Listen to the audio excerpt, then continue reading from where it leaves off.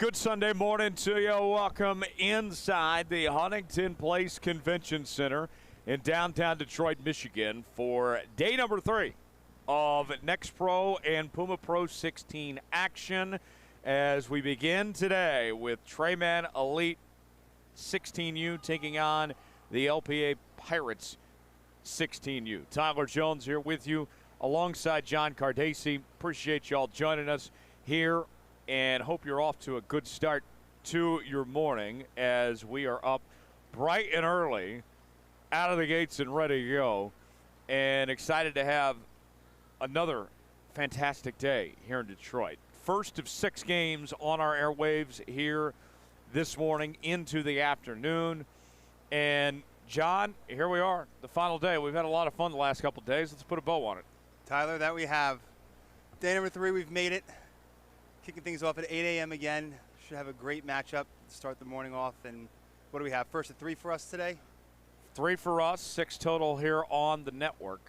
And we encourage you to stay with us all throughout the morning and the afternoon for coverage here from the main court here in Detroit for today's action. Our first matchup, Mann Elite 16U taking on the LPA Pirates 16U. And Johnny, we got the chance to see Mann Elite 16U a couple days ago, and their guy Torre, this guy can ball. Yes, he can. When we watched him Friday night, he could do it all: defend, rebound, shoot, shot blocker. He was a huge difference maker on the court for Mann Elite. Excited to see how he follows that up this morning. Yes, we will see how he does. He is our player spotlight for this matchup, and we will get going here in just a few moments from Detroit. LPA in the orange, Mann Elite in the black, and we'll have the opening tip here in just a few moments. Early morning. John, how'd you sleep last night? Slept well. Not long, but slept well. How about yourself, Tyler? Hey, I'm hanging in there. Our colleague, Hayden Coker, is one of the top 3 worst roommates I've ever had. But, hey, we're hanging in there.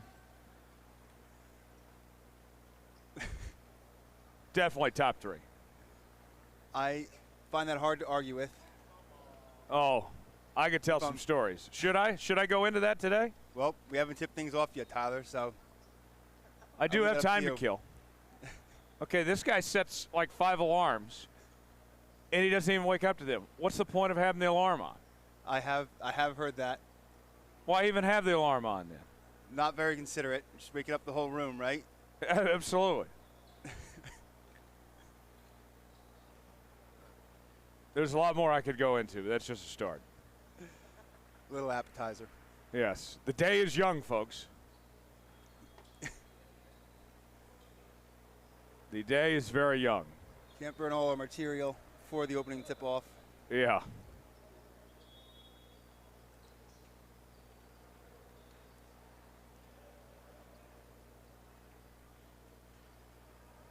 Looks like they've added more time to the clock, so we have more time to kill. Maybe I should go into dissecting the horrors of being roommates with Hayden Coker.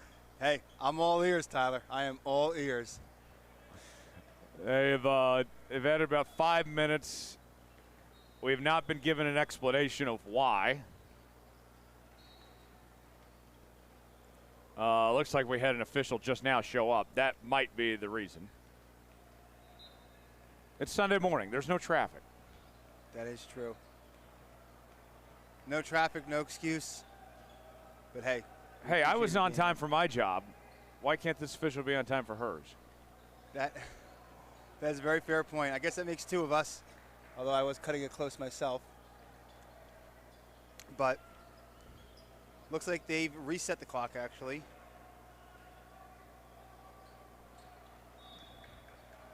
And I think we're going to get going with just 2 refs.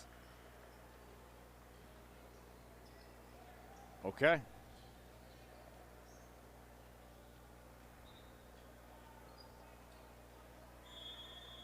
All right. Players are ready, coaches are ready. We hope you are too, as we are underway from Detroit. And Trey Mann comes down with the opening tip. Bubba Brown with it.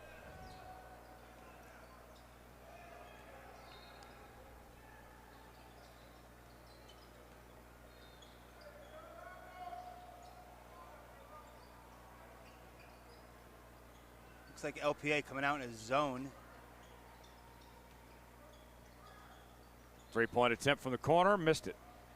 Offensive rebound, and draws the foul. Lofton will go to line and shoot two. Nice kick out to the corner. Wide open three, comes up short, get the offensive board, go up strong, get fouled, and they're at the charity stripe early.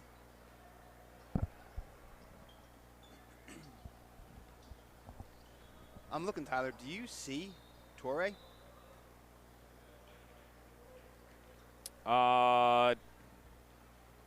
Let's see. Have him listed as number 7, not out on the court. Yeah, I have not seen him.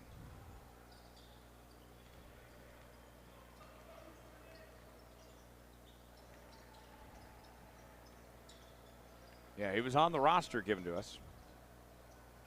Yes.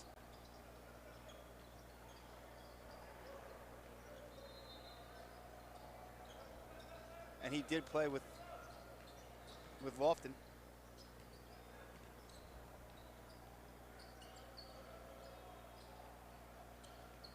Here they go. Moving it in. Hesitates. Nice blocked. defense. That's why you don't hesitate there. Absolutely. Great defense by Lofton. Swats that away. You got to go up with it strong. And a nice basket. I believe that was Moyle that time. Yes. Stuck with it. Got the elbow jumper. Gets his scoring started for the day.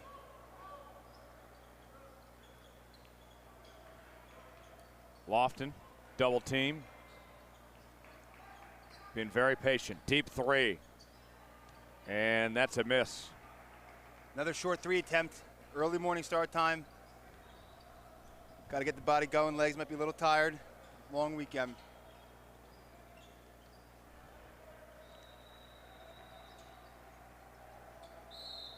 And a foul called there.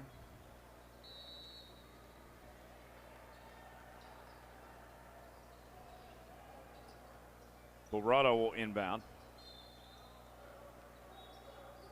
Moyle with it. Nice pass. Three-point attempt. And that one off the mark. Good kick out. Can live with that miss. Jumper. And no good from Looney. Moving the ball well, though, early. Here comes Brown. Setting up the alley-oop and the finish from Stewart. He went high up there. High up and throws it down. What a play, what a pass.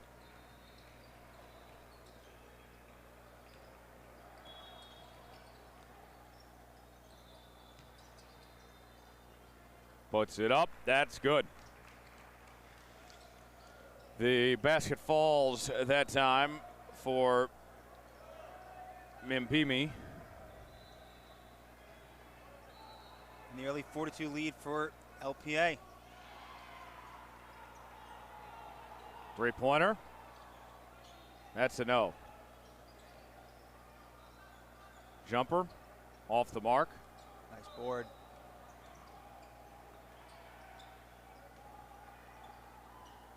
And a good finish. Offensive rebound leads to second chance points there. Brown with the bucket there. One thing to take note of, 3 3-point attempts for TME and 3 misses short.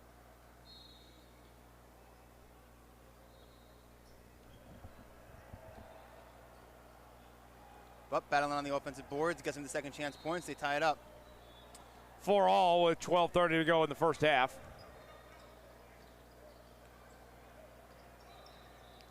Oh, I thought he may have stepped out. They stay alive, and that's a turnover. Going in, and the bucket falls for Rivers.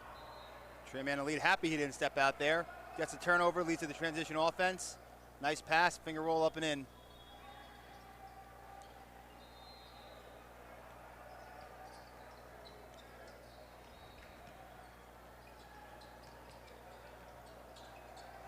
Going in, there's the turnover. They got numbers.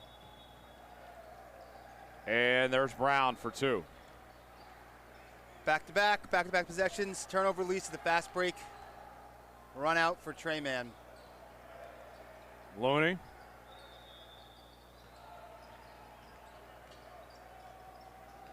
DeMoyle.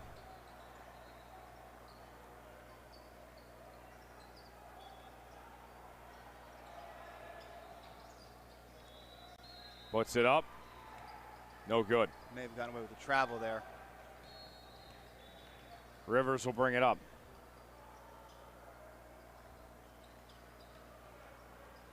Ooh. And couldn't finish. Gets its own board. And Brown getting it in. So a bit of a run now for Trey Mann elite. Up 10-4. Under 11 to play in the first half. 8-0 run. Sparked by good defense. Back-to-back turnovers. Staying with their misses. 4 transition points, 4 second chance points as well on this 8-0 run. Almost had the steal.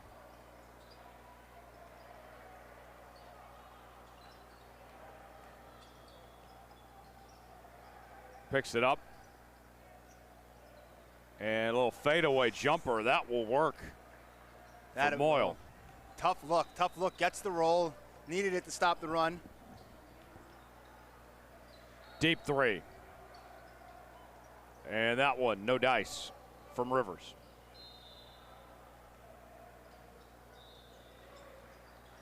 Spins, puts it up. Got a hand on it.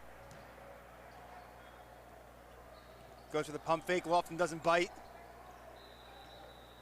Gets the block. Pass on the corner 3 goes in, and no good from Oliver. Nice rebound by Looney.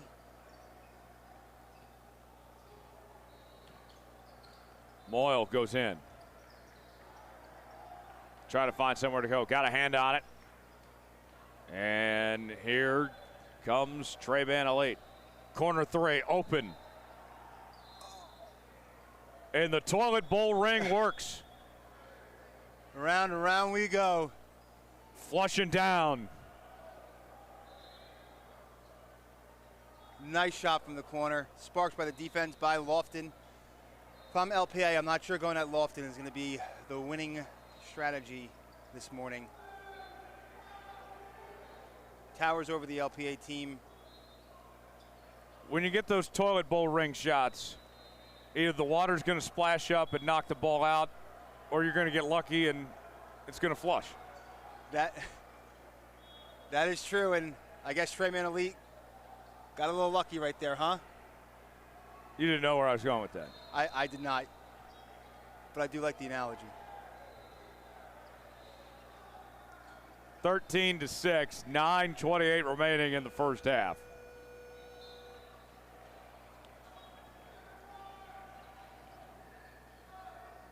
A little bit of a sluggish start, but I think both teams came up ready to play.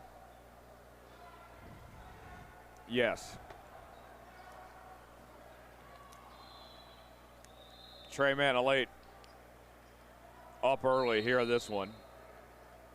Let's see if LPA can get something going.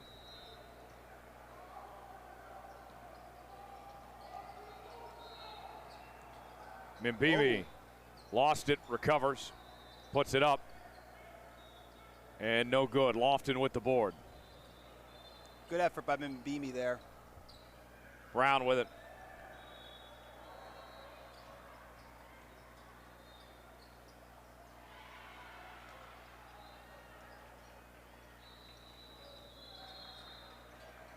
Spins, throws it up. That's good from Lofton. That could be an issue all game long. I'm just not sure LPA has the size to compete with Lofton down low. Gets it into him, lays it up. Throws it up there, no good from Looney. And the jumper, second chance effort, and Lofton with the board. Hey, they're battling on the offensive boards.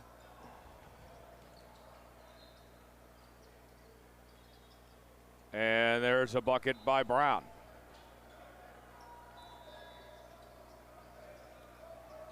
Got to box out if you're LPA. Got to do everything you can not to give up those offensive rebounds, second chance points. Deep three.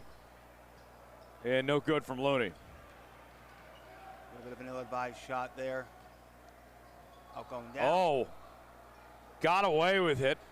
Could have been a charge. Instead, the basket counts for Lofton. Blow the whistle, Mr. Official. Puts it up. That's good. Nice floater there. For Rhode.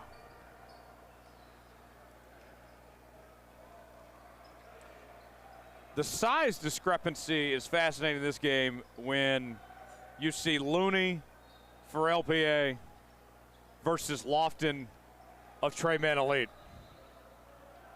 Yes. That might be a foot height length difference. It is not difficult to decipher the height difference on the court right now. And I think that's probably why they're playing the 2-3 zone. But again, going right at Lofton, it's not. Nice rejection by Lofton. Not the recipe I'd cook up this morning if I was trying to put some points on the board. Lofton's what, maybe 6'6", 6'7"? Built like a tight end. And Looney's maybe 5'9", 5'10"? Yes. Probably about nearly a foot difference in height and maybe around 100 pounds in weight, too. Yeah. Something tells me Looney's feisty, though. Yes. Hey, he's not backing down. Yeah, don't let his size fool you.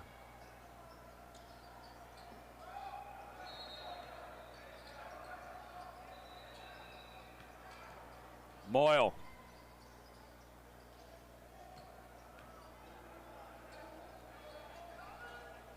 Going in.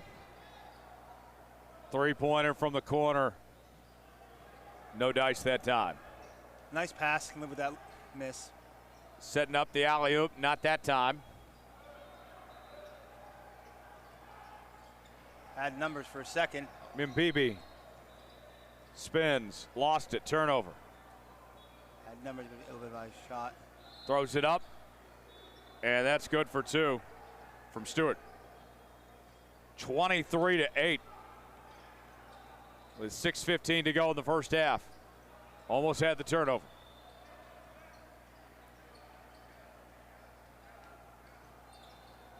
Oof. And that's going to fly out of bounds. Good idea. Good job by Looney to regain possession around half court when the ball was initially poked away and tried to get it underneath. Just a little bit too hot to handle. Rolls out, going down for Trey Mann. Oliver will bring it up.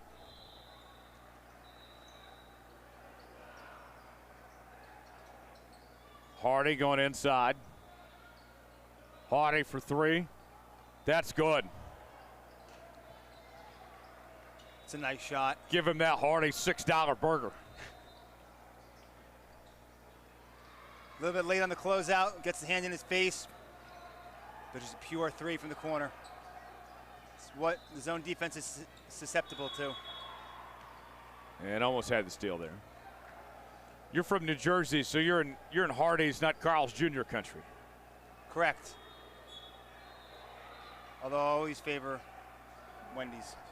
Wendy's? Yes, that's the go-to for me. I'm a Whataburger guy. Whataburger?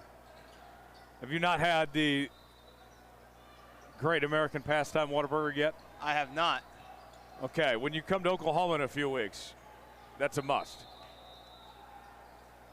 And there's a nice dunk from El Mahmoud.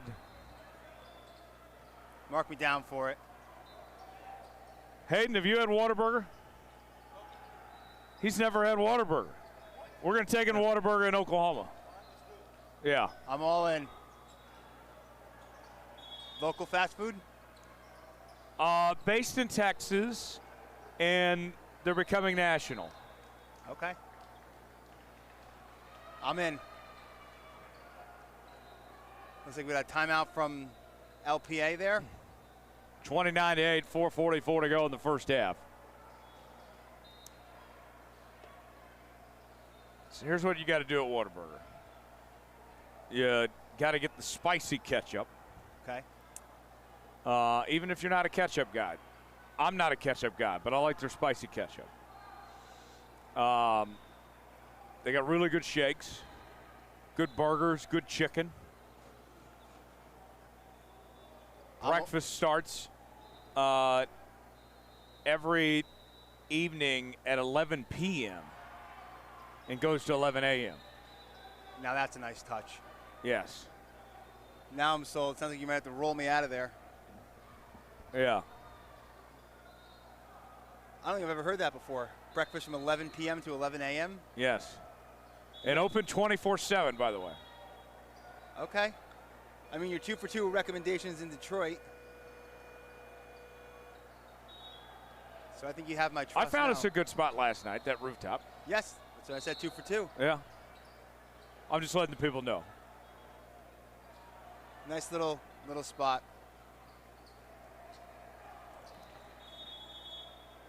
And when we go to Tulsa, that's my hometown, so I should know Tulsa.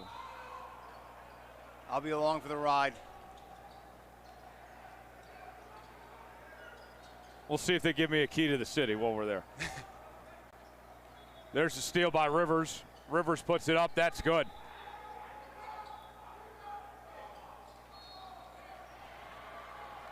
Tough matchup for LPA here.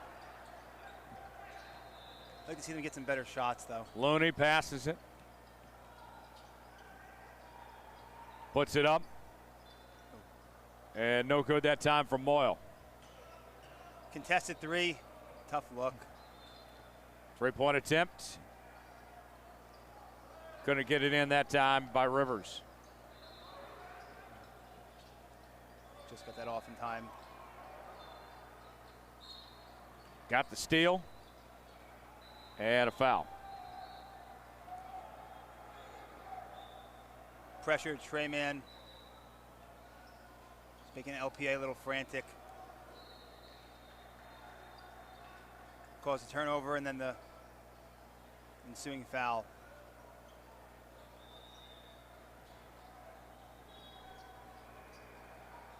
Here we go. 3-pointer. No dice that time from El Mahmoud. Great idea there by TME. If you saw going up against a 2-3 zone, load his shoulder, got the defense to collapse in on him. Once they did, he kicked it out for the open 3. Didn't get the shot to fall, but you can live with that attempt all game long.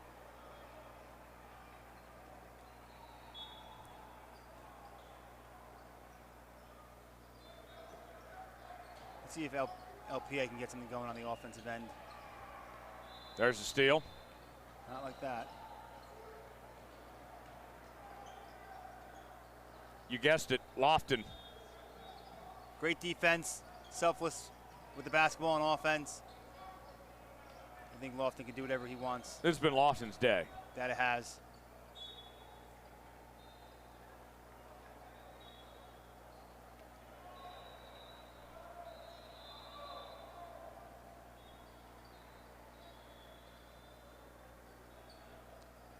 Here's the inbound. LPA sticking in the 2-3 zone.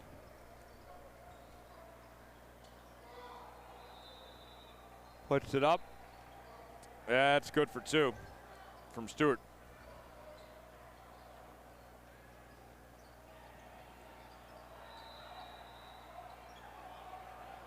Moyle to Looney.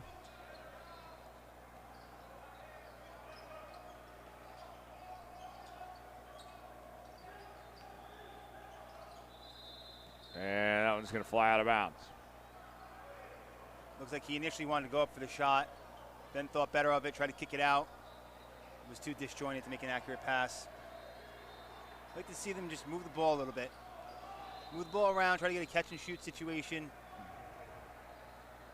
Taking some silly shots in the first half. Brown to Hardy. Feeds it in, and there we go. Lofton with the finish. Often playing like Kenny.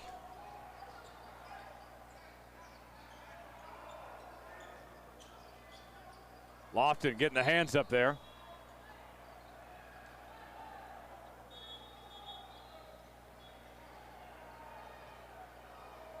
You know, we only have 2 officials here, but I think I like this because we've had less fouls called. That is true, even though I think a third one just spawned. I have no idea when he showed up. Oh. To be quite honest with you. I guess Mass went a little long this morning. Yeah. I like that excuse. Priest had a lot to get off his chest today. A lot to repent for.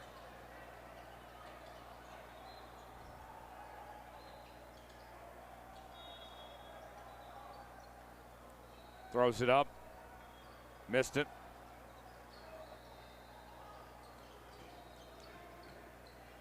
Oh.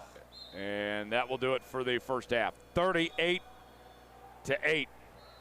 after 1. Trey Mann Elite dominating here in our opening session on this Sunday morning. John, Trey Mann Elite, they did everything right. That they did. Just dominant. No answer for Lofton from LPA. Getting what they want. Corner threes. When the shots haven't fallen, they've gotten the offensive boards, went back up with it. Suffocating defense. Really all you can ask for from the coach of Trey Mann Elite. The way Lofton's played, he's been something. He really has. Impressive player. Just overmatched. Excuse me, not overmatched. Completely overmatching LPA down low. Has had probably 3 or 4 blocks this morning. Getting what he wants at the rim. Has looked really, really good. On both ends. Yes. Now, if you're LPA the second half, what are you thinking, Tyler? What are you trying to do? Anything. Yeah. What can you do should maybe be a better question. I mean, they're clearly mismatched size-wise. I think your best hope is going to be to get the outside shooting going. Absolutely. I think move the ball, try to get a catch-and-shoot situation. Sometimes a team like Trey Mann Elite's up by 30. They're going to be going for the big block, the big swat, the steal, try to catch them, guessing, leaning, hit a couple open threes. And on defense, I mean, I like their strategy. They're playing a 2-3 zone. I'm not sure what switching to man would do for them. Kind of had the hope that Trey Mann Elite misses from the outside and do your best to put a body on Lofton and not let him get the offensive board. Yeah. Second half about to get underway.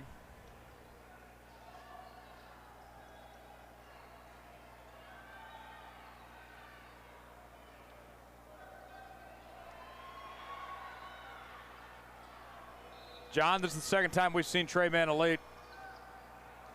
What have you liked from them overall this weekend? I think consistent, good team basketball. Moving the ball well, playing as a unit. Interested to know what happened with Torrey this game. But Trey Mann Elite looks like the class of the 16U division from what I've seen so far. 2 really strong games from them. Yeah, I've been very impressed. This is a team that they can play well defensively, they can score it, they can rebound. They really do it all as a collective unit. Absolutely. 5 playing as 1. When that happens, you're going to go places, especially when you have the talent that they do. So what does a weekend like this, you think, do for confidence when they've played the way that they have here? I think it goes a very long way, especially as we discussed earlier this weekend, where teams haven't played together for more than 2 to 3 games, more than 2 to 3 weeks, showing that you can play together as a unit, building on it. I think the sky's the limit for the rest of the summer for this team and other teams who haven't been able to do the same thing. And I think this is just week 2 for them. I know. Week 2 of what, 12-week circuit, give or take, from start to finish? And then the end of July with the finals?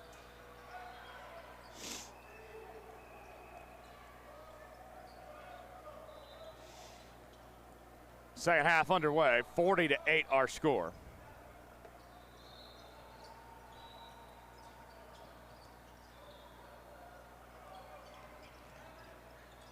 see what LPA can get going on offense.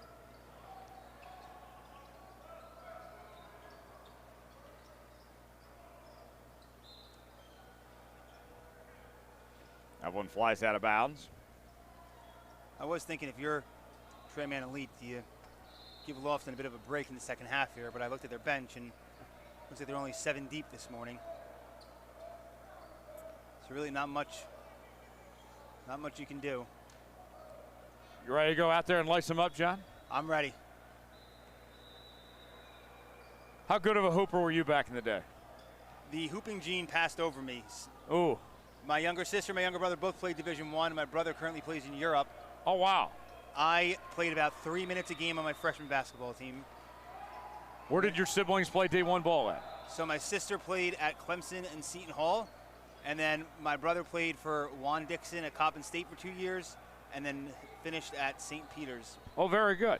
St. Peter's had that big tournament run a few years ago? Yes, they did. He joined the year after that. Okay. 2023, I believe. So he was inspired. Yes, inspired, close to home. Unfortunately for him, St. Peter's made the tournament 2022 on that magical run. Missed it in 2023 when he was with the team, and then they made it again the year after. Okay, nice floater there. Moyle. Get a little something going for LPA. That's their best shot of the day.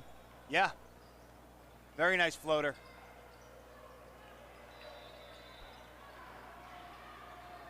Nice finish there from Lofton. Maybe a little shuffle of the feet, but a flush dunk nonetheless.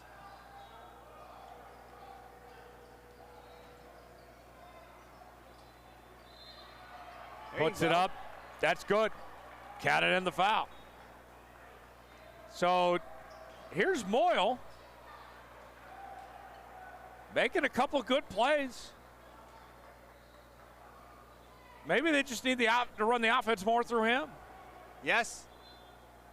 Very nice floater. Nice and one jumper. Got hit on the arm. Let's see if he can convert the three-point play. Doesn't get the bounce.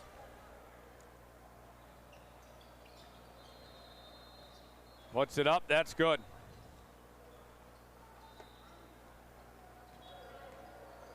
But hey, LPA had 8 points all first half.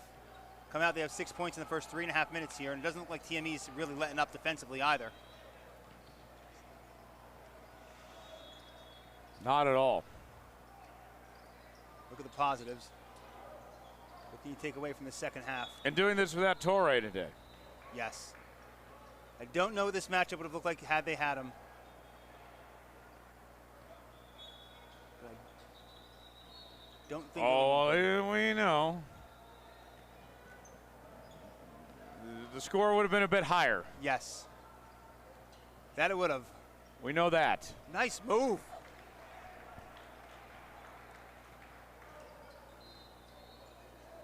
Up and under on Lofton, high off the glass.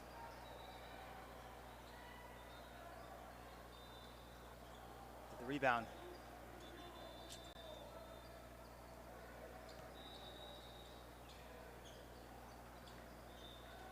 Puts it up. Lofton. No one even tried to defend him. At this point, can you blame him? Stuffed by the rim on the dunk. Comes right back to him. Lays it in uncontested. Puts it up. No good. And there's the basket by Harper. Let's call it a pass. Give him the assist.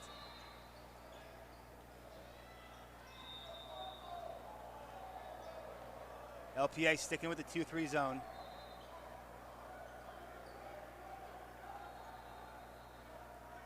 LPA 5 minutes into the second half has already outscored the first half total.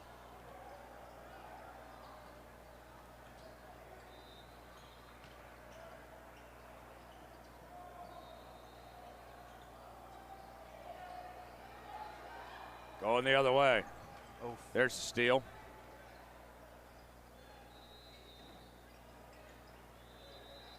And the finish by Brown. Nice play by Amir on the defensive end. Leads to the lane offensively. Oh.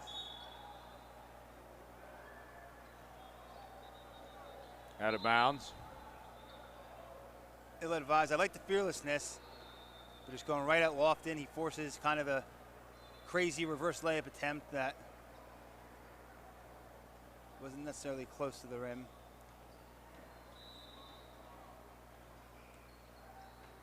Get to keep possession, inbounded underneath.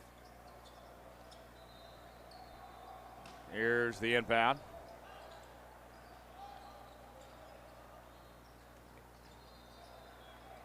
Double team. Three-pointer.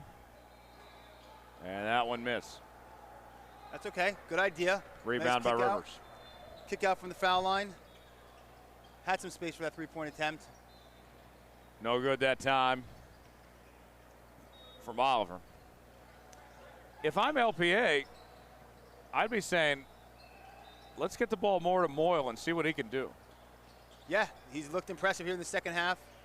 Wide open three, corner, and not today.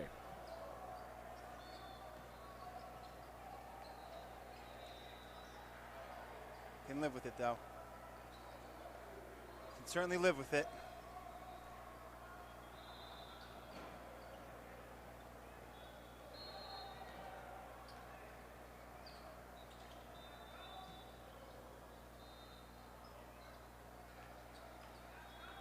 Puts it up. And that one flies out of bounds. I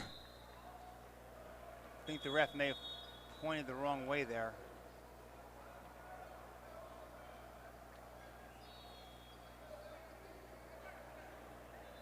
Unless I missed something. It's going to stay Trey Man elite ball.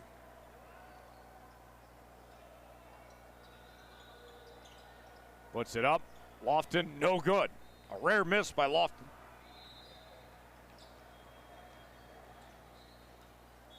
And there's a basket. Mimbimi. And he'll go to the line to try to complete three-point play. Very nice. Right to the rack, shoulder down. Strong finish, gets the foul.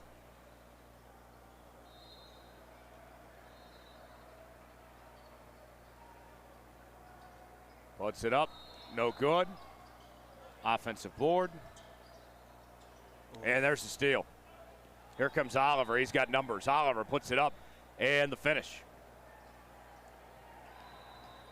Good sequence by Mbimi before that. And there's the steal by Hardy, and Hardy finishes. Might have jinxed him there.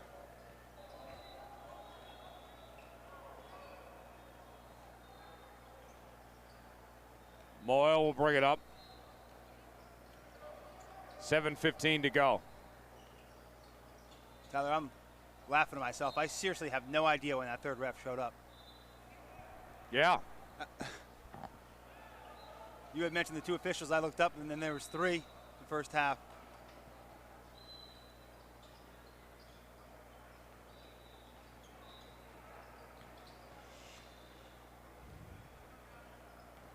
My mind is racing of what the excuses were. Yes. Did mask go long? Did the toilet get clogged? The alarm not go off? I mean, if it was Hayden, then you didn't hear the alarm go off. You strike me as a guy who doesn't like an excuse. No. I'm a no excuse guy. I can respect that.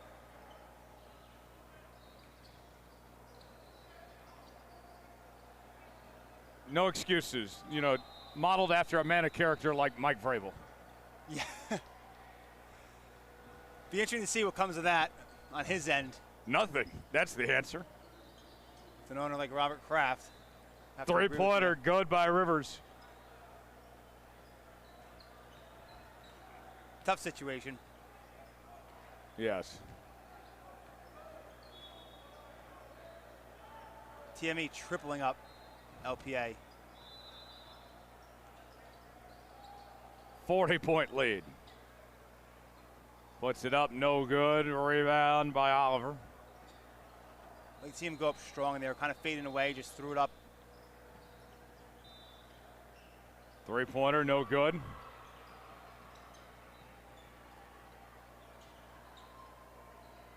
Another three-point attempt. Short.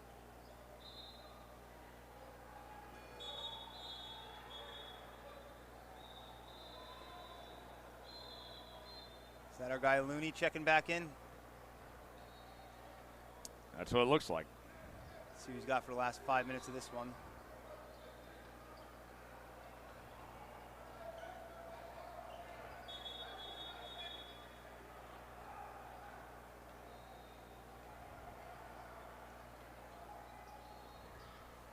I'm sure LPA got better this morning, playing against this level of competition. Absolutely.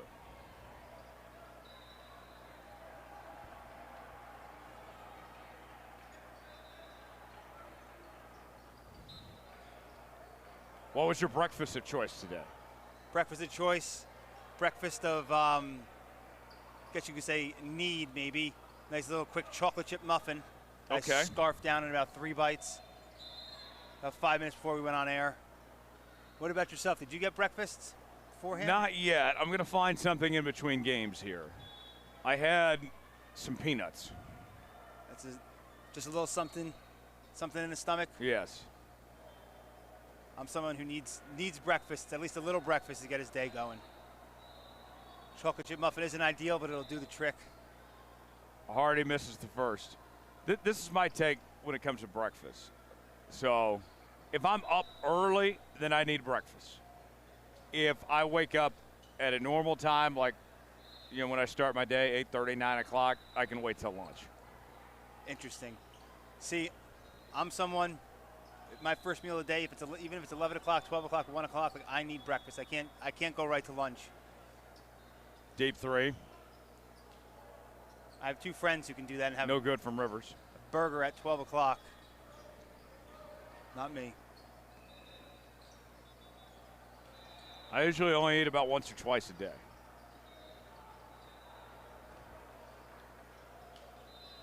Intermittent fasting? I guess you could say that. Basket up and good from Rhode. I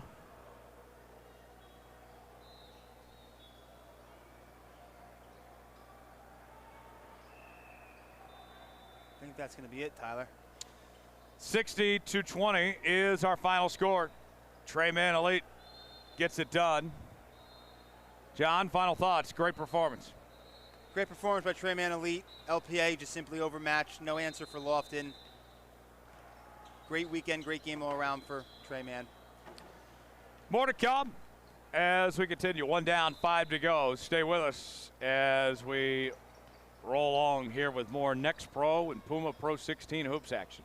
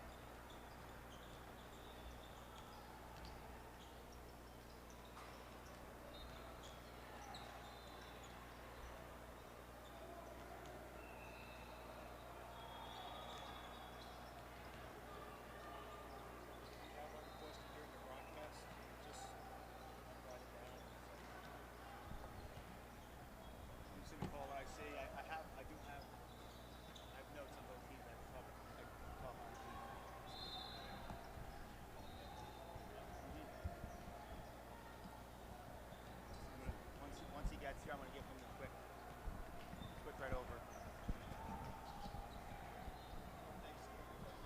Cardacy, yeah.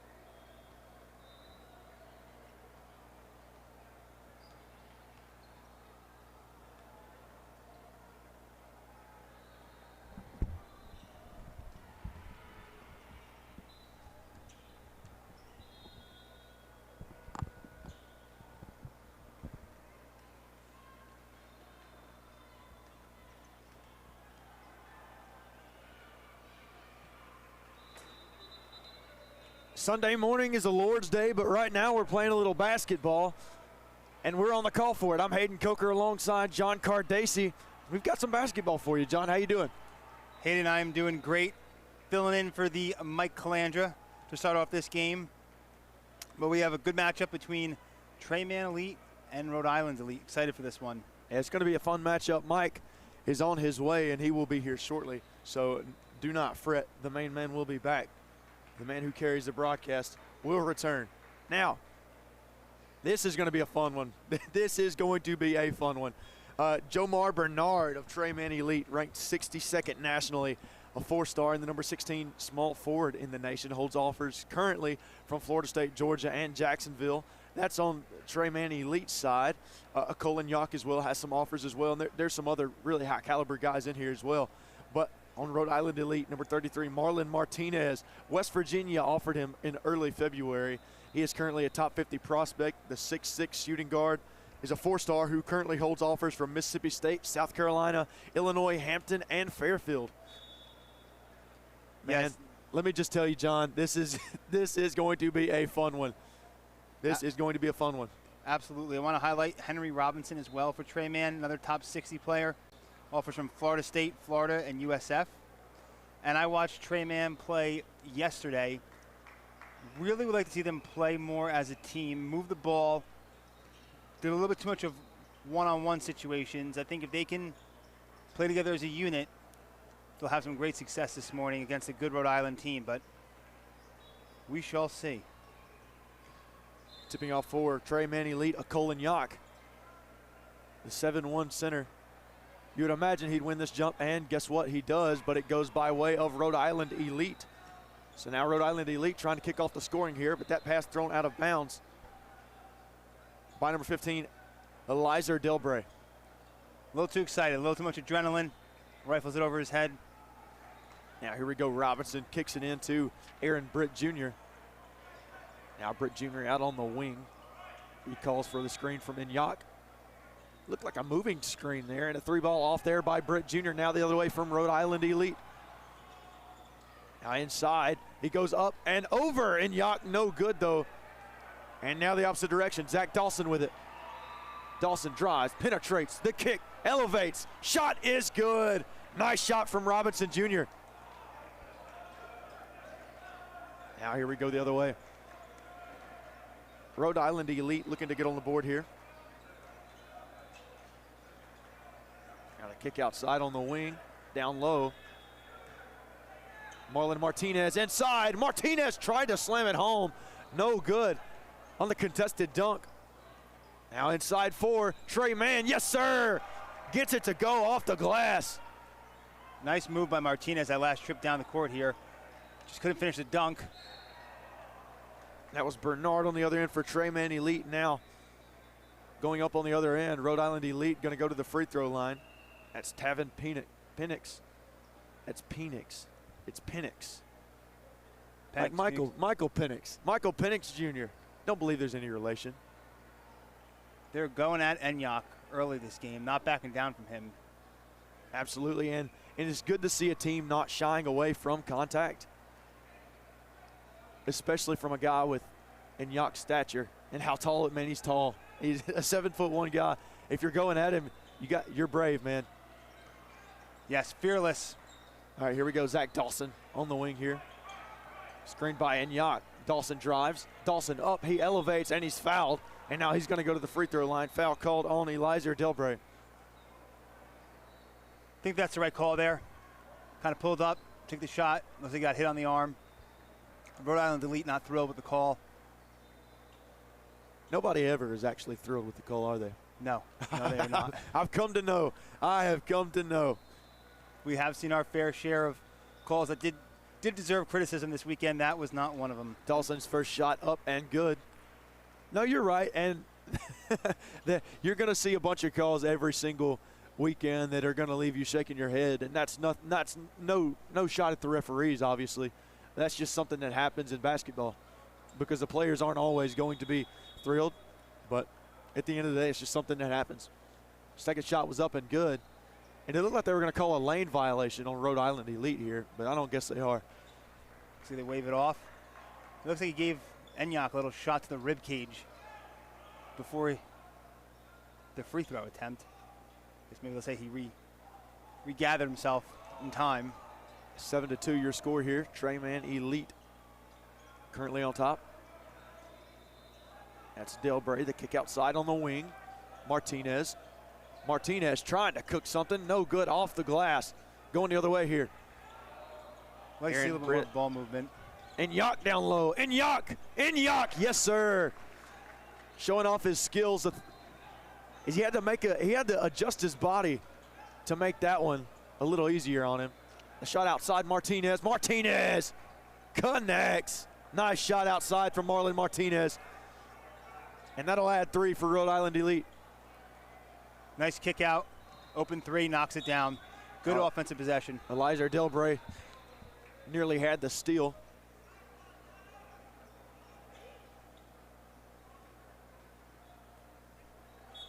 All right, here we go. It'll be Trey Mann Elite with the ball. Dawson to bring it across court. Now Britt Jr. Set piece together here. Nice screen by Enyok. Now Britt down low. Britt, the kick back outside. Henry Robinson Jr. off the mark. Now the other way. Now Marlon Martinez. Martinez showing off how dynamic he can be early. Nice move inside, over in Yock as he gets the layup to go, and one. Great finish, finishing through contact, going up strong, gets the foul, trying to make it a one-point game at the line.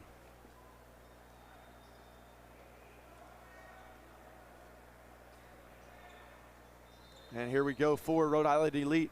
That free throw up and good from Martinez, and Martinez starting the game off strong.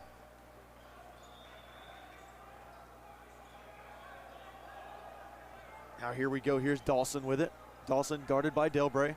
This fake screen by Britt. Now outside, there's a foul called on the floor. Blows by him, kicks it out for the open three. Gets the foul call beforehand, though. And this is what I think is so exciting about this game, though. The way that it's moving a little slower right now, or later on in the day, we know it's going to pick up. And that's what you love about it. Absolutely. It's almost like each team is feeling each other out a little bit. Trying to see how they want to attack each other. First couple minutes of the game. Now here we go, stolen away there. Now going the other way, that's Tavin Penix. Tavin Penix up and good. Nice move by Penix. And now Rhode Island Elite up by one. A little Christmas present for him there this morning.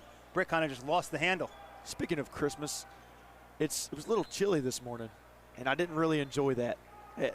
I walked along the Riverwalk this morning over here, and beautiful, beautiful. And last night, beautiful. But it is cold by the water. I did not enjoy it. It's cold. Freezing. It was 75 degrees when I left New Jersey on Friday morning. You got a little taste of that winter up here in Michigan. You sure did. Now going the opposite way, here's Zach Dawson. Dawson inside. Dawson penetrates. Dawson, yes sir! Nice little fadeaway from mid-range. Nice shot, nice finish there. Zach Dawson, so elusive, showing it off there. Now Delbray has it stolen away here. Aaron Britt Jr., nobody's fouled. And Britt Jr. will go to the line.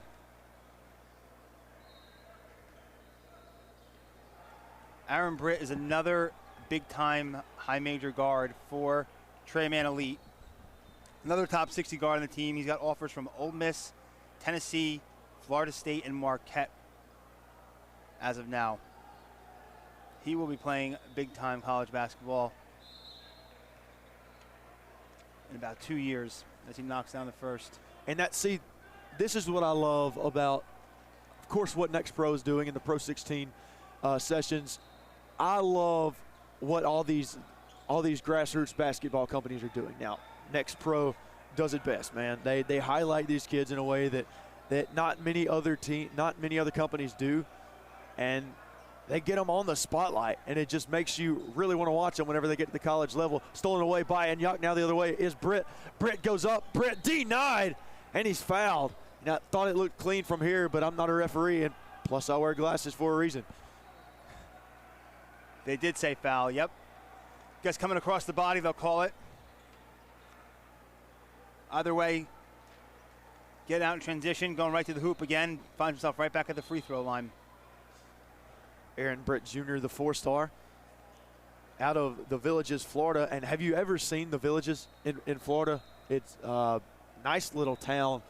I feel like it's more so, as the first free throw is good, I feel like it's more so a community for retired folks, but you also have your younger community and everything. It literally is one of the most perfect little towns, I guess villages, if you want to call it, that you can think of. Second free throw up and no good. Rattles off the rim. And Anyok tried to tip it in. No good. Saved by Anyok. Now going the other way here for Rhode Island Elite.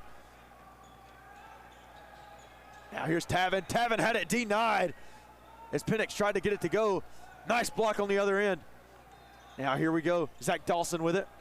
The exact spot he hit the nice jumper earlier. 3-ball. No good. Off the mark from Britt. And now here we go. Sloppy basketball here. Now Britt up the court on the baseline. And the reset from Britt. Dawson for three. Dawson, he gets it to go. Nice shot from Dawson. Nice kick out there. All righty, here we go now. Ooh. That's Martinez, and we've got bodies hitting the floor. dove at his kneecaps, not intentionally diving for the ball, but ended up in his kneecaps. I'm Hayden Coker alongside, I almost said Mike Callander there. Hayden Coker alongside John Cardacy here this morning. Mike Callander will join us shortly. Here with Next Pro Hoops. And Devin Sohn running point now for Rhode Island Elite. Nice game here, 16-10 your score, 11 minutes remaining here in the first half. Here's Martinez trying to make something happen. The screen set, Martinez, good shot, and he gets it to go. Nice bounce off the rim. Much needed there for Rhode Island Elite. Cuts the lead back to 4. Don't want to let Trey Mann run away with it. Martinez with some soft touch on the other side. And now a nice drive inside. Nice move there. My goodness, what a move as he gets that one to fall. Great move, tough finish. Kind of a hook shot over the top of his head. Shout out Kareem. Extends the lead to 6. And it'll be Rhode Island Elite ball now. And that was Ryan Gornto with a nice shot.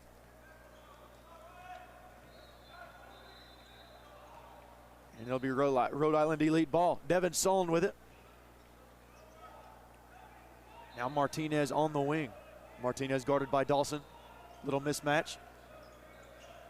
Martinez loses it for a little bit, and Dawson not backing down. Nearly called for a 5-second violation. Now the shot outside. Sohn, no good, off the mark. Rebound by Rhode Island Elite. Good on the offensive boards early. Martinez, the kick, the shot.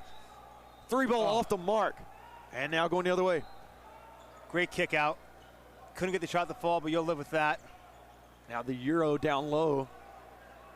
Nothing doing from Robinson Jr. Had it stolen away. Now the opposite direction. Sohn, nice mid-range jumper, but he can't get it to fall. Now Dawson. Dawson inside. Dawson up and over the trees. No good, but Inyok gets it to go. Rebound fell in. Sees kind of part of there. Just bounced right up to Inyok. Puts it back in for the easy finish. Devin Sohn trying to find a man out wide. 3-ball no good, off the mark. Now going the other way. And it'll go the opposite direction. Foul called. Trey Mann Elite will have the ball.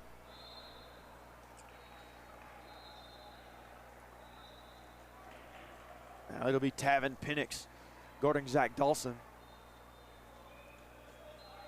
As Dawson brings it across midcourt. Got to get a stop defensively here for Rhode Island. Leads out to 8. Here we go, nice shot, nice move by Britt, and it goes off in Inyok. And it'll go to Rhode Island Elite. And then Inyok just mishandled it there. Looked like it might have went off his leg. Yes, good idea. Looks like he just couldn't corral it.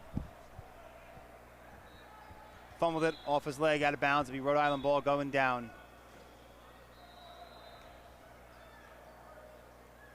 9 minutes to play in the first half here. The clock on your screen at home is not the official time. All right, now here we go. Shot by Martinez off the glass, just a little too strong. Now Inyok showing off his handles. And here we go. Nice shot from Britt from the mid-range, no good. Off the front of the rim. And now Rhode Island Elite with it. A nice mid-range jumper. Can he get it to go? Yes, sir. Automatic from Penix.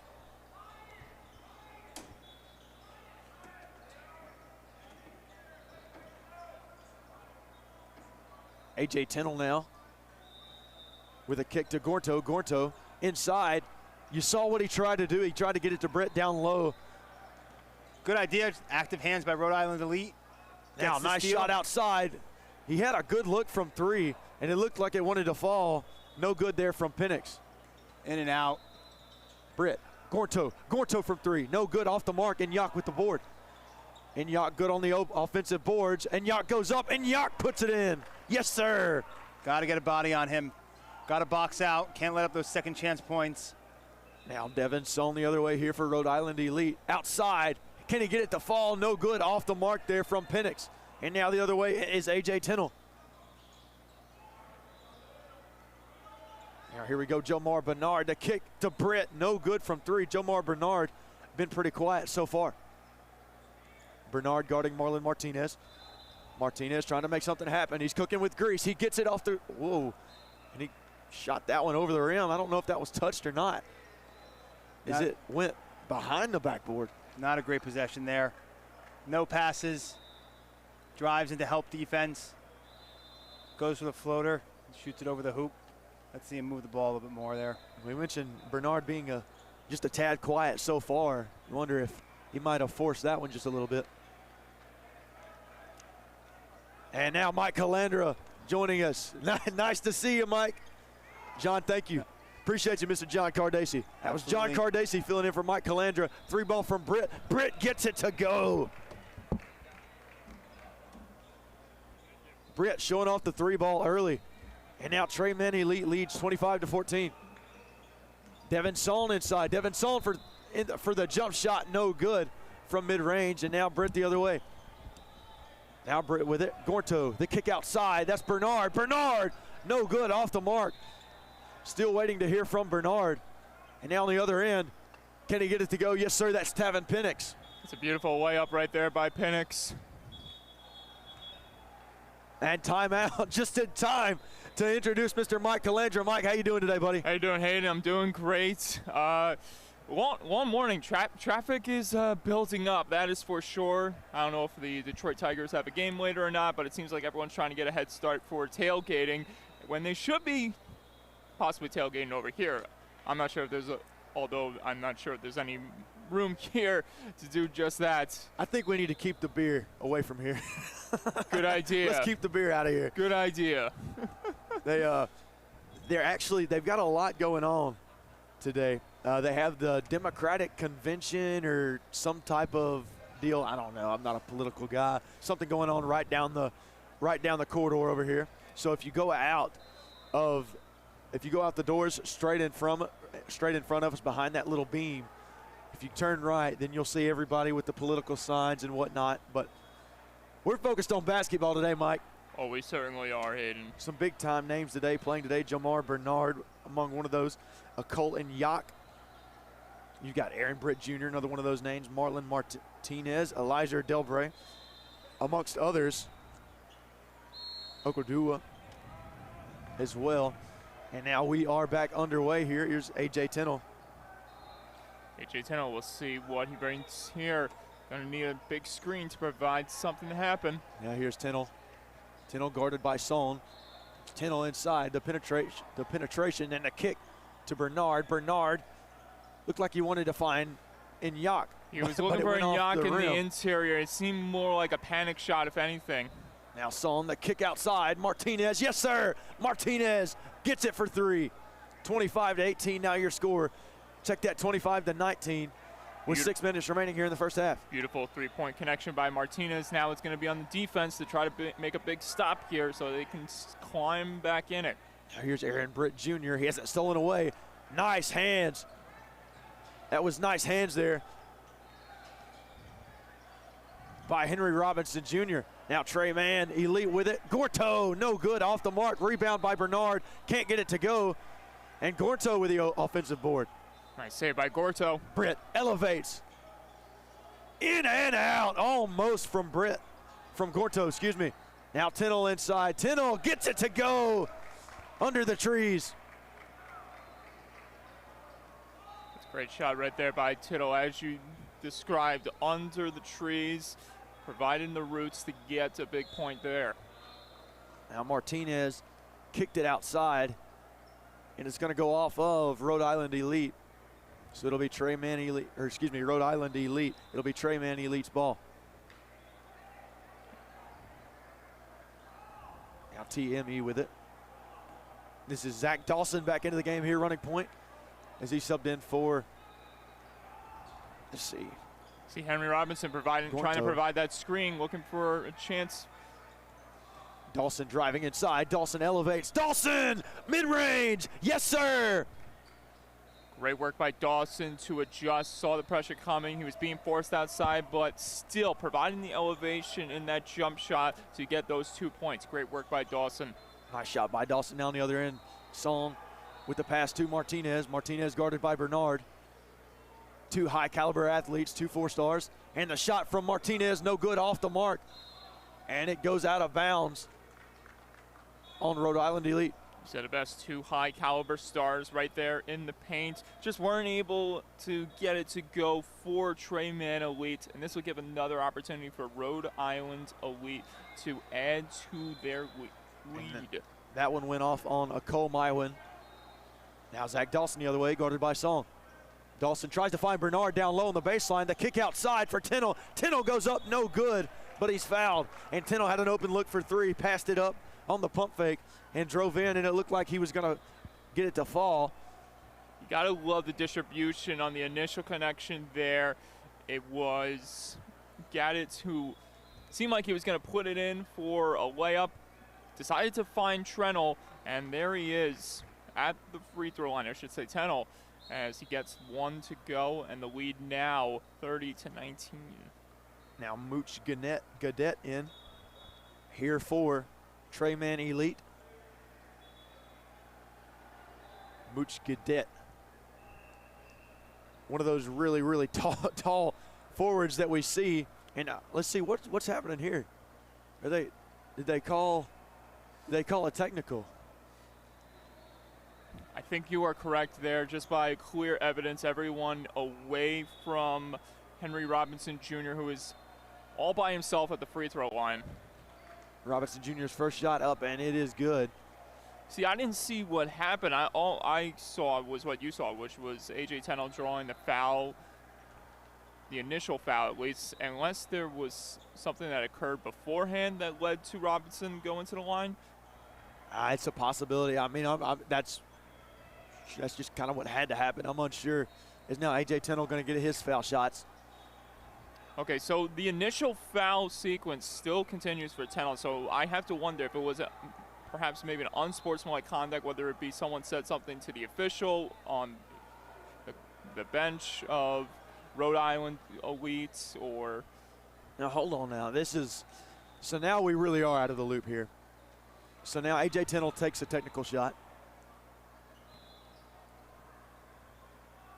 Okay, so we're just going to go back to playing as normal. Anyways, Mooch Gadet, one of those players I mentioned earlier, uses his size to his advantage. He's a big guy and extremely powerful down low. That's what you want to have if you're a Trey Mann Elite. A.J. Tennell fouled down low on the floor. It was a blocking foul.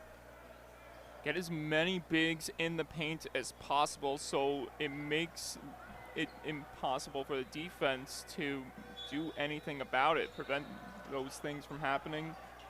Tennell to throw it in here, and Bernard outside. Bernard open look, no good, off the mark. Watch out. And here it is. That's going to be Penix with it. Penix throws it down. Penix. Now it sounded like the shot clock went off. And obviously that would be incorrect, considering that Rhode Island Elite had just stolen the ball. So now your score 32-19, 4 minutes, 10 seconds remaining here. The dunk will not count, and instead it's A.J. Tennell back to the free throw line. Okay, so this is getting interesting. Unsure of what just happened. Tennell now makes his first shot. So Trey Mann Elite is in the bonus. So he was supposed to get free throws. It was not supposed to, it should not have been an inbound play. Okay, here we go. Now Tennell with it. Tennell's second free throw shot off the mark. And now Martinez with the rebound going the other way. Now here's Mywin. Mywin goes up and he's fouled. So a Cole Mywin now going to go to the free throw line here for Rhode Island Elite. A long time coming for Rhode Island Elite. Just haven't been able to make their presence felt in these last few minutes. All caught in some difficulty with the fouls. Finally get one to go on their side with drawing a foul, and we'll see if this free throw sequence can help them stay within the fight. Now here we go as we anticipate the first shot from Mywin. First shot is up and it is good. Rattles around the rim and falls for Mywin. 33-20 now your score. 4 minutes, 5 seconds remaining here in the first half. It is currently 9:24 Eastern Time on a glorious Sunday. Beautiful weather outside. Now I say that it's beautiful. It's a little bit cold right now. Expecting rain here later in Detroit as well. Visually, it's definitely pleasant, but as you said, the temperature, that's another story in itself. Second free throw was up and good. Now the other way, here's Zach Dawson, picked up by Song. Screen there by Mooch Gadet. Screen there by Mooch Gadet. And now we have a body hit the floor. That's Henry Robinson Jr. and a foul called. So Robinson Jr. now going to go to the free throw line. Another opportunity here for Tre Mann Elite to extend their lead by another margin. Right now they lead comfortably by 12. Now Robinson at the line. Robinson shot up and it is no good, off the mark. Rebound by Marlon Martinez. Now Martinez to kick to Mywin. Mywin up, Mywin! No good, but he's fouled. And you get to see a little bit of the speed and explosiveness there from Cole Mywin. You said it best, just that tenacity showing from Coleman, who almost puts home the basket there. You gotta love it. You gotta love the confidence being exemplified right now by Rhode Island Elite, trying to get back in this one. Mywin, the 6'4" shooting guard out of Rhode Island, is the first one is good. 33-22 now your score. Rhode Island Elite slowly creeping back into this ball game as now Gadet comes out of the game. Cole Mywin trying to make this a perfect journey to the free throw line. Mywin second shot up and good. Mywin, an extremely good ball player, one that goes extremely under the radar. Superb poise at the line there that time. Dawson drives, and they're going to call a moving screen on Bernard. Now Bernard been awful quiet today. Haven't seen him make much of an impact so far for Tre Mann Elite. And it is a surprise, too, when you look at his stature. He towers over everyone. You want to have those bigs always on the floor, providing some big impact plays. See what the defense can do here to try to contain the offense, though. Inside, Tavin Penix. Tavin Penix up and good. Nice move down low by Penix. And the magician is at work early on this Sunday morning. 33-25, your score, 3 minutes and counting. A Houdini-like act that time by Penix. Shot by Robinson, no good, off the mark, air ball. Now the other way. Watch out here. That's Trevon Chase. Yeah, the other way. Martinez up and no good, but he's fouled by Robinson. Oh, he was about to catch a few bodies right there. Fortunately, the foul committed before the dunk could be completed, and more momentum staying on the side of Rhode Island Elite, and this is what you want to do. You don't want to fall too far behind. You just want to make your presence felt and consistently put your body in the paint, which is what he did. Marlon Martinez received an offer from West Virginia back in early February. He's a top 50 prospect, top 150 prospect. The 6'6", four-star shooting guard has been showing off his skills today. So a potential Mountaineer we might be seeing right in front of our very eyes. As an Oklahoma State fan, I'm not excited for that if he ends up going to West Virginia, because he's an absolute dog. Now inside, Britt up, Britt, yes sir! Nice shot down low from Britt as he gets it to go off the glass. Big two-pointer right there. Now down low, he tried to find Chase, stolen away there by Inyok. Now the other way. Now Britt down low, Britt with the pass. Let's see, Britt tried to find outside. Britt for three, no good. Britt tried to find Zach Dawson down low, but Dawson couldn't corral it. Now Cole Mywin. Gotta settle things down. Don't make these passes too dangerous. Mywin, the kick outside, and it was knocked out of bounds by Bernard. Now Cole Mywin, one of those guys who, like I said, flying extremely under the radar, had averaged 24 points per game, or excuse me, 23 points per game, 9.1 rebounds per game, and 6.1 assists per game this past year at Edward Little High School in Rhode Island. Delbray with the inbounds. Now here we go, Martinez. Looks like he wanted to go with the fadeaway. Jump shot from Chase from the elbow. Yes, sir. Nice shot from Chase.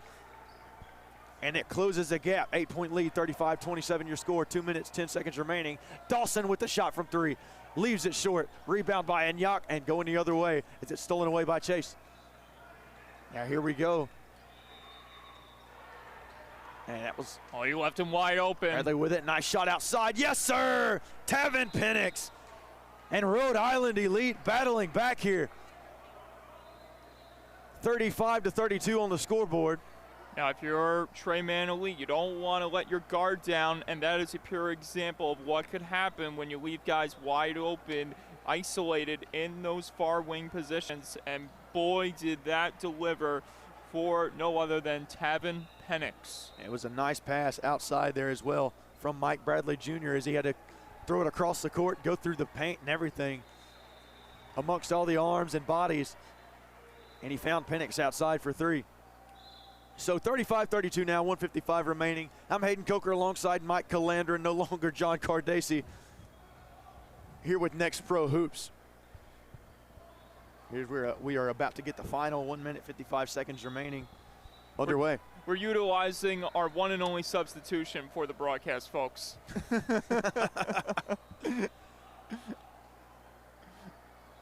Here we go. It's going to be Aaron Britt bringing you down the court here for Trey Mann Elite. Now 35-32 your score in what was a double-digit lead for Trey Mann Elite at one point.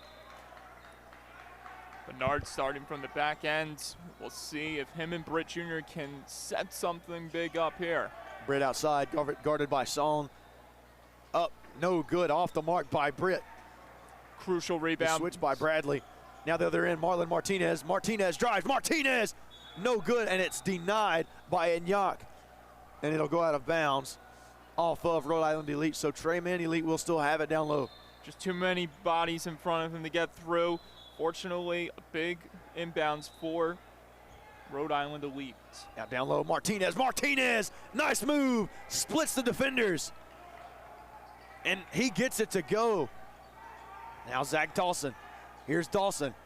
Dawson amongst the trees, fouled from behind by Martinez. And Dawson now will go to the free throw line. Some great end-to-end basketball happening here. Once again, we see Trey Mann Elite going back to the free throw line, drawing the fouls, but give credit to Rhode Island Elite, as we just saw a few moments ago, Marlon Martinez providing some big buckets for his squad. Dawson with the shot up, and it is good. Nice first shot there from Dawson. Dawson runs the point guard position so well. Dawson's second shot awaiting. Anyak and Gorto on the block. Down low for Trey Mann Elite. And now to go the opposite direction. Here's Mike Bradley Jr. Guarded by Gorto. No, that's Elizer Delbray. And let's see here, they call the foul. So they call the foul on Jomar Bernard down low. They absolutely did, and you talked about a player like Bernard, his stature, and we were wondering when he was going to make those big impact plays. Right now, it's anything but the opposite. First shot from Martinez up, and it is good. Nice shot from Martinez on the 1-and-1, and he will get a second shot. Great poise showing at the free throw line for Martinez, trying to get level with Trey Mann Elite here. Martinez, second shot up, and it is good. Martinez, so efficient from the free throw line. And he's really showing off his game today. Marlon Martinez. And that efficiency playing major dividends because the deficit is now down to 1. Now Dawson. Dawson with it. The kick outside to Bernard. 51 seconds on the clock. Bernard inside. Bernard gets it to go. Nice pump fake on Martinez. Tremendous work down low by Bernard. Good situational awareness. Knew pressure was coming from behind. Made a quick adjustment and doing just that. Created isolation, getting him an easy basket. And now it's 39-36. Trey Mann Elite. 27 seconds remaining here. The outside. Martinez. Martinez trying to use that baseline. Now outside. And it's going to go out of bounds on Mike Bradley Jr.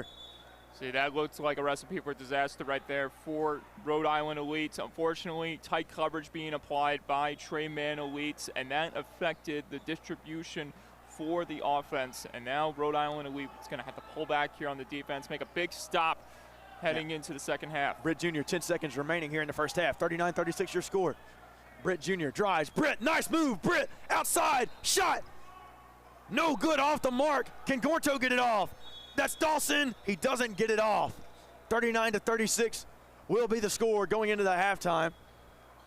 So not quite the heart-stopping finish we were expecting near the end of the half there, but good effort nonetheless by Trey Mann Elite to try to get a couple of those points to go before the buzzer sounded.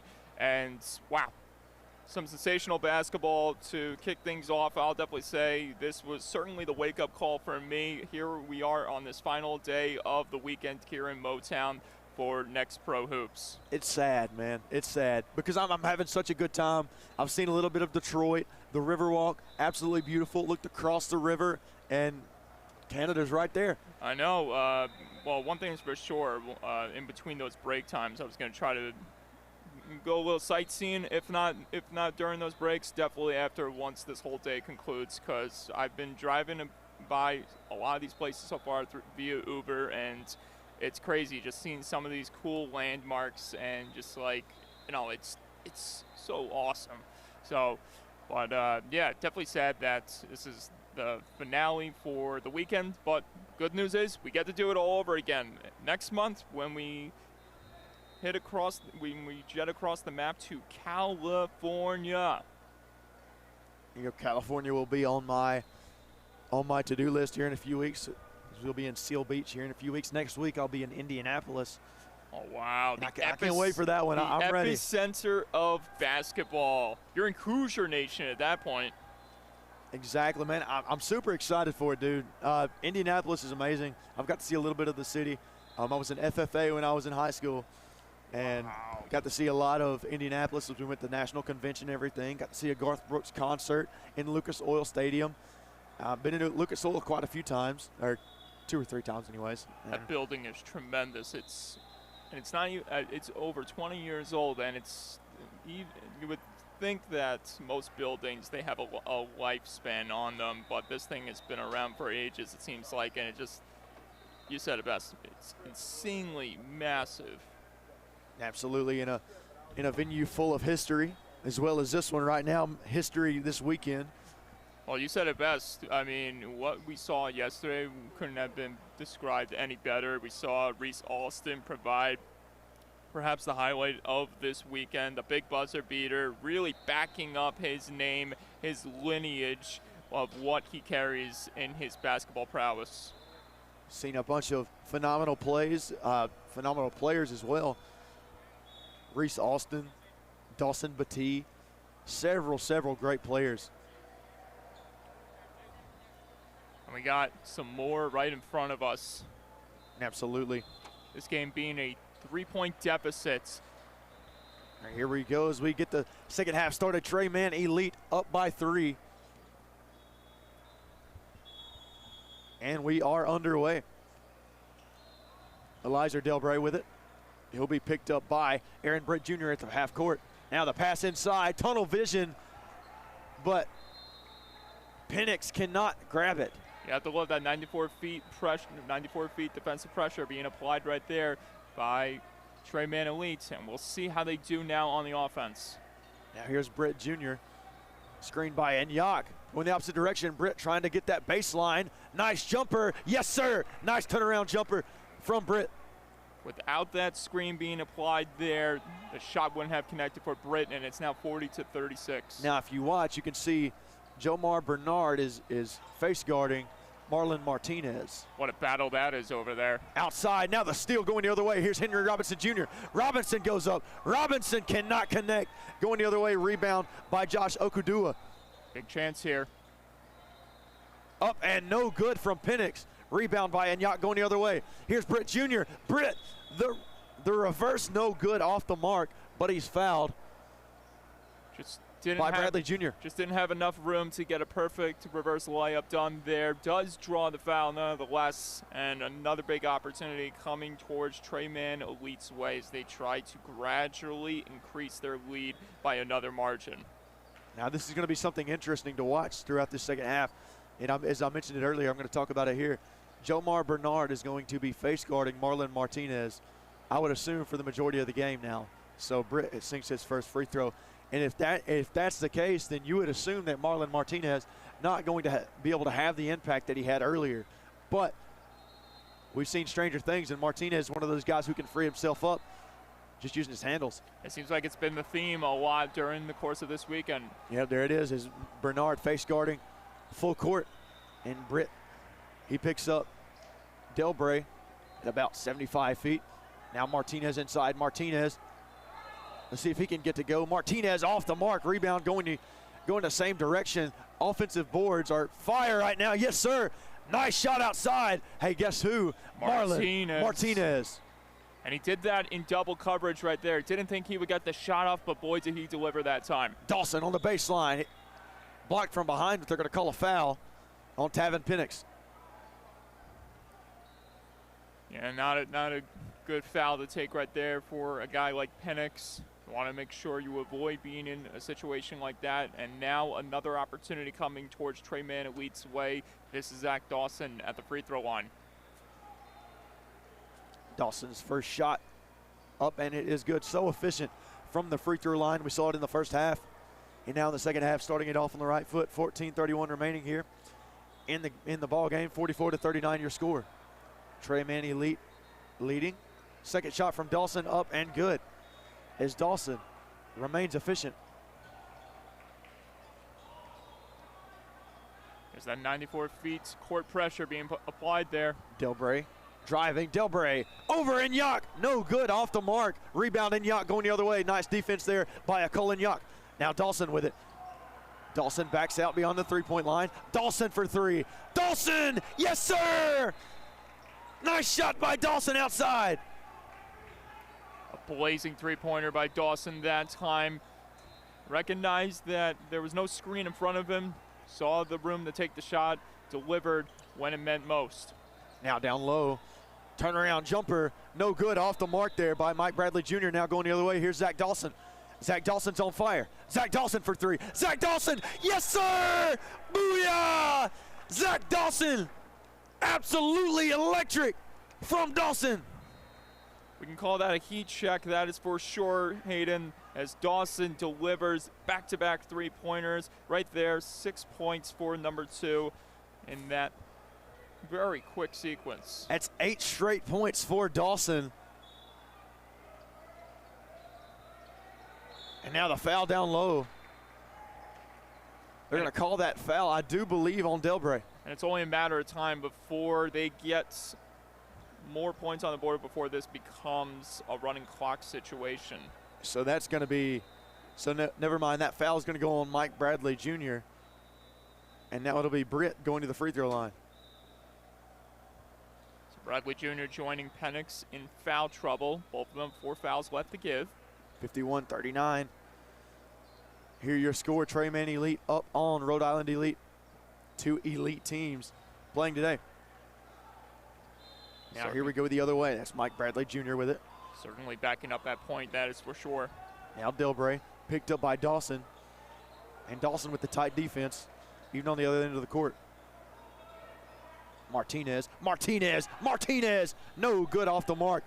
Now rebound by Inyok. Now here's Britt. Britt outside. That's Bernard.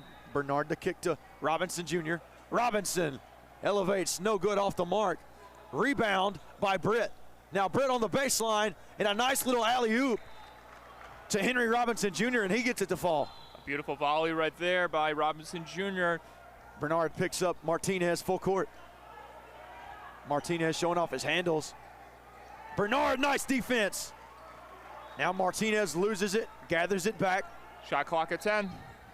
And they're going to call a foul on Bernard, close. I do believe. Almost an amazing connection made that time through all of those bodies. Nearly ripped it right through that small hole. Delbray to inbound to Mike Bradley Jr. And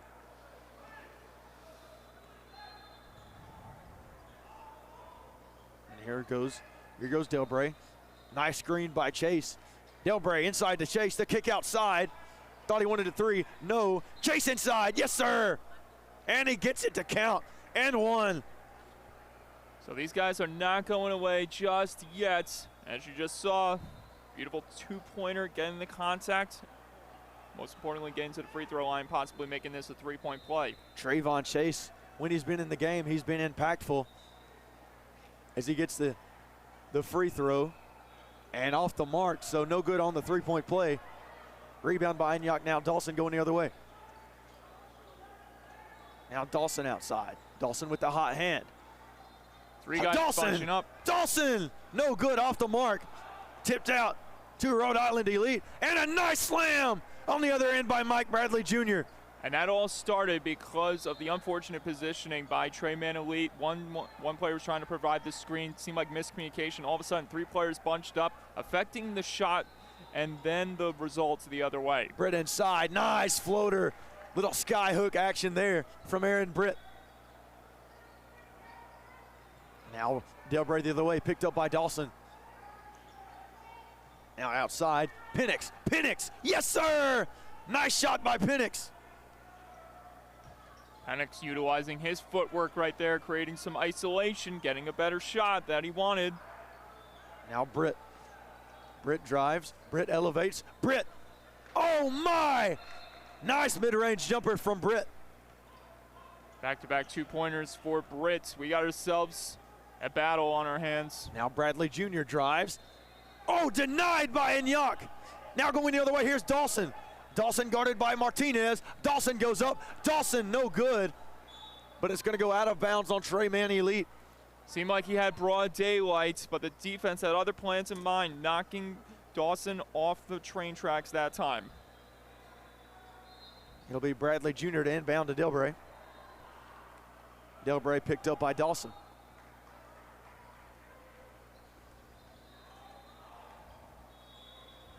Now Delbray. Cross mat court. Half court to Chase. That's Martinez. Martinez, after a nice screen set by Chase, it looked like he traveled. Three outside, no good, in and out from Penix. Seemed like that was destined to go in there for Penix after a beautiful setup by Martinez. Unfortunately not the case. Now the defense will have to step up here. Dawson, nice pass inside. Robinson, oh my! Oh my goodness! Robinson slams it home. He caught a body. Now shot on the other end. Yes, sir, Delbray. Nice shot. Trading blows here. 61 to 47 your score. 10 minutes remaining here. And here's Aaron Britt Jr. Some electricity on this court. Now outside. Britt, no good, off the mark. Rebound by Bradley Jr. Bradley Jr. now with it. And he's fouled by Robinson. And the only thing that could have made that sequence better, though, Hayden, was if we had a full crowd on our hands, because, my goodness, would this place have exploded with a reaction like that to a play of that caliber. All righty, here we go. It'll be inbounded by Delbray. Martinez double teamed. Outside. He had the open shot, but it goes in mid-range. No good, off the mark. Now here we go the other way. Here's Tennell. Tennell inside. Tennell splits defenders. Nice move by Tennell. 63 to 47 the lead now for Trey Man Elite. We haven't heard his name in quite some time, but there he is, making some noise here in the second half. Gornto picks up Delbray. Nice shot from the mid-range. In and out, no good, as he can't get it to go from Penix. And that time knocked out of bounds by Penix. And you know they wanted that one to fall down. Instead, Trey Man Elite staying out in front. Here's Jomar Bernard to inbound here. Still haven't heard much from Bernard today. One of the best players on the court is now Mooch Gadet coming back into the game here. He subs in for Inyok. Now A.J. Tennell running point. Bernard going to try to set up the screen here. There's Tennell. Now outside, here's Britt. Britt guarded by Penix. Here's the pick. The screen. Britt rolls. Britt drives. Kick to Gornto. Gornto back to Bernard. Bernard elevates. Bernard nearly had it off the glass. no dice. And here goes Martinez. Got to pull back here. Now Martinez drives. Martinez, reverse lay-in, no good, but followed up with some cleanup action by Trayvon Chase. Bernard getting up slowly. Seemed like he wanted a foul that didn't get called. And a screen was behind the play. And there may have been a little drama in there. Here's Britt, drives inside, the kick outside to Bernard. Bernard uses that baseline, no good, off the mark. And rebound by Bradley Jr. Now Bradley Jr. Watch out for Penix. Martinez blocked. Now going the other way, here's A.J. Tennell. And now a slow reset here from A.J. Tennell and Trayman Elite. Bernard. Free ball, Bernard, no good, off the mark, and he's ice cold. Gorto, no good. Rebound, Gadet, out to Britt. There's Tennell. Tennell drives, Tennell, oh my! That was nice from A.J. Tennell. And although Bernard hasn't performed the way he wanted to, his team is certainly playing to their full capabilities as the lead stays intact. Now here we go, that's the kick outside. Penix for three, no good, off the mark. Rebound. And the putback by Mike Bradley Jr., no good, but he's going to go to the free throw line. A good look by Penix there. He was one of the players I've been looking out for during this last few minutes. He's got the three-point range for sure. More importantly, they get to the line. This gives a chance for his team to try to stay alive in this one. Bradley's first shot up and no good, off the front iron. And now, that was one you kind of needed. You're down 65-49, 16-point game here. 7 minutes, 43 seconds remaining.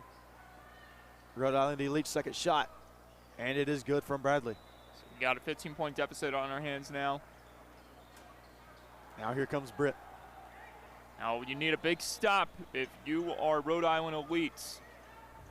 Now Bernard drives, Bernard elevates, Bernard, no good, rebound. Nice move by Tennell to get that board, and rebounded by Chase. As the shot's no good from Tennell. Clock's not going. I don't know if anyone is recognizing that. Now they got it. There you go. Martinez inside as he goes for two. And timeout. Trayman Elite. So 7:38 remaining here. 65-52 your score. And Rhode Island Elite trying to slowly but surely creep back into this game. They're certainly playing to their best abilities right now, although it's hard to contain the relentless offense that Trayman Elite possesses in this one. Absolutely. 7 minutes and 38 seconds remaining here in the game, so still a lot of time remaining here, but Rhode Island needs to kick it into high gear. I'm Hayden Coker alongside Mike Calandra.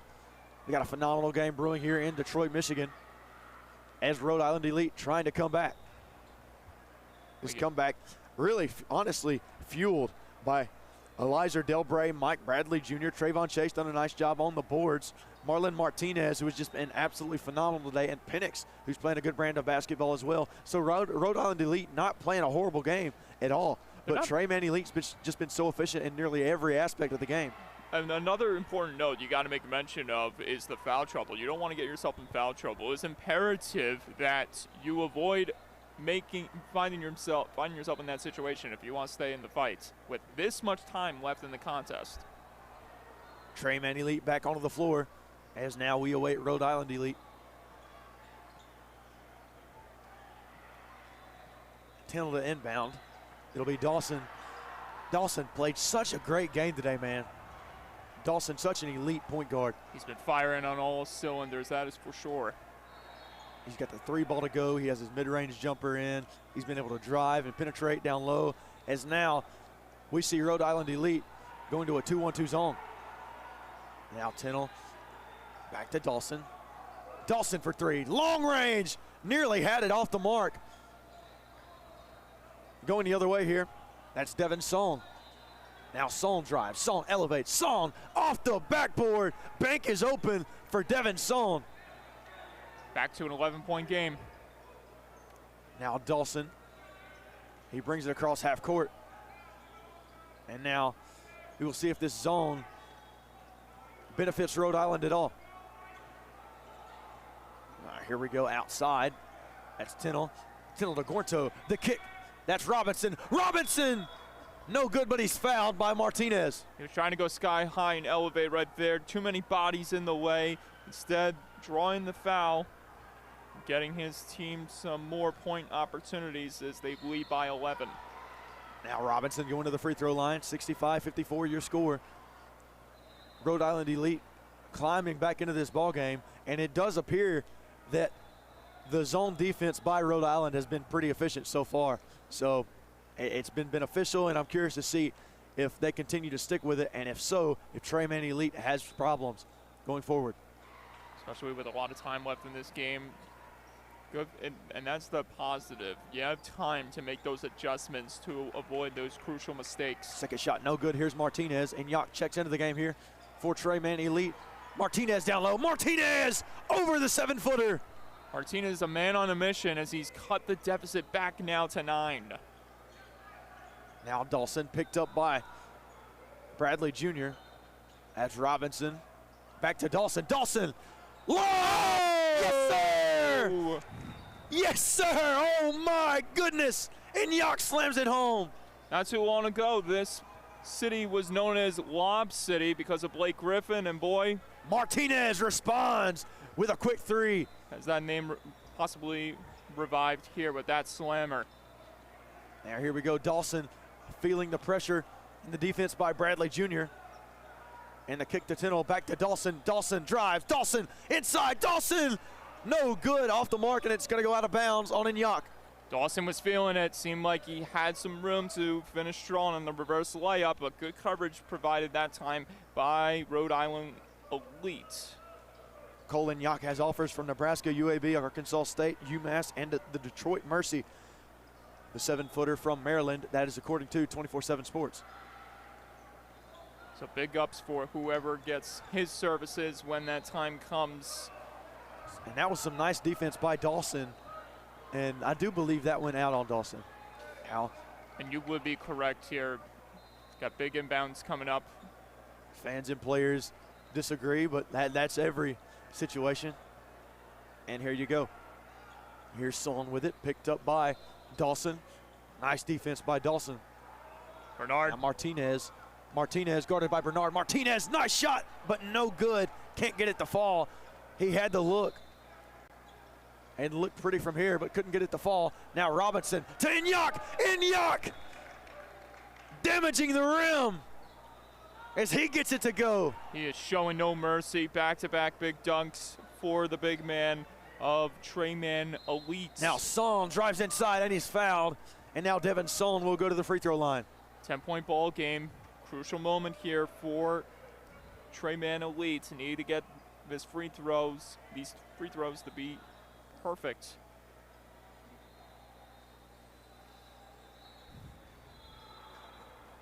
Alrighty, and here we go. So it'll be Son going to the free throw line here. First free throw up and no good off the back iron. 69-59, too strong that time. Should make a correction. It's actually Rhode Island Elite that needs to have these free throws be perfect. Unfortunately, that may not be the case. Second shot up and good from Devin Son. Back to a 9-point deficit. All right, here we go. Aaron Britt Jr. to bring it down. He'll be picked up by Delbray. Now we have on the opposite end, that was drive inside, the kick outside, three-pointer, no good off the mark, and still ice cold is Jomar Bernard. Nothing doing today for Bernard. Perhaps the surprise of the contest, as you alluded to beforehand. He had a lot of expectations going into this one, just hasn't made a big impact play as of yet. And I say yet because there's still plenty of time to rectify those wrongs. Now Robinson outside, and the handoff to Dawson, back to Robinson. Robinson inside. Robinson goes up in the pass, but he's fouled. Robinson tried to find Bernard inside. Not a lot of room to distribute, but good on Robinson by forcing the defense to take the foul there. Get another look to try to put more points on the basket here. And Dawson to inbound here. And he finds Inyok. Inyok guarded by Chase. Inyok inside. Inyok! Inyok! Yes, sir! Using his body and gets that one to go. Martinez now picked up by Bernard. Martinez drives. Martinez! Nice moves, but he can't get it to go. And that one goes out of bounds, and Trey Mann Elite will have it. 71 to 60 your score, 4 minutes and 14 seconds remaining here. A little bit of a windmill action there by Martinez as he tried to fly through the defense for the layup. It was a nice little maneuver he showed off. I'm Hayden Coker alongside Mike Calandra here with Next Pro Hoops at this PRO16 session in Detroit, Michigan. Here we go, that's Britt drives. Britt inside to Bernard. Bernard finally gets some action. There you go. That's a huge confidence booster for Bernard, finally getting himself on the score sheet. Now Mike Bradley Jr., the kick to Chase. Chase in, and a nice mid-range shot from Chase. And now timeout called. And just when it seemed like Trey Mann Elite was starting to fly away again with the lead, back to pull them in, Rhode Island. 73 to 62 your score here, 3:48 remaining. I'm Hayden Coker alongside Mike Calandra here with Next Pro Hoops at a PRO16 session here in Detroit, Michigan. What's been your favorite part about Detroit so far? The little that we've gotten to see. I mean, I haven't seen much so far yet in terms of outside of the venue, but I'd say just the highly competitive basketball, the enthusiasm these fans are showing, especially with these guys' skills on display. I think that's been my favorite part so far. Just getting the idea of who these players are, what makes them so special, and what this whole tournament is all about. And we couldn't be any more grateful for the hospitality that Detroit has shown us, and a great job by Puma and Next Pro Hoops just putting all of this together. I mean, this is just a fantastic setup here in the Motor City. It is absolutely. Massive shout out to all the site directors. I can name one right beside us, Caroline Lutz, and then John Hoyer, one of our video guys, and David Chisholm as well. Just a few of the guys that I know and can remember right now to think of. Massive shout out to all the staff. And the inbound here to Dawson, the double team here on the four-court press from Rhode Island Elite. As Britt now going to try and reset. This has been a pretty nice zone defense here so far from Rhode Island Elite. Is Bernard now on the wing. Bernard trying to make something happen. Bernard with the shot. Oh my goodness, showing us a little bit of what he can do. Nice shot there from Bernard from three.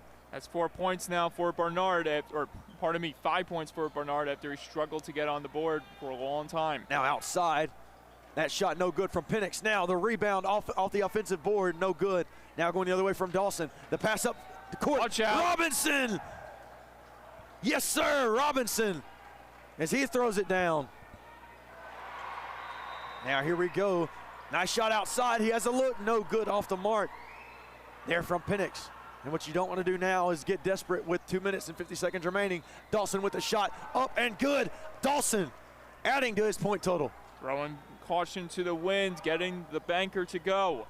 80 to 62 now your score. The shot from Son, in and out. Rebound by Enyaq, now going the other way. Here's Britt. Now Britt drives, loses it. Slow things down, Britt. That's what you got to do. There you go. And Robinson will give it back to Britt. And Trey Mann Elite to reset. Now Bernard going to work, and he loses it. So Bernard, who we thought was starting to get going there, lost the dribble out of bounds. And that was the matchup you alluded to that we long anticipated for between Bernard and Martinez. Haven't seen much of it, though, because of Bernard's struggles from the field today. But now we're starting to see it come into fruition. And I would say the advantage right now to Martinez with the first big denial. Here we go. That's Martinez. Goes up, and Martinez fouled by Bernard. And now Martinez will go to the free throw line. It is 10:03 Eastern time on a glorious Sunday. 80 to 62 your score. 2 minutes and 2 seconds remaining here between Trey Mann Elite and Rhode Island Elite. Trey Mann Elite on top right now as Martinez goes to the line. I would say Martinez today has been one of the best players on the court. Him and Zach Dawson. Oh, absolutely, for sure. And if you're on Rhode Island Elite, you are definitely relying on Martinez to keep you in this one. Of course, you want to have all contributors to the fold, but Martinez doing a lot of the heavy work to keep his team from losing this one by a big margin, although time continuing to run out and the margin is by a heavy amount. Now Britt wanted the lob to Inyak. Not good. Now Dawson here. Dawson with it. Dawson drives. Dawson to Inyak, or had it tipped away, and Dawson gets it to go. Dawson, so effective today. We are in that running clock territory as this is an 18-point ball game. Shot outside. Nice three. On the outside by Bradley Jr. 87-62 your score. 1 minute, 25 seconds remaining. Now Dawson picked up by Son. Rhode Island to Elite Britt. not going away. Britt inside. Britt. Whoa! Can't get it to go from Inyak. Now here's Bradley Jr. Again the shot, and he's feeling it. Check that. That's Delbray. Delbray with a big bucket there. Deficit back down to 12. These guys are not going away just yet. Zach Dawson to Bernard. Bernard scanning the floor. Now Dawson, the reset here for Trey Mann Elite. That's shot clock running out. Britt, no good. Air ball off the mark. And they're not going to let it play as the shot clock ran out. 82-70 your score. 42 seconds remaining here as Trey Mann Elite will walk away with the W. Now Martinez, they're bringing across half court here for Rhode Island Elite. Inside, Martinez blocked by Inyak, but it's going to be called for a foul. Great presence by Inyak there to prevent Martinez from getting another basket. Unfortunately, the foul committed by 24 of Trey Mann Elites. And although a victory may not be near for Rhode Island Elite, they will get the luxury of going to the free throw line. First shot up and good from Martinez. Martinez putting on a clinic today. Back to an 11-point gap. Martinez up. Martinez is good. 10-point ball game all over again. Ice cold from very, very hot, red hot from the free throw line so far for Martinez. I think you were thinking of ice in his veins. There we go. And he makes up for it on the slam on the other end. What is that now? His third dunk in this half alone? He's had quite a couple of them. And now Martinez for three. Martinez off the mark. Rebound by Dawson. And that, my friends, will do it. Trey Mann Elite over Rhode Island Elite. 84-72 your final score. And what a game that was. As Trey Mann Elite really showed off. And Zach Dawson is one of the main guys who impressed for me. And Marlon Martinez impressed for Rhode Island Elite. We're going to have our other guys come onto the court. We'll be back for our next. Well, you can take this one away. Yeah, sure. it'll be Tyler and John joining you guys here in just a moment. I'm Hayden Coker along with Mike Calandra. We will see you guys here in just a few moments.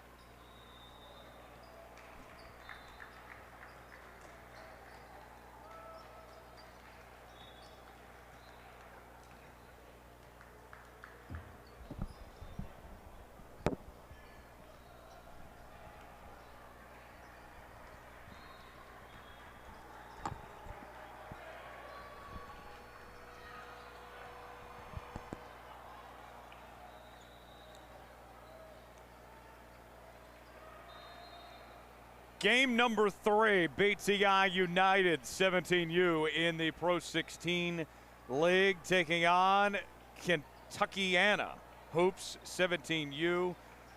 Tyler Jones here with you. Appreciate y'all joining us as we have this third game of the morning. And John, good to have you here. John Cardacci in the house with me alongside for this one. John, BTI United, Evan Willis and company, this team is something special. They played in the nightcap last night. Quick turnaround to get back here this morning. Yes, very quick turnaround from, I believe it was 8 o'clock tip-off last night, now tipping off 10:10 this morning. But last night they were, as advertised, every bit impressive. As you mentioned, Evan Willis joined by Papula, DeMarco Hunter, playing as a team. Dominant win over Louisiana Elite last night, looking to keep that momentum going into this morning against what could be a formidable opponent in Kentuckiana. Indeed. And you look at Evan Willis. This guy just a few days ago was talking with all sorts of schools across the country, and he has the world to his oyster, basically. Yes, he does. Can certainly see why schools are interested in him. He does it all. He's versatile. He's an elite athlete, elite defender, great shooter. Really what you would call a five-tool player. At least that's maybe baseball terminology, but in basketball, similar. He can do it all. Let's see what the Evan Willis show has in store today, as we are just about ready to go here from Detroit.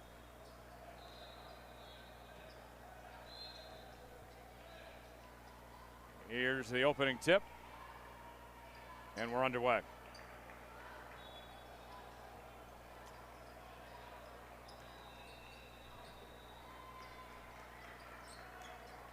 Moving it around. Rogers hit the top of the key. Gets it out to Willis. Back to Rogers. Papula missed the three-point attempt. Fight for the loose ball, and PTI comes away with it, and there's the first bucket of the morning from Sumi. Kentuckiana has to box out there, get that rebound. Good initial look by Hunter on the wing. Couldn't get it to fall, but second chance points give them 2-0 lead. And a fight for the loose ball. Rogers comes away with it, and that's a basket. 4-0 start for BTI. There's that defense from Rogers again. He has been phenomenal defensively all 3 games this weekend. Puts it up. That's good, and there's the first bucket for Kentuckiana, courtesy of Brody Little. Nice little spin move to the rack by him there. And a steal.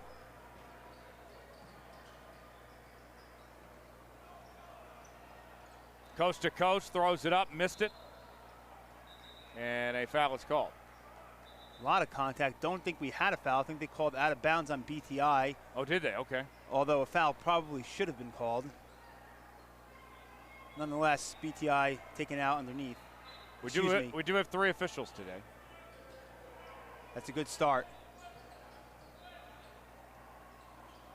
Kicks it out, three-pointer from the corner. That's short. Saved by the big fella. And puts it down. Nice positioning. Rebound fell right into his lap. Able to go up for the easy 2. Partenheimer with the bucket. We're knotted up 4 apiece. Kentuckiana not backing down so far. Not at all. Got down 4-0. Came right back, tied up at 4 apiece. 3-point attempt. Not enough that time. From Hunter.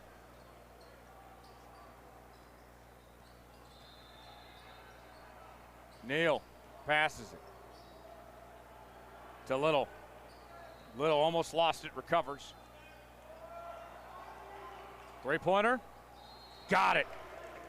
Nice shot by Miles, and that gives Kentuckiana a 7-4 lead. Nice shot, nice ball movement. Looks like they're utilizing the high screens, get some space. Great offensive possession. Good find and finish to DeMarco Hunter. Snuck behind the zone there. Went baseline, uncontested to the rim.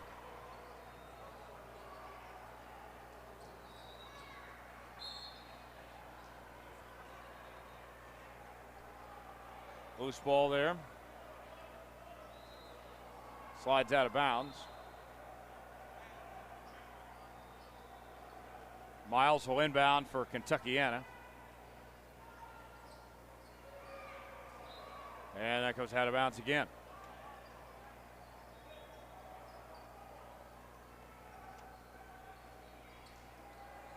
Looks like they're saying it was tipped by BTI to the displeasure of Coach Mike Teller. When we were talking to him the other day, he referred to his last name. He's like, yeah, like a bank teller. We'll see if the bank is open today. Sunday morning, not usually, but could certainly be today.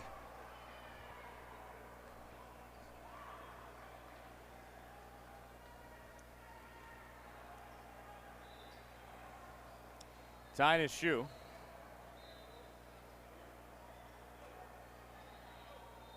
Keep those shoelaces tied. Don't need anyone tripping up and down the court. You always got to double tie your shoes. Yes, good old double tie. Looks like it's DeMarco Hunter there. All laced up now. Did he do the double tie? Couldn't tell from my vantage point. Let's hope so, Tyler. There's the steal.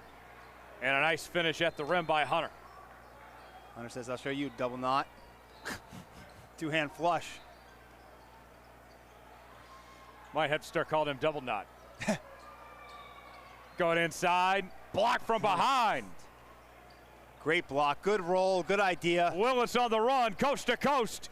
And the lay-in for 2. Great sequence by BTI there. Great defense leads to easy offense. Vicious block leads to the run out. Puts it up, couldn't finish at the hoop. Good look, just didn't get the roll. Rogers.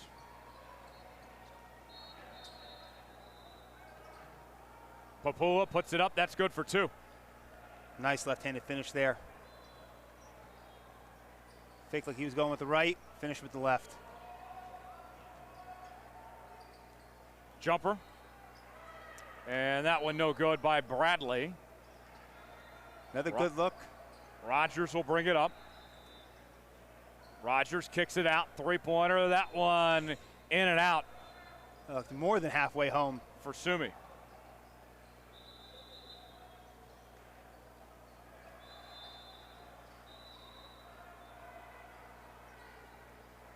Looks like there's a timeout.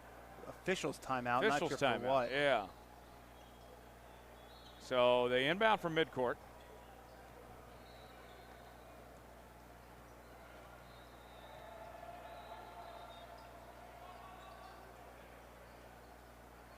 Finds an opening, blocked. Nice play by Hunter. Goes up and draws contact. Kentuckiana had a nice cut to the hoop that last possession, but Hunter just too talented, too skilled, pins him up against the backboard. So Papua will go to the line.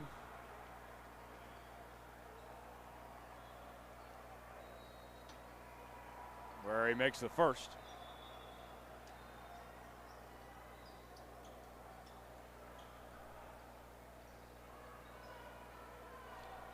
In case you weren't tuned in yesterday, Papula, another high major potential player for BTI, currently offers from USC, Cal, Arizona State, and Oregon State.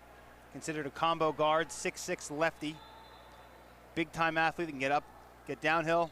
High level defender, can shoot it. He's displayed all the above all weekend long and so far in the first 5 minutes of this game. He can hold his own inside. Absolutely.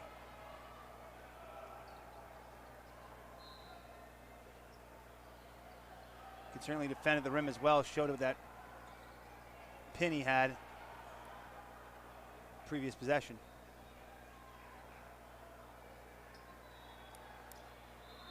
All right, waiting on them to clean up the floor a bit here. 11:04 remaining in the first half. 13-7 our score. BTI leading with Papula at the line. And he missed.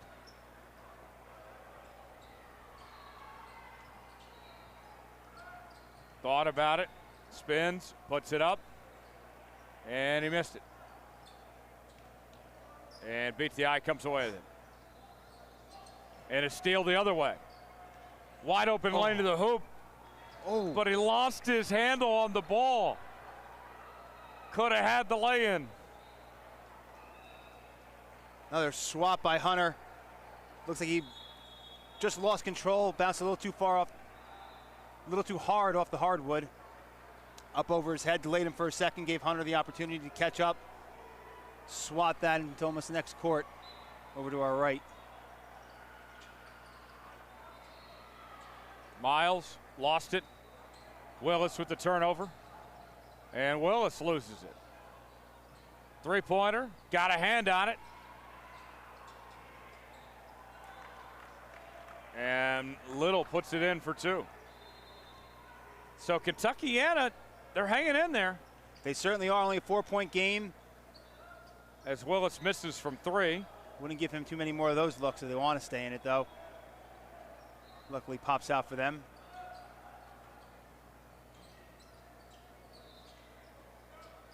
Deep three. No. And that goes out of bounds. Had the board, just couldn't corral it. One thing that's impressed me this morning from BTI is their closeout speed on these shots by Kentuckiana. They feel like they're open. Next thing they know, the ball's 20 feet into the stands. A couple times now. Here's the inbound. Spins, throws it up. No dice. Tough shot for there. Waller. Here comes Hall. Willis, three on him. Doesn't matter. Still gets it in for two. Impressive. Rises up over pretty much the entire Kentuckiana defense. You can't teach that. No, you cannot. There's a travel.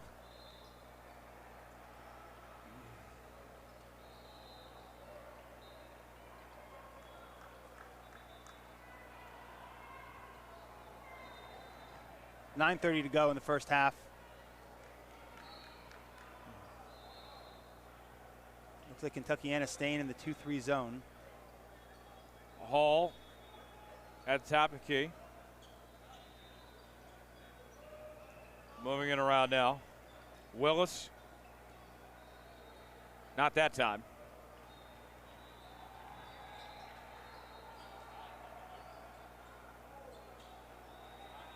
Little from deep three-point range. Not quite. Papula will bring it up this time. Papula throws it up there. Good defense. Taken away. One-on-one. Can they capitalize? Yes, they can. Elijah Neal. Nice finish there. A little hop step over to the left side. Finish it with the left hand. 4-point game, just over 8.5 remaining here in the first half. Kentuckiana keeping it interesting. There's a three by Papua. Just a great shot there, hand in his face. Still drills it, nothing but the bottom of the net.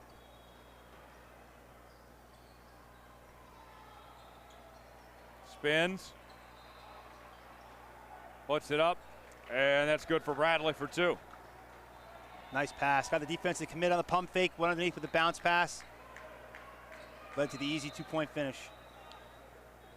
This is probably a bit more of a challenge than what BTI was expecting. Yes, Kentuckiana certainly proven to be a formidable opponent early.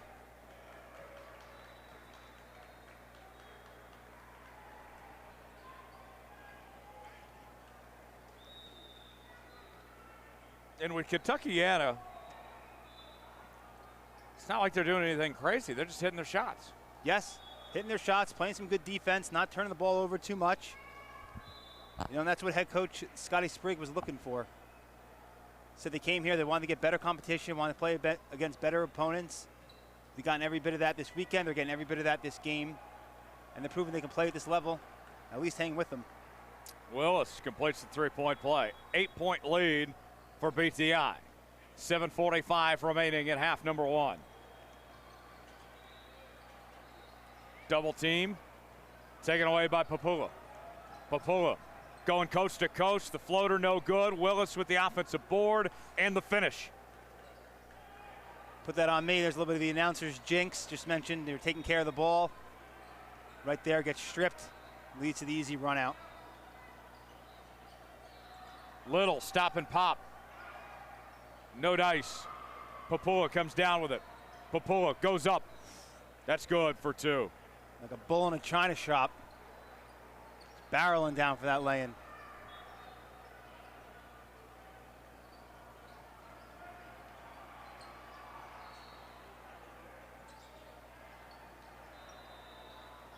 Trying to find somewhere to go. Going in. Makes a move. Missed it. There's the board by Willis. Here comes Hall going for the alley-oop. Two guys going for it, and they finish. Communicate, boys. A little bit of friendly fire. Looks like Willis. It worked, but you could get somebody hurt doing that. Yes, you can.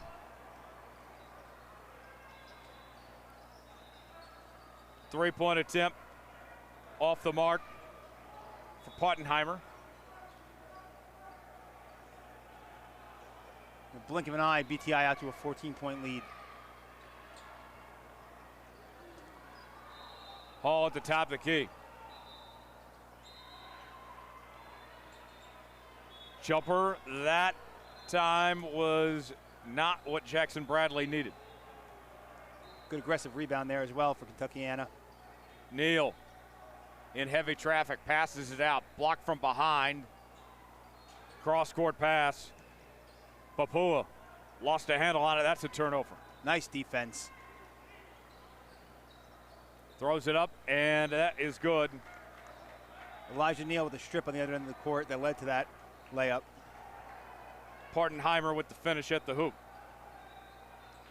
Let's see if they can get a stop now. Jumper. No dice for Willis. Quick trigger there. I'm not sure they needed that.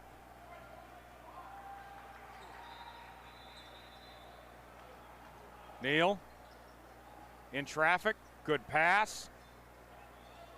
Kept alive. Trying to find somewhere else to go.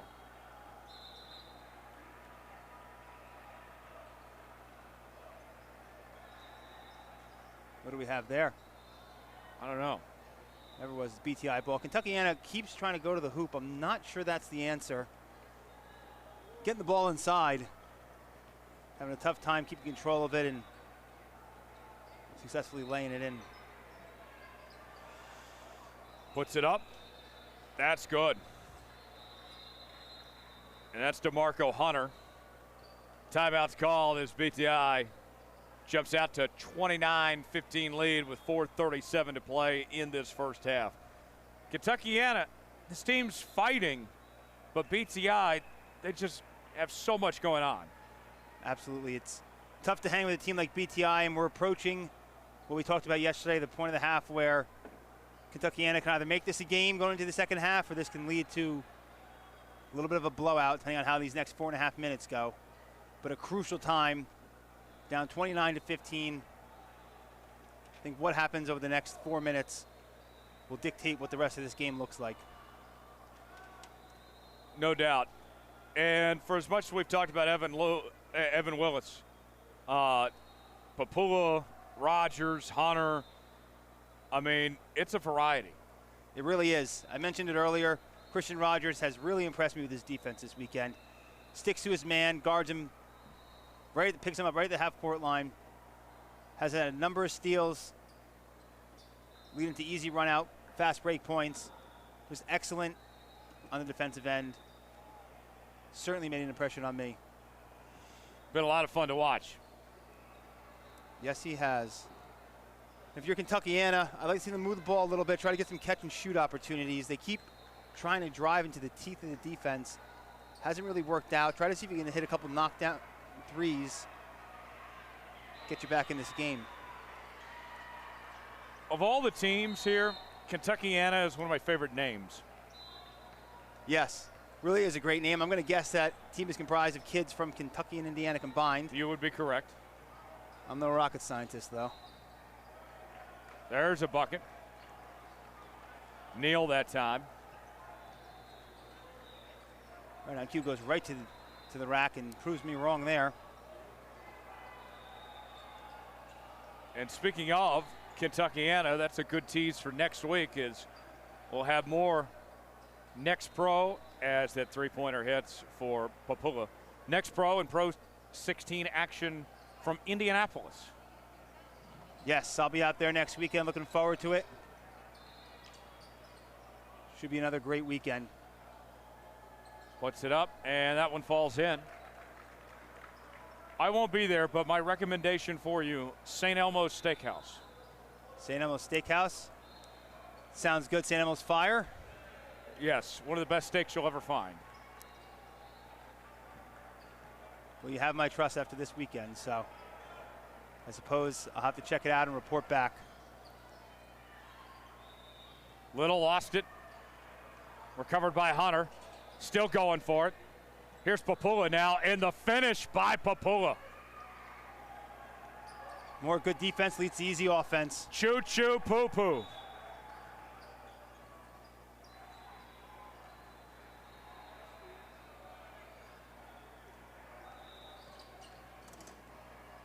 Going in, and that'll work for Neal. Nice finish again by Neal.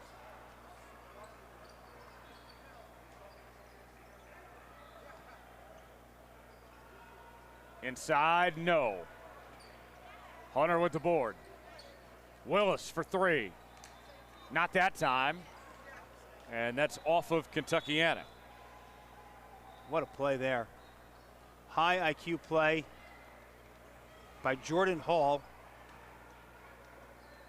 Saved it, jumped up, was out of bounds, and just pegged it right off the defender who was standing on the sideline.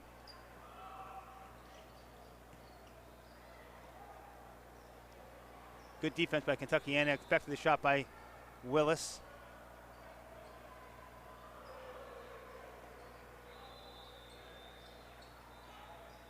Down 15, still within striking distance. Three-pointer tip, off the mark.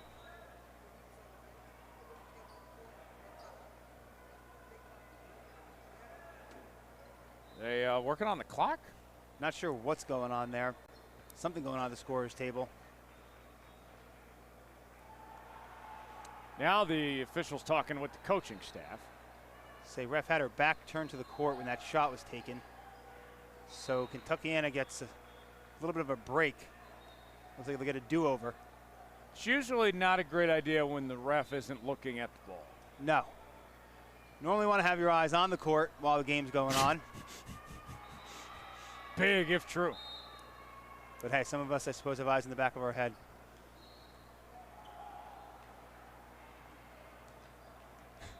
Hey, we're just doing our part, keeping everybody honest. Ain't that the truth? Puts it up. That one falls.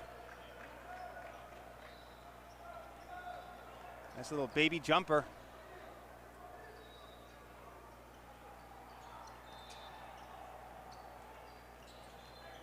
Going in, and yes, sir. Papua. 40-21, 145 remaining in half number one.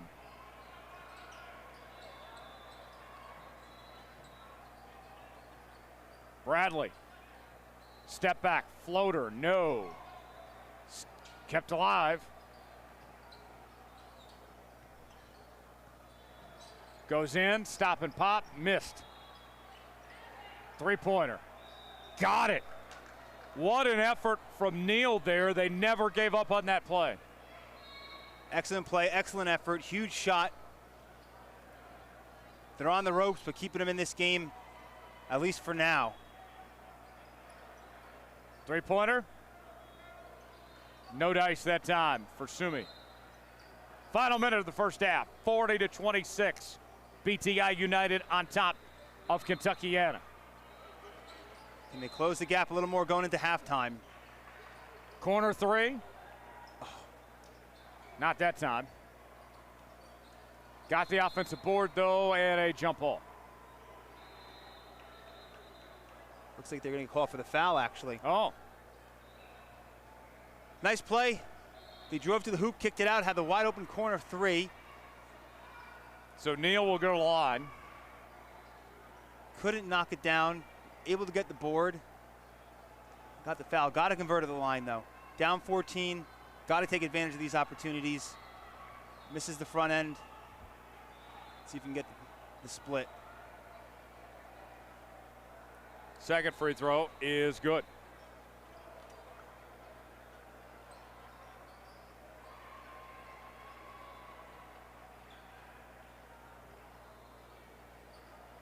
Rogers to Papua.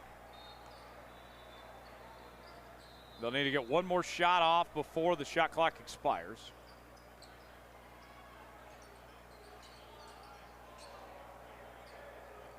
Nice anticipation. And there's a steal. And a steal the other way. Puts it up. And he got hacked going for that dunk. Yeah, he did great anticipation on the previous possession on that steal. Shame he wasn't rewarded for it. Lost the ball going down in the transition. Coming back this way. Good contest, but got him on the arm. So Hunter will go to the line, shoot two. Makes the first.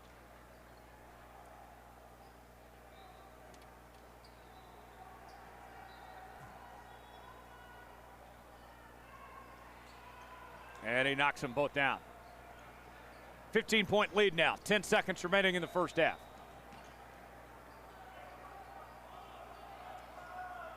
Little spins, goes in, throws it up there, no. And that will do it for the first half. 42-27, BTI United leading Kentuckiana after one. John, the athleticism of BTI is just unmatched. It is. Tough to compete with. Just an excellent team, very talented roster. But Kentuckiana is hanging in there. Game's kind of in the balance right now, or on the ropes, I should say, down by 15 at halftime. But they're certainly showing that they can at least compete with them. Hold their own for the first half. How about Papua? He's excellent. He has a twin brother on the team as well, EJ, who's out with an injury today. Would have liked to be able to see both of them playing together, but he's been an awesome player, great finishing at the rim, great defensively, every bit the counterpart to Willis. They play well together. They certainly do. Kentuckiana, I think this is a situation where they don't have necessarily the athletes that BTI does. It's not a lack of effort, not a lack of coaching. They just, so far, they look overmatched. Yes. And you know what? Talking to Coach Scotty Sprigg before the game, it's what he was looking for. He was looking for a step up in competition. mentioned they went 4-0 in Hamden last weekend. Wanted to see the type of level of talent that his team could compete with, and he's been very pleased with the competition they've had so far this weekend, and I think he knew it was going to be a tough matchup in BTI. But hey, I think should be very proud of his team in that first half. They're not shying away, that's for sure. No doubt. They have done their part so far to try to make this interesting. And they do have some talent. Caden Partenheimer has interest from Evansville. 6'9", can play down low, can step outside. Mentioned he went 3 for 3 from 3 the other day as well. And Elijah Neal, a couple of Division II, Division III offers from Kentucky schools. So certainly have some talent. Partenheimer, we got to call him Oppenheimer, right? Yes. Partenheimer, Oppenheimer, part of my French, wherever you want to go with it. I've never seen Oppenheimer. Neither have I. That makes two of us. I've heard it's a movie you need to concentrate on for a couple of hours. What was the last movie you watched? What was the last movie I watched? That's a great question. I'm not a big movie guy. I'm not either. On my flight here, I watched The Housemaid with Sydney Sweeney. That's funny because I was going to say my go-to is always Bridesmaids. Bridesmaids. Makes me laugh every time. The Housemaid was better than I expected. I had low expectations. What was it, comedy, action? It was a drama. Drama. Throws it up there. That's good for Neal. Good start to the second half. On my flight home, I will be watching WrestleMania. Interesting. I saw some comments on it last night. No spoilers, please. No spoilers. I did see a little bit. I couldn't completely stay away from. As Hunter's fouled, he'll go to the line. I won't spoil anything. I will just say I've heard a take or two that wrestling fans weren't entirely thrilled with the product. I did get a kick out of Stephen A. Smith getting booed. I did see that. That is hilarious. Took about 3 bounces, but that one fell in for Hunter. Shooter's touch.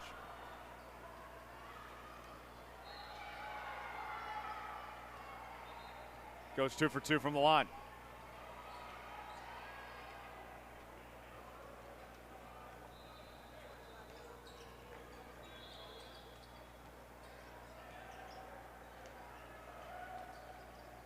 Throws it up.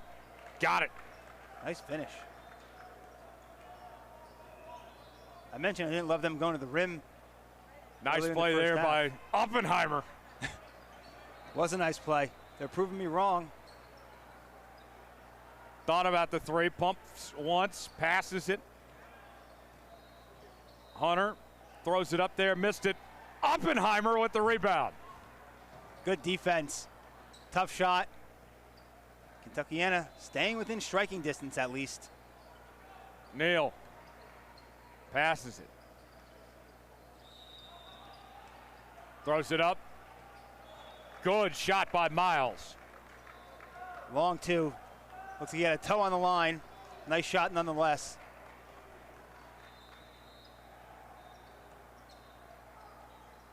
Willis throws it up. No good. Oppenheimer with the rebound. He's all over the place.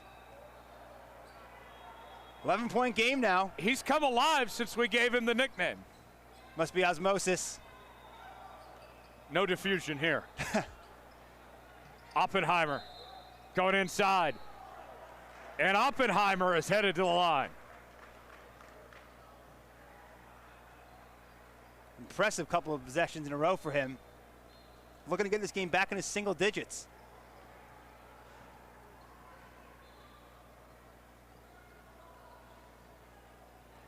First 2 minutes out of half goes to Kentuckiana.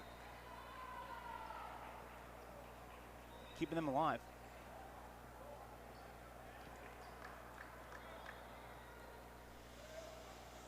Oppenheimer at the line.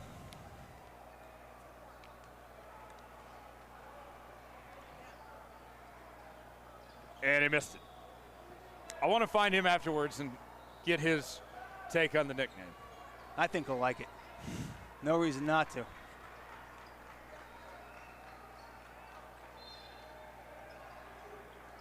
You got any nicknames? For myself, Yes. As that goes in for Hunter. I go by the, trying to think of the word to describe it, but Big J. Big J. Big J Journo.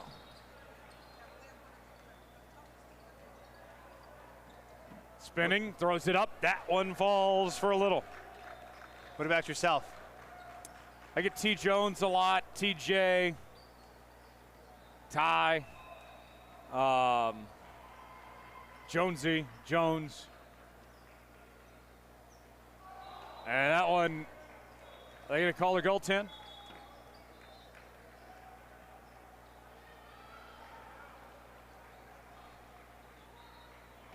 Well, we got a 10-point game. No goaltend. Wow. Let's see if Kentuckiana can get Kentuckiana has fought their way back in, steps on the line. and that is going to be a turnover. Tough there. Bucket would have been big. Unfortunate stepping on the line. I think T Jones works for you. Yeah. Rolls off the tongue.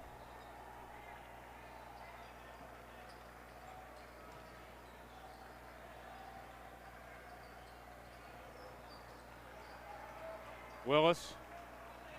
They got to get Willis more involved again. He's gone quiet lately. Yes, he has. Hunter missed it. Puts it up there. Another miss. And here comes Kentuckiana. They got numbers wide open. C.J. Waller for two, and we have an 8-point game. Creeping back in it. Snuck out behind the defense.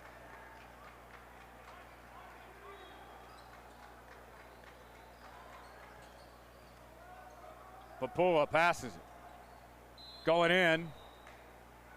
Draws contact. There's Christian Rogers again. The feisty Christian Rogers. Draws the foul.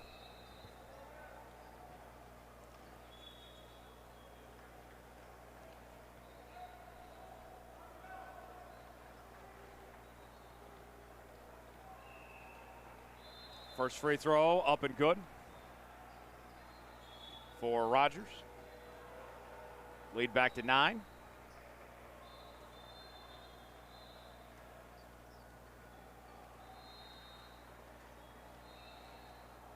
And he missed the second. Miles comes away with it.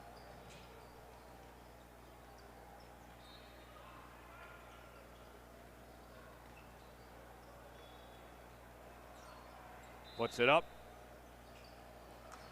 And a miss by Waller. Kept alive. Stayed in bounds. Walk. A walk. There was so much traffic there. I don't know why you don't kick that out. Yeah. Great effort. Getting the offensive rebound. Tried to go to the hoop. Got caught up. Took one too many steps. So Popolo will bring it up, as they currently have a 9-point lead. You see good adjustment by Kentuckiana. Three-pointer from the corner, that's good. Nice shot by Sumi.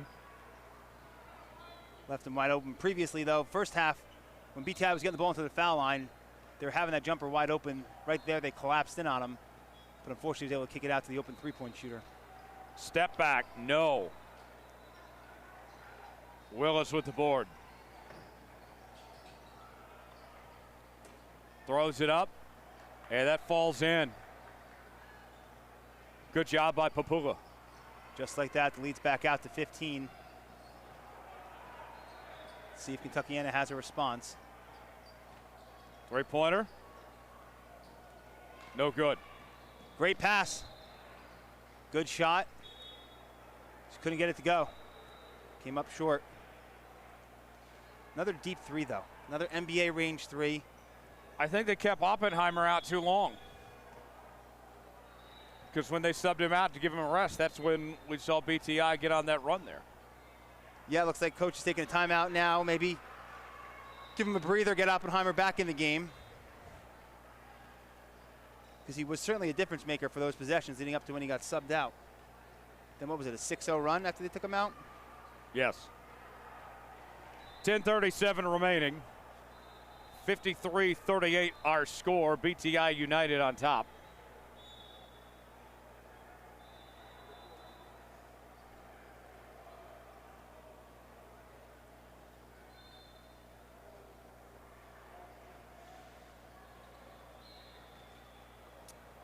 As we continue here from Detroit.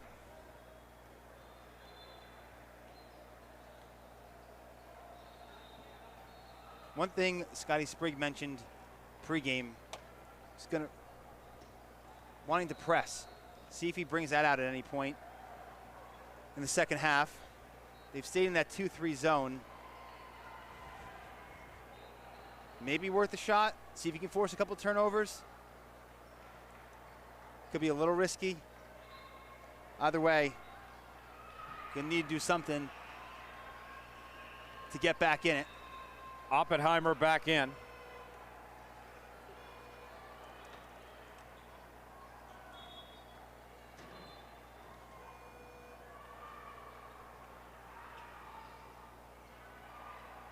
Often called the father of the atomic bomb. Let's see what Oppenheimer can do.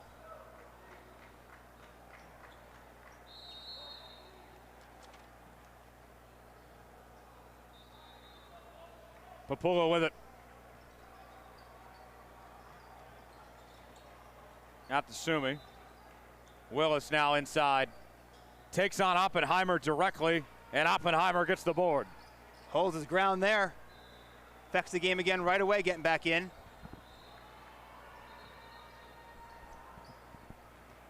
Neal, step back, jumper.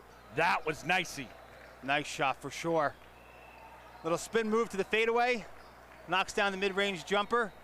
Cuts the lead to 13. Jumper on the other end, that's good for Ingersoll. Got a hand in his face, but wasn't enough. Sagged off maybe a little bit too much there. Neal guarded tightly. Throws it up. And a good bucket that time from Miles. Nice finish there. Reverse layup, use the rim to not get blocked.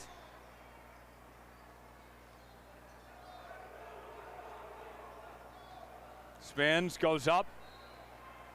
And Willis tried to finish it for him. They're fighting each other for their own board. Willis with three defenders around him gets it. Count it, and one. A chance for a three-point play. Evan Willis is back. Kentuckiana just caught flat-footed, standing around, not sure what they were doing there. Willis, aggressive, going for the offensive rebound. By the time Kentuckiana reacted, it was an and-one. Got to find your man, got to box out. You're playing a 2-3 zone. Helps to prevent offensive rebounds. Willis got 2 or 3 of them on that possession.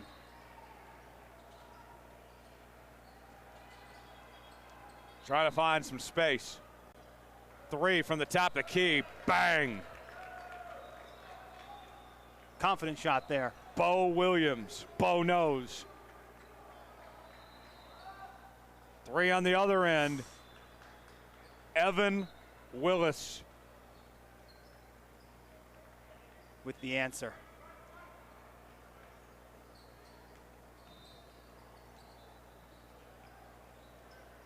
Thought about the 3. Dribble drive, kicks it out. And that's short. Another deep 3, another shot that comes up short. Bradley comes up with the board.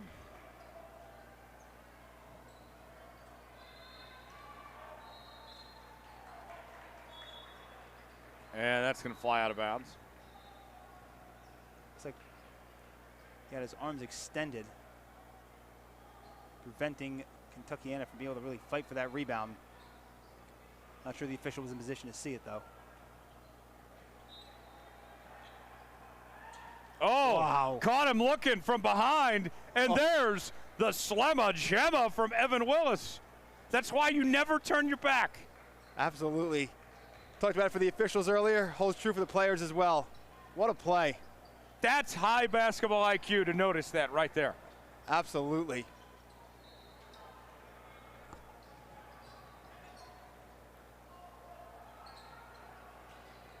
puts it up and draws the foul. 63-45, BTI leading Kentuckiana with 7:52 to go.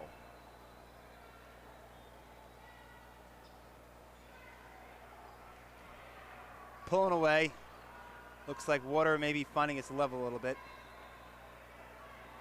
as we lead into the final 8 minutes of the game. What a play, though. If you're the defensive side, you feel that ball hit off your back, kind of an oh crap moment.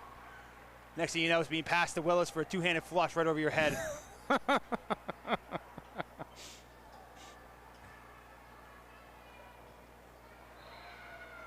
The fact that he noticed it that quick, too. Yes. Didn't hesitate at all. That's one of those sequences, if you're a coach, you tell your players, do this if it happens, but you're hardly ever getting that opportunity. And when it prevents itself to take without hesitation, impressive.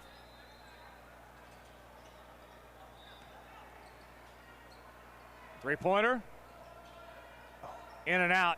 Offensive rebound. Pumps once, pumps twice, gets it. Elijah Neal with a chance for the three-point play. Nice job finishing through contact there. Good offensive board. Another deep three attempt, though. Neal at the line, gets it done. Three-point play the old-fashioned way. There was a point in time before you and I were born that the three-point line did not exist. Yes. That is very true. Different game back then. Yeah, Steph Curry probably wouldn't be relevant in today's game if that was the case. No. Probably not. Back when Wilt Chamberlain was dropping 100. SGA would still be great. Yes. Foul merchant. Hey, now.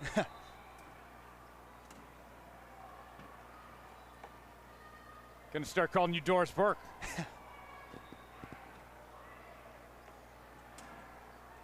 Yes, the three-point line has certainly transcended the game.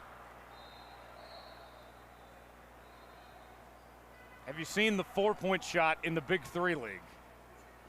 You know, I have, is it a hot spot? It is. A couple feet behind the three-point line, kind of on like the wing between the three-point line and the half-court line, right? Yes. The UFL now has a four-point field goal. Do they really? Yes. Where's that from? I think it's like 55 on back. Interesting. I've watched some of the UFL. Interesting rules. You can also challenge penalties in the UFL. Leads to an interesting finish. Final 2 minutes of the game. I'm sure.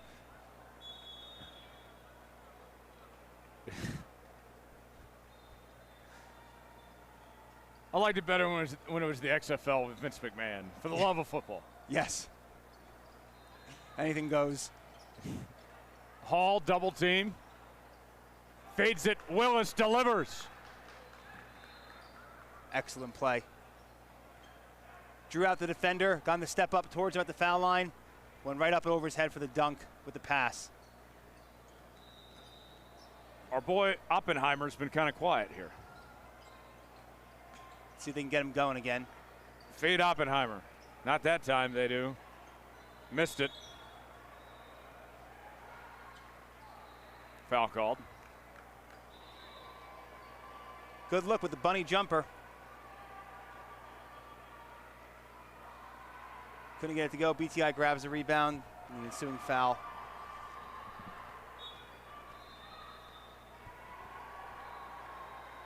Six minutes to go. Looks like we moved on to potentially running clock for the rest of the game.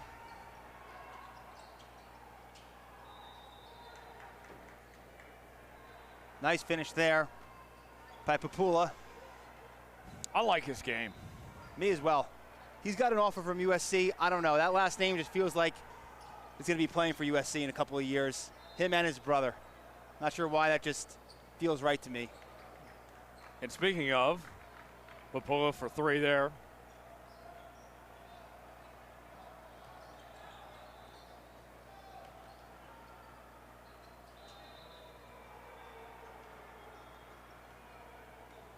there's a turnover. And a good finish by Neal. Cuts it back to 16. Quick 5-0 run. Papula at USC potentially. Wow. Eric Musselman, their head coach, he's got a good track record. I liked what he did at Arkansas. Yes, at USC, a little bit of a down year this year. But they did recently move on from their coach, didn't they? Is Musselman new? Yes, he'll be going into his second season. Second season, that's right. In the Big Ten now. Yes. Doesn't really make much sense to me, but. Actually, I stand corrected. Musselman will be in his third season. Third season, okay. Yeah, still feels weird with the West Coast teams being the Big Ten, Big 12. The Big 12 feels like the island of misfit toys. Yes. But I think they're bringing back the Pac-12, aren't they? Yes, and there's a jumper by Hunter. They are, with Washington State and Oregon State as the anchor schools, and then a bunch of group of 6 schools joining them like Boise State. That one's good. That was a Boise deep State, Fresno State, others. So kind of Mountain West type teams Yes. coming to it. Gonzaga's joining them in basketball. Okay. That's good from Jackson Bradley. It's good to have the Pac-12 back. Some of these conferences, they're so big. There's 20 teams in them. If you look, top 4 or 5 teams are all undefeated or have 1 loss, at least maybe talking about more like football. Goes Coast to coast, that's good. third, fourth tiebreaker to figure out finishing positions. DeMarco Hunter. And now they're talking about getting rid of conference championship games in football. Like, well, how are we supposed to know the champion? I know. With the new playoff format, I say it kind of dilutes the meaning of the conference championship games. I think it was the Big Ten Conference Championship a couple years ago against Penn State. In Oregon, Ohio State won the national title and didn't even play in the Big Ten championship. Yes.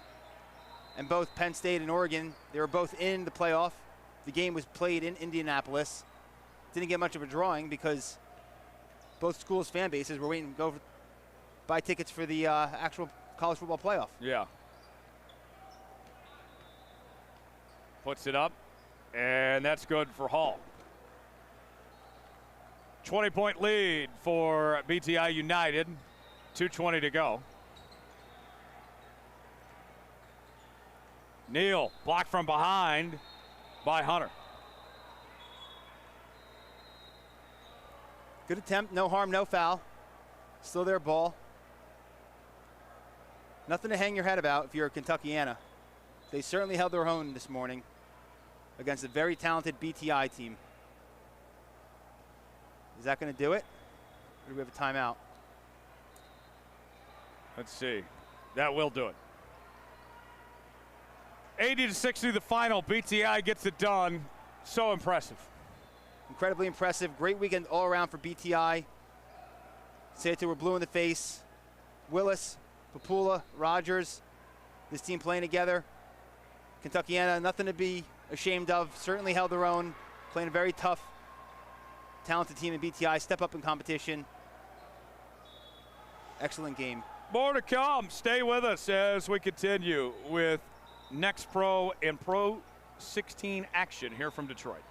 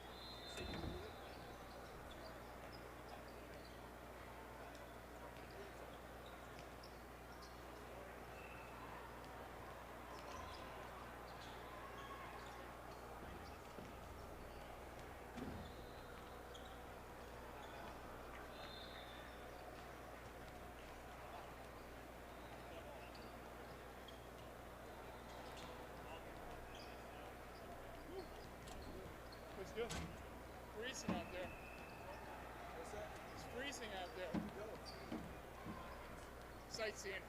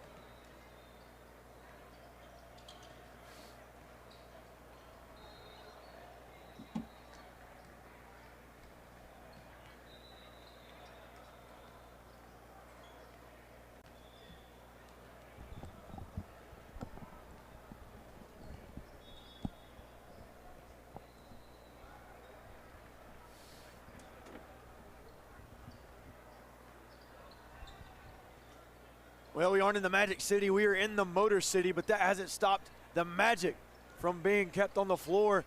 Let me tell you, we've had some phenomenal basketball today. I'm Hayden Coker alongside Mike Calandra here with Next Pro Hoops and PRO16 for this event in Detroit, Michigan. We've got a phenomenal game today here up between Team New England and Southern Ties. Super excited for this one. Southern Ties led by five-star Dawson Batee, who holds offers from Kentucky, Auburn, Texas, Nebraska, among other teams as well. And Team New England led by Theo Adema, the big 6'11", four-star, number 6 center in the nation, number 42 overall. And according to 24/7 Sports, His top teams are Syracuse, Auburn, Creighton, and Maryland. What are you most looking forward to today, Mike? I think you just named it right there. Batee coming in with a flash of brilliance. As you talked about, a very wide array of talent on that roster, a major supporting cast. But the question will remain, how can they take down Southern Ties, who is equally dominant in the paint? We've gotten to see, or I should say New England, new team New England, who we've gotten to see make some big impact plays throughout this tournament so far. So you're best assured that we're going to see quite a fun matchup when this thing is all said and done. Really excited for this one, as well as number 1, Jaden Hopkins of Southern Ties. He's played a really good brand of basketball so far this weekend, and he really impressed me yesterday with his ability to get to the rim and his perimeter shooting. I'm telling you, man, Jaden Hopkins is just one of those guys who, while he may not be the biggest guy on the court, he can certainly get out there and play ball with some of the biggest guys on the court. And that's the reason why he's got the attention of your Pokes, Oklahoma State, in the recruiting department. So you have to wonder if one more game for him in this matchup is going to solidify his chances at making a big-time NCAA impact at some point. 2 minutes remaining here until we get things started. Team New England, one of those teams who extremely feisty, had to grind out a win against Team Halley yesterday. Team Halley not having the greatest weekend, they didn't but have Team New England having a really nice weekend. I would say, yeah, I definitely agree with your assessment. Team Halley hasn't had the best of chances at winning these games, but you got to look at the bigger picture. They had a lot of key contributors in the fold, and I think that's what you're going to see as well from New England. It's going to be a tough battle for them here today, as we talked about before. The two-headed dragon of Batee and Jaden Hopkins are going to cause so much trouble for New England and preventing them from maybe getting an easy victory. So this should be a fun matchup to watch. You mentioned Team Halley. They actually played over there on, I believe that is court 3, I want to say. I would say a little bit earlier. 3 or 2, yeah.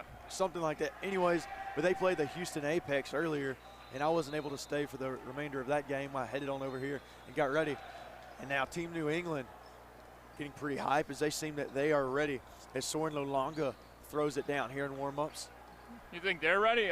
You think we're ready? I think they're ready. I'm ready. They look fired up for what should be a very intense battle for these next 16 minutes. Mike's ready, and so am I, as we are about to get things underway here between Southern Ties and Team New England, one of the most anticipated matchups of the weekend. I was talking to Keyshawn Joyner's grandmother over here a little bit earlier, and you know how grandmothers are, and mothers, it's always, watch out for my son, watch out for my son. Absolutely. In this case, you really need to watch out for Keyshawn Joyner, because Keyshawn Joyner is one of those guys who facilitates the floor in such a great manner. He can dish the ball around. He's got a nice pull-up mid-range jumper. So I'm telling you, Keyshawn Joyner, watch out for him today, as well as Anthony Vick, extremely versatile shooting guard and point guard as well. So I'm telling you, man, it's going to be one of the best games of today, if not one of the best games of the weekend, as it's highly anticipated. I'm going to take your word on it with Keyshawn Joyner. Be a lookout for him, and we'll see if he makes quite the impact in delivering his team a possible upset victory here. Here we go, jumping for Team New England is going to be number 30, Theo Adema, and jumping for Southern Ties, guess who? Dawson Batee. So Batee and Adema, two of the best athletes on the floor. We've seen plenty from Adema yesterday in the dunk department. We'll just have to see if that trend continues in this, what should be a very high-octane scoring affair. Here we go, Batee versus Adema to jump for Southern Ties and New England. As we get ready for the tip here. Little discussion on the court as we wait from Adema and Batee. And now the referees are getting together and talking a little bit. Drew Whitmire and Terrence Favors want this matchup to get going. The intensity and the anticipation just building up ever so considerably as we await for the tip-off to begin right here on court number 1. This is our second matchup of the day, calling this together. We couldn't have it any better.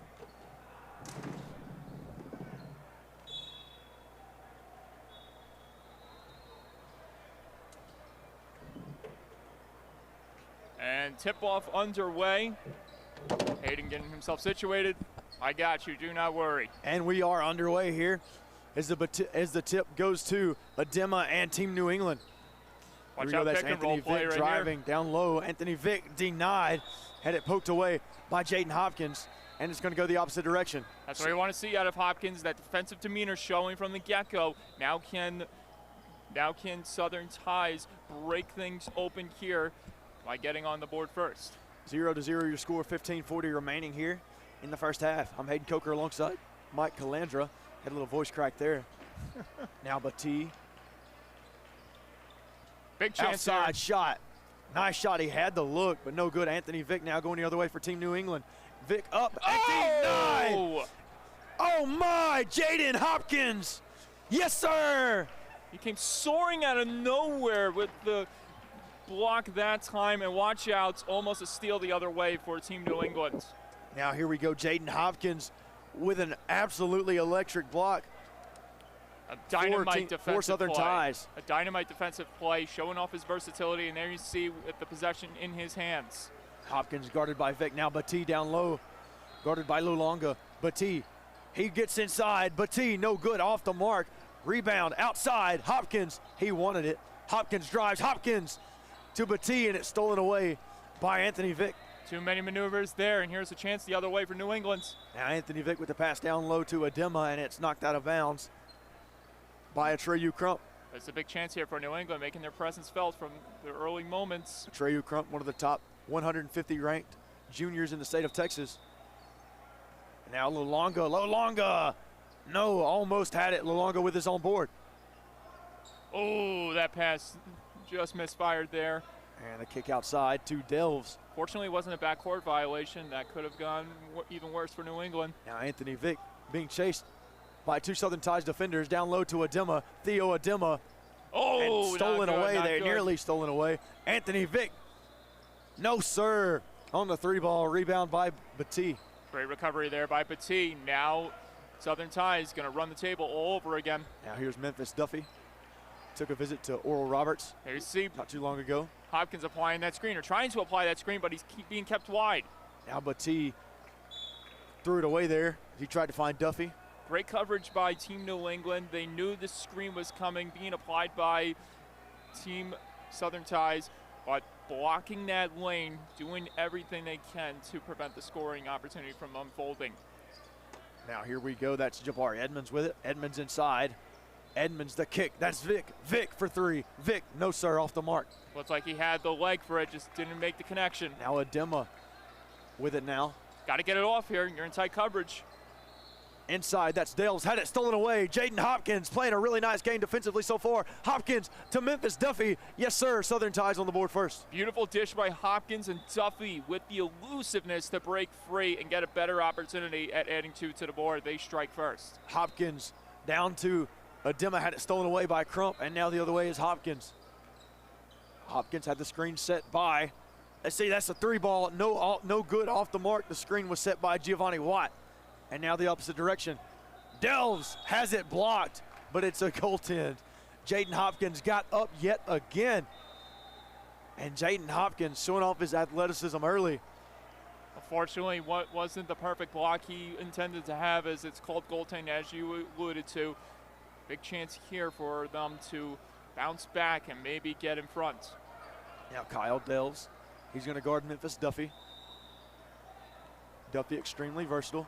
Duffy a state champ. Directing traffic out there. You know that championship prowess is coming into effect. Here's Hopkins. Hopkins with the screen by Crump. The kick outside. Memphis Duffy for three. Oh my, he puts it in. Nice shot by Duffy. Very easy three-pointer right there for Duffy. Now it's a chance for New England to try to bounce back. Now here we go. Got the screen applied for, just wasn't good enough. Down low. And the shot no good, off the mark. Stolen the other way by Batee. Here's Batee for Southern Ties. Memphis Duffy back down low to Batee as he's double teamed. The kick outside. Watt for three. Watt bottoms it. Gorgeous connection that time. Three-pointer again for Southern Ties. That's back-to-back. Now Lulonga He finds his man, Nate Blindman, downside. Back to Lolonga. Lolonga had it stolen away. Crump with it. And to Watt. Back here. Now Memphis Duffy the other way. Hopkins on the outside. Hopkins wanted it.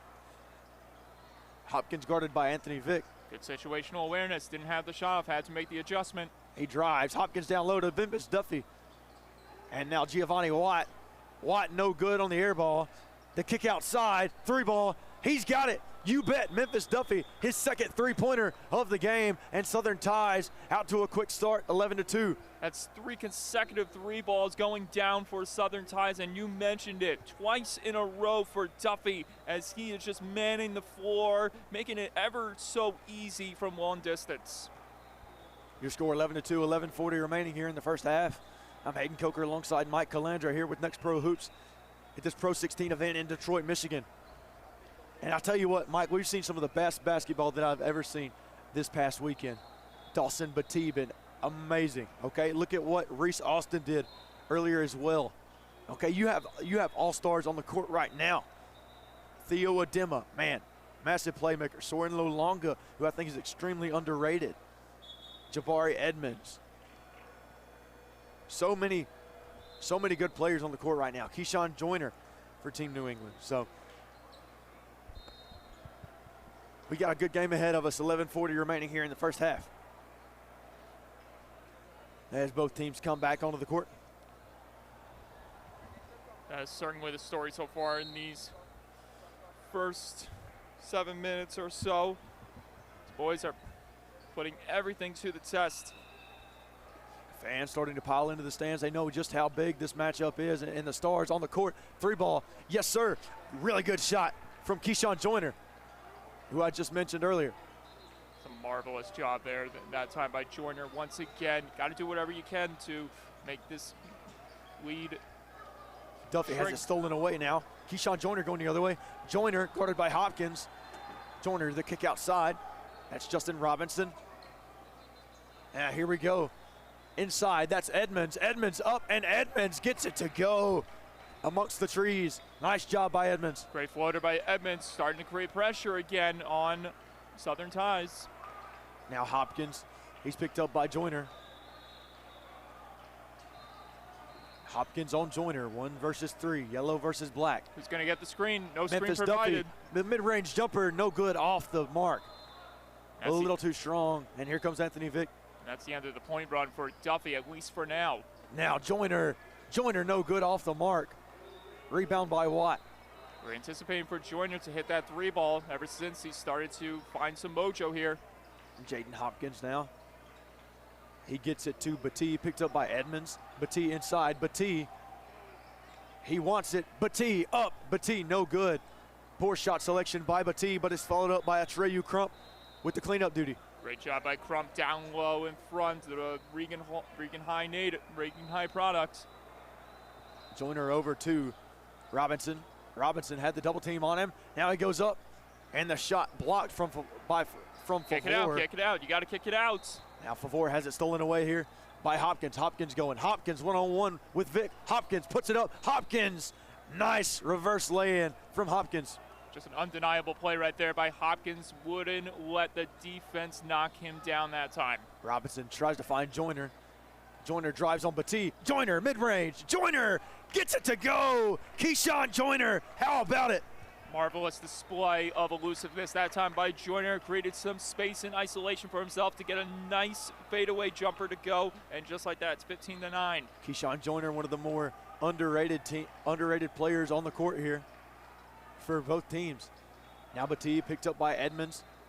Batee, the pass to Crump, stolen away now. And Robinson with it now for Team New England. Robinson drives. Robinson goes up. Robinson fouled and one. Nice job by Robinson. Went all the way with that pick and point that time. Beautiful interception from the other end before driving in with a head full of steam and grabbing 2 points on the board, possibly making this a 3-point play to cut the deficit back down to 3. Yeah, Robinson, a nice job of making men miss down here as well on the opposite side of the court. And then showed his explosiveness as he got to the rim. And a chance for 3 is good. Robinson adds 3.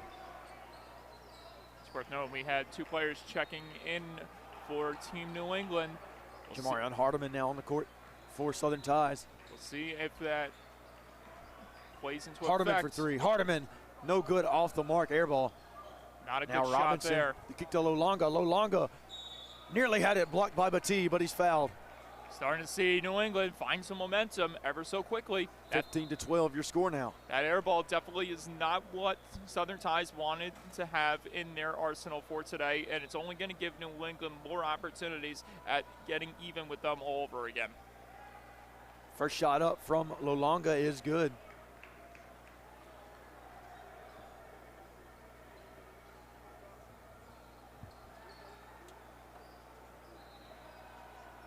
Second shot from Lolonga is good. So 2 up, 2 down for Lolonga. As now Team New England goes with the full court zone press. As they find Hopkins with the pass to Duffy, just a little too high. And Hopkins says, my bad, that's my fault. Out of bounds, it'll go towards Team New England. New England still finding ways, getting lucky at these unfortunate bad breaks for Southern Ties. Big opportunity for them to take over for the first time today. Dane Brown on the court here for Team New England, trying to find Joyner, and they get it into Joyner. Joyner running the court here. They've got numbers. Joyner with the mid-range. Joyner, yes sir! Nice shot by Joyner. Beautiful connection by Joyner, able to break free, extract himself from the defense, get an open lane, and fire it home. Now Joyner feeling himself now. As Southern Ties try to break the press, they do. Outside shot by Watt. He wanted it. He drives. The kick. Hopkins. Back to Batee. Batee utilizes a baseline. And I think we're getting a timeout potentially. Substitution maybe? We know we're getting a conference right in front of the scores table. That is for sure. a little more conversation coming. Hopkins trying to plead his case.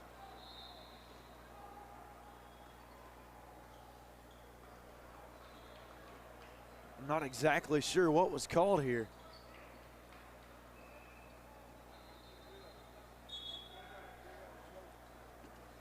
Now both teams huddled up and coming back onto the court here. This impromptu timeout, though, it's you want. I think both teams would have loved to have that either way. Get the troops settled in, settled down. You know that for Southern Ties, the pressures is on them now as their momentum seemingly subsided due to New England's rampant scoring pace. All right, here we go. Joyner will take it off the inbound as Team New England has it. He'll hand it off to Lolonga. The kick to Adema. Robinson now with it. Brown wanted it from three. Brown drives. Robinson inside. Robinson, yes sir, he's got it. Nice floater from Robinson. Displaying that ingenuity right there. Robinson elevating for two. And a turnover that time. It goes off the leg of Jaden Hopkins as he tried to get it across midcourt. 7:38 remaining here in the first half. 17-16 your score. Southern Ties currently leads. Southern Ties putting up a good fight right here, and feels like they expected things to go a lot differently with how their roster is, with all of that talent in their arsenal. But Team New England keeping things fairly close. Robinson, the handoff to Lolonga. Now to Adema. Same little formation and rotation from last time. Outside Joyner, baseline, Joyner, Joyner, Joyner! Yes, sir! Joyner goes under the basket and gets it to go. Marvelous job on the reverse layup that time by Joyner. Now here we go. This is Jamarian Hardiman trying to get to work. 11-on-11 crime. And a kick, here. Batee, NBA range, no good, off the mark. Rebound though. Got to settle it Aiden down. Cooper Kelly. There you go, there you go. That's Hopkins, he wanted the three. Has it poked away, but Batee has it stripped away. Now Team New England with it. Lolonga, Lolonga! Wanted to slam it down, but he lays it in. He wanted to slam it down, that is for sure, but Hopkins was coming in just mere inches from smacking that ball out of his hands and causing a huge block to happen. Team New England now leads 22-17 over Southern Ties. 6 minutes, 42 seconds remaining here as fans starting to gather into the stands. And soon you're probably going to have the court surrounded by fans. And that's what we saw yesterday. Oh, absolutely. And it seems like history is starting to repeat itself. I believe it was our second game where we saw Reese Alston hit the buzzer beater. And here we are, game number 2 of our broadcasting slate for today. So who knows what's going to happen by the time this one is all said and done, Hayden. Absolutely.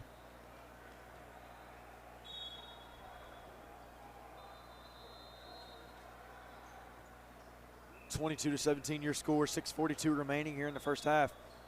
And the one thing that may prevent fans from gathering around the court is the fact that it's Sunday, and a bunch of these teams have, a bunch of the fans anyways, have gone home.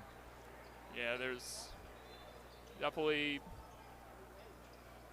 obvious that there was going to be a smaller capacity crowd here today because of the weekend festivities coming to a close, but fear not, there's still a lot of buzz in this facility, that is for sure. Nice defense there from Joyner as Hopkins gets it across the court, and it looked like Hopkins traveled, stolen away there. Nice defense. Joyner finds Adema. Oh! Adema throws it down. Unbelievable setup by Joyner. Adema with a brilliant finish. Team New England giving Southern Ties all they can handle and more right now as that one's mishandled, and Team New England coming to life. And it all started with that play by Hopkins, as you alluded to, might have been a break from a traveling call, but he lost the ball in the process, descending to the floor. That led to the giveaway, and boom, before you knew it, Joyner. Now Hopkins steals it from Joyner. Hopkins puts it in. Nice defense by Hopkins. Try to answer back with a slam of his own, just lost it on the tip there. Now Robinson going to work. Robinson, no good. Adema puts it back in. Nice job by Adema. Beautiful rebound volley by Adema. Now here we go. We've got some pace to this game here. We certainly Cooper Kelly do. with it. The double team stolen away by Team New England, but he steps out of bounds, so it will remain with Southern Ties. He definitely did right there. And for Southern Ties, this is the break for them. They change things up, back out on the floor, some familiar faces that can definitely change the pace with how things are right now. Hopkins the inbound. Got to Memphis Duffy. You got Memphis Duffy out there. Got back down from Batee. Batee going to work. Hopkins in motion. Defense really good on Batee so far by Lulonga. And they're going to call a charge on Batee. Nice job by Lulonga. And his defense is outstanding so far. Haven't seen much offensively from Lulonga, but he's going to work defensively on top of Batee. And that's going to be a big key factor for the rest of this half. Southern Ties has to make some big stops here. New England is providing both sides of the floor in big ways. Now Kyle Delves back to Lulonga. Back to Delves. Deep three. Delves off the mark. Rebound to Treyu Crump. And here comes Duffy for Southern Ties. Duffy picked up by Joyner. Nearly stolen away. Duffy inside. He drives. Nothing doing. He finds Batee. Batee, jump step. Crump nearly gets it to go. He gets his own board. And the kick out. That's Batee with it. Batee inside. Batee up. No good. Now watch out. The rebound going the other way. Here's Lulonga. Lulonga. Yes, sir. He jams it home, 28-19. Just when you thought Batee was going to put a Houdini act on the three-man coverage, instead it goes the other way with a beautiful finish done, and it's 28-19 now. Hopkins had it poked away. Now back out to Giovanni Watt. He has it poked away, but they're going to call a foul on Lulonga. This defense that New England is providing is so relentless, causing Southern Ties to make some crucial errors and preventing them to get points on the board. And I think this is the last thing Southern Ties expected this matchup to go. Down by 11. And Duffy the inbound here to Hopkins. Robinson picks him up. Hopkins surveying. Hopkins inside. Nothing doing. Memphis Duffy. No good off the back of the iron. and out of bounds on Southern Ties. He climbed the ladder there, just couldn't get the finish to go. Great coverage being presented in the paint down low by Team New England, as always. Team New England looking to extend their lead as they now lead by double digits, single digits, 28-19. The inside. Watch out! Vic, the nice pass outside to Lolonga. Vic for three. Vic, no good, off the mark. Giovanni Watt with the rebound. Now heading the opposite direction. Memphis Duffy. Memphis Duffy back to Watt. Watt goes inside. Watt picked up by Adema. Here's Duffy back to Batee. Pace starting to pick up just a tad. Back to Batee inside. Batee goes up. Batee, strong finish by Dawson Batee. Hopefully that gives them some much needed energy. Potential three-point play coming up for Batee after numerous minutes of unscored baskets. Dawson Batee showing everybody there why he is a 5-star. As Batee goes to the free throw line. And the chance for three, good. Dawson Batee connects.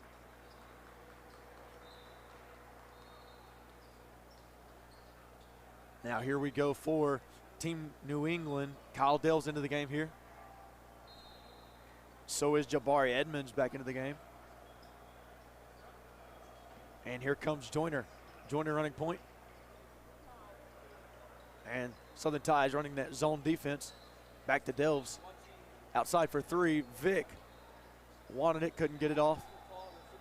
Here's Joyner. Trying to find something inside. Back out to Delves. The kick over, Vic, Anthony Vic. Boom! Ooh. Nice shot by Anthony Vic. And he extends the lead. You just had a feeling he was going to hit one of those three balls at some point in this half. He's been getting a lot of looks, just wasn't able to connect until there. 31-22 your score. Hopkins with it. Hopkins penetrates. Hopkins elevates, and he's fouled. Foul called on Edmonds. And that's what you got to do if you're Southern Ties. Just put bodies in the paint. Don't have to take these risks for three balls. There's still a lot of clock left in this half, and you still have 16 more minutes to go afterwards. Fans now piling into the stands now. They're anticipating what could be a very frantic finish. Jaden Hopkins, first free throw up and good. Hopkins very efficient on the offensive end so far. Second shot from Hopkins up and no good, off the mark. Rebound by Adema going the other way. Here's Vic. Vic for three. Long range. No good, off the mark. Too strong. Now Hopkins with the rebound. He tested them, that is for sure. Now scrambling. It looks like that goes out on Hopkins. Nice defense by Theo Adema.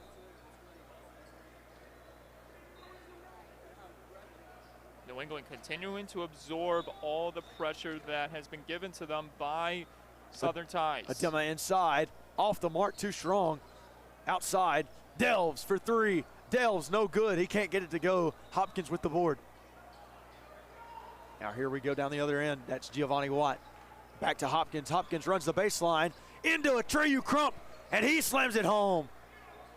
Made that look very easy. A great distribution down low in the paint by Hopkins.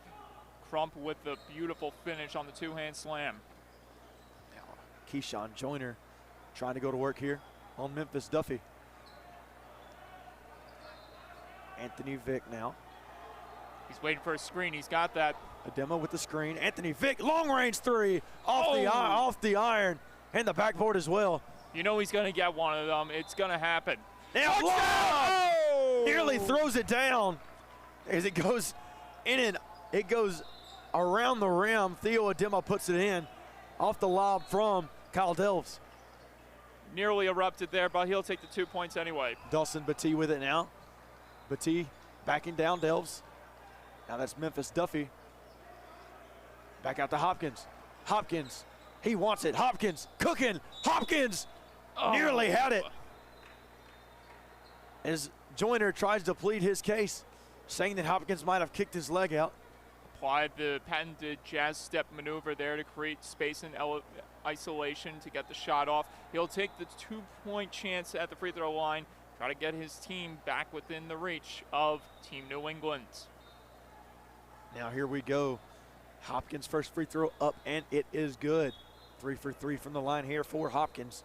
1 minute, 15 seconds remaining here in the first half. 33-25 lead for Team New England. I'm Hayden Coker alongside Mike Calandra with the call here with Next Pro Hoops. Got two PRO16 teams going at it. And 3 for 4 from the free throw line here from Hopkins. Now Dale's the other way. Dale's picked up by Hopkins. Back out to Anthony Vick. And Crump comes with the double team. Edmonds to Delves. Delves for 3. Delves can't get it to go. Rebound by Crump. Now Memphis Duffy has it, and the kick to Hopkins going the other way. He's getting a lot of strong looks, just hasn't able to connect where he wants to. Hopkins dancing around, finds Batee. Batee backing his man down. Strong defense by Edmonds. The kick to Hopkins. Hopkins, Memphis Duffy. Oh my! Duffy erupts from 3.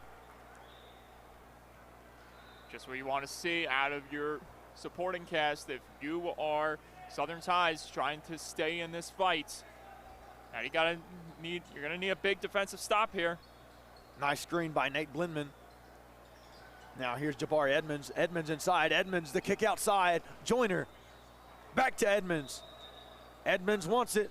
Joyner 3. Joyner no good off the mark, and that'll be a shot clock violation. Didn't hear the buzzer go off, but you did see the clear evidence of time running out on that shot opportunity that time. Yeah, you could see Joyner tried to get it off a little bit sooner. And now going the other way, 40 seconds remaining here. 2 seconds remaining, 1 second remaining. Hopkins! Hopkins! Oh! Beats the buzzer! Jaden Hopkins beats the buzzer for Southern Ties. Your score 33-28 now as Southern Ties ends the half on a 6-0 run. Nice job by Jaden Hopkins to get down the floor in a quick manner to beat the buzzer. Tremendous job by Hopkins. There you see them make a scoreboard adjustments. As the point did count before the buzzer sounded, as Hopkins did get the ball out of the hands before the clock struck 0. And we got ourselves an insane 16 minutes on our hands, Hayden. 33-31 now your score. 16 minutes on the clock here for the second half as we are idle right now for halftime.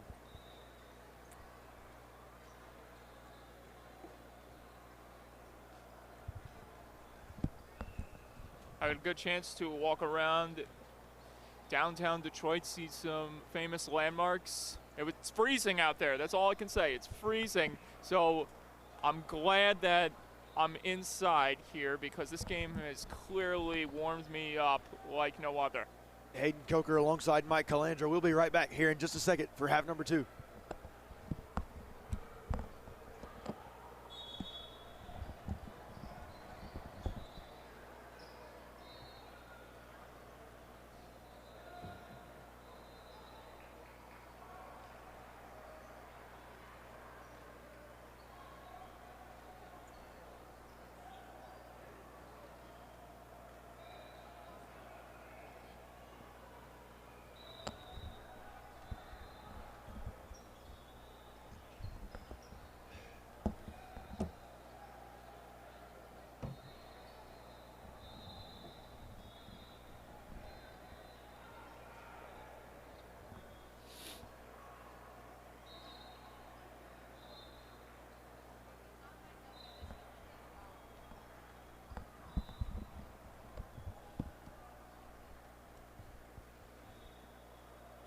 And here we go, about to kick off the second half. I'm Hayden Coker alongside Mike Calandra.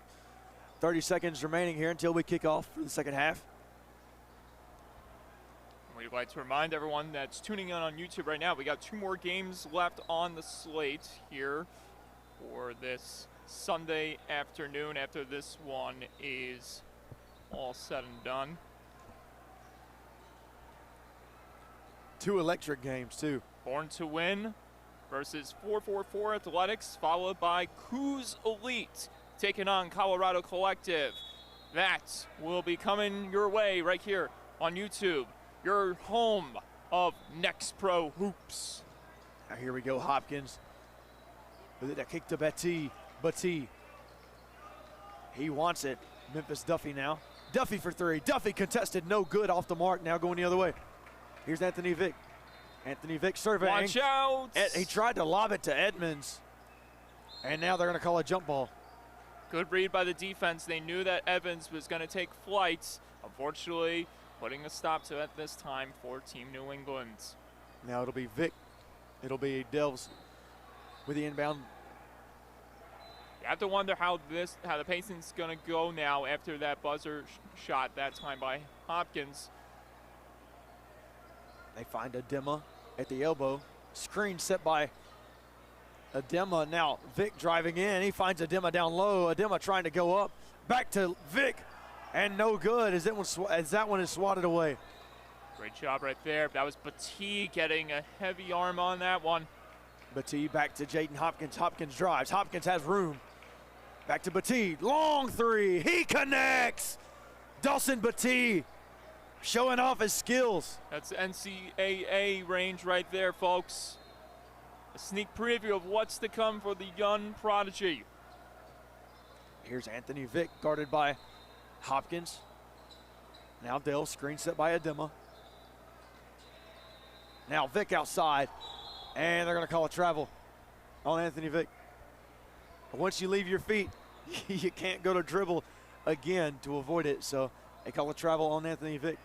That's the plain hard truth right there, Hayden. Now we'll see what New England can do to put a stop to this hard-charging onslaught being provided by Southern Tides. Duffy across court. Batty for three. Batty! No good, off the mark. Rebound, Atreyu Crump.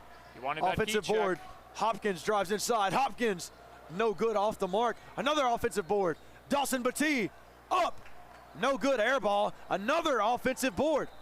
Giovanni Watt inside. Oh, no, Stolen watch away. out. And the other way, Kyle Delves. Delves slams it home for Team New England. And now a double-digit lead here for Team New England, 35-24. Crucial mistake right there. Batty now. Batty going to work on Adema. Now back to Hopkins, guarded by Delves. Hopkins drives. Hopkins inside. Hopkins gets it to go. Nice move by Hopkins, and one.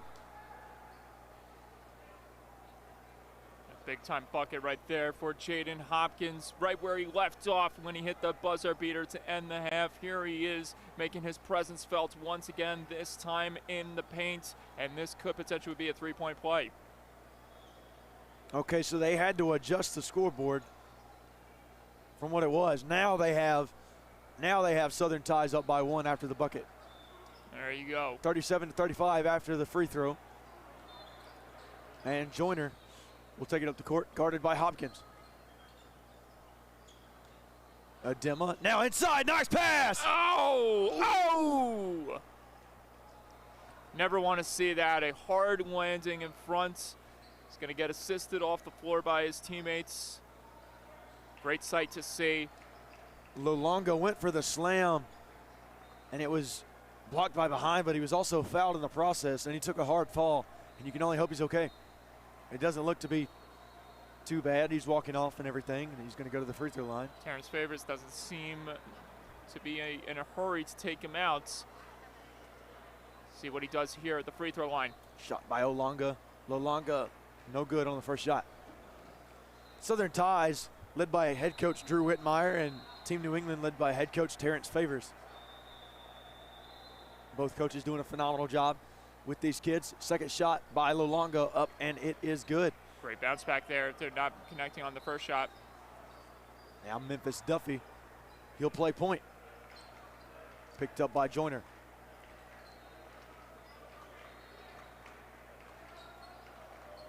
Now Joyner, it looked like a little ankle breaker, but I think he just stepped on his foot. And Hopkins from outside. Hopkins no good, off the mark. Rebound Lolonga. Now Hopkins with the steal. Hopkins for three. Hopkins no good. Now the other way, Hopkins played some really nice defense as he tries to catch Keyshawn Joyner, and he's called for the foul. Yeah, saw a lot of fire intensity coming from Hopkins, and you know he wanted that steal and three that time couldn't connect with it. Raced back, made contact, took the foul. Watch out again. Now Hopkins playing really good defense again as he knocks it out of bounds. Hopkins guarding Joyner as Robinson inbounds. He's doing everything in his power to make sure his team stays on top, or at least gets back on top after how the first half ended. Let's see a little stoppage of play, trying to get everybody on the court. Substitutions and whatnot as Robinson will now take it across court.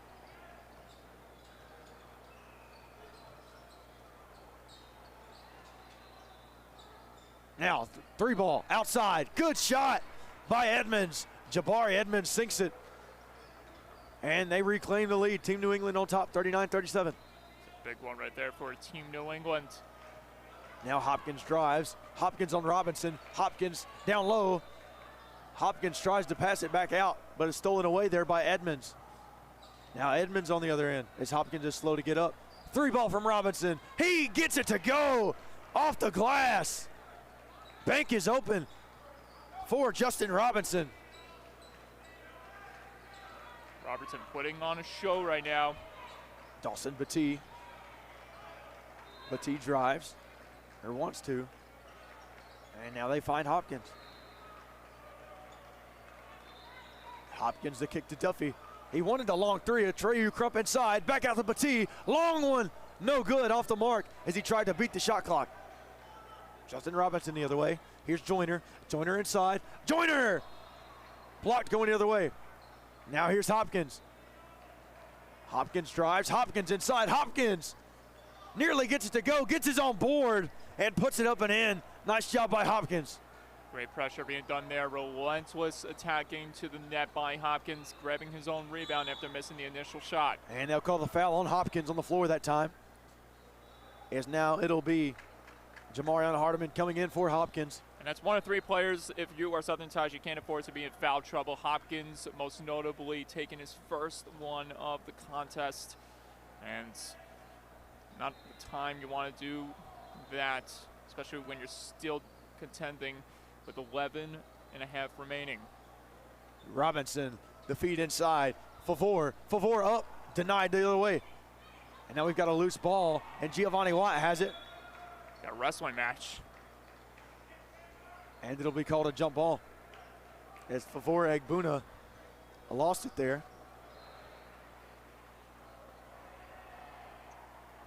And it'll be Southern Ties ball. And Giovanni Watt. You know, Drew Whitmire, he is watching on and looking pretty happy with the way his team is performing right now. Staying in the fight, getting really big chances here. Batee on the block. Batee wants it. Batee goes up. Batee, no good, too strong. And he forced that one. Now good defense here from Southern Ties as Favor Egbuna has it. And they will call a foul. So it'll be New England's ball.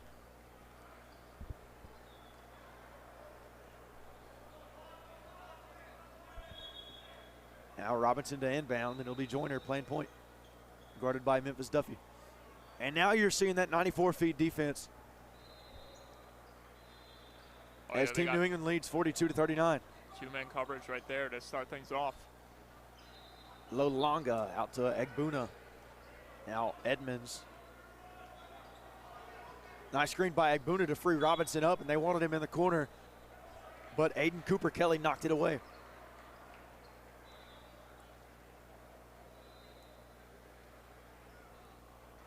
Here we go. Here's Robinson on the inbound. He finds Joyner. Joyner picked up by Hardiman. Joyner drives. Joyner has a lane.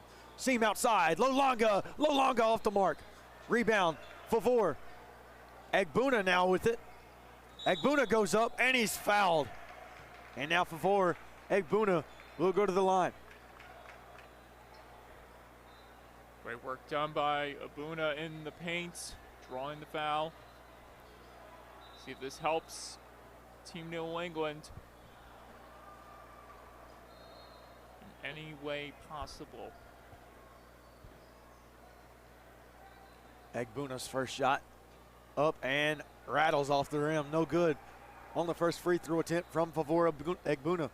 Not the intended shot for Egbuna that time. get another go at it. Second shot from Egbuna, no good, off the mark. Rebound the other way. Memphis Duffy. Rare occurrence right there for New England's free throws. Now here comes Duffy. The screen by Crump. Duffy trying to make a little magic happen. As Watt with it now. Oh, has no. It go off his foot. And stolen back by Watt. Outside three. Duffy. Yes, sir. Nice shot by Memphis Duffy. Level again. Now here comes Edmonds on the other end. Edmonds, turnaround Jay, no good. And it'll go the opposite direction. Here's Jamarion Hardiman. You know they're going to be looking for Duffy. He's the man with the hot hand right now. Be aware for 13. There Hardiman, he is. the kick. Duffy. Duffy. Duffy! Oh! Boom goes the dynamite for Memphis Duffy. Now the other way, Keyshawn Joyner. That's great situational awareness, but also marvelous positioning by Duffy, finding space to be isolated and get that shot off. Robinson, screened by Egbuna. Now the double team. Nice defense. Did I speak too soon? No. Off the mark by Edmonds. Watch out. Oh, and the other way. Here's Duffy. Duffy. Duffy gets it to go. And now Southern Ties responding. That's 7 unanswered, or no, it's 8 unanswered points right there for Duffy. And just like that, Southern Ties back on top. Egbuna up. Egbuna fouled. And he will go to the free throw line. 9:01 remaining here. As Egbuna will go to the free throw line. Egbuna missed the first 2 free throws in his first appearance at the free throw line. And that unfortunately kick-started that run that Duffy just went on with those unanswered points, and that ugly trend continues at the free throw line for Egbuna. Now 47-42, Southern Ties leads. Team New England now trying to battle back into the lead. And this is just going to make things even worse for New England if they don't make these free throws, because look who's back out on the floor. Jaden Hopkins. And Batee. 47-42 your score. Second free throw from Egbuna. It is up and it is no good. 0 for 4 from the charity stripe for Egbuna, but he gets his own board. Now outside, that's Edmonds. Edmonds wants to drive. Edmonds for 2, no good. Rebound Egbuna. No good on that one. And Egbuna is fouled yet again. That's what you got to do at best points. If you can't make those baskets at the line, just put your body in harm's way, because you never know. You may draw a foul in the process and get even a better opportunity. Now Egbuna going to the free throw line for the 3rd time today. 0 for 4 so far. And the streak continues. 0 for 5 now from the free throw line for Egbuna.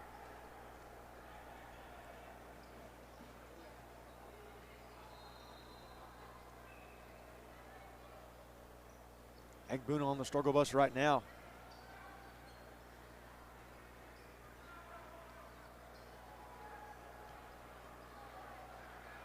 Now here we go. Second shot from Egbuna. There he goes as he ends the streak. 1 for 6 from Favor Egbuna from the free throw line.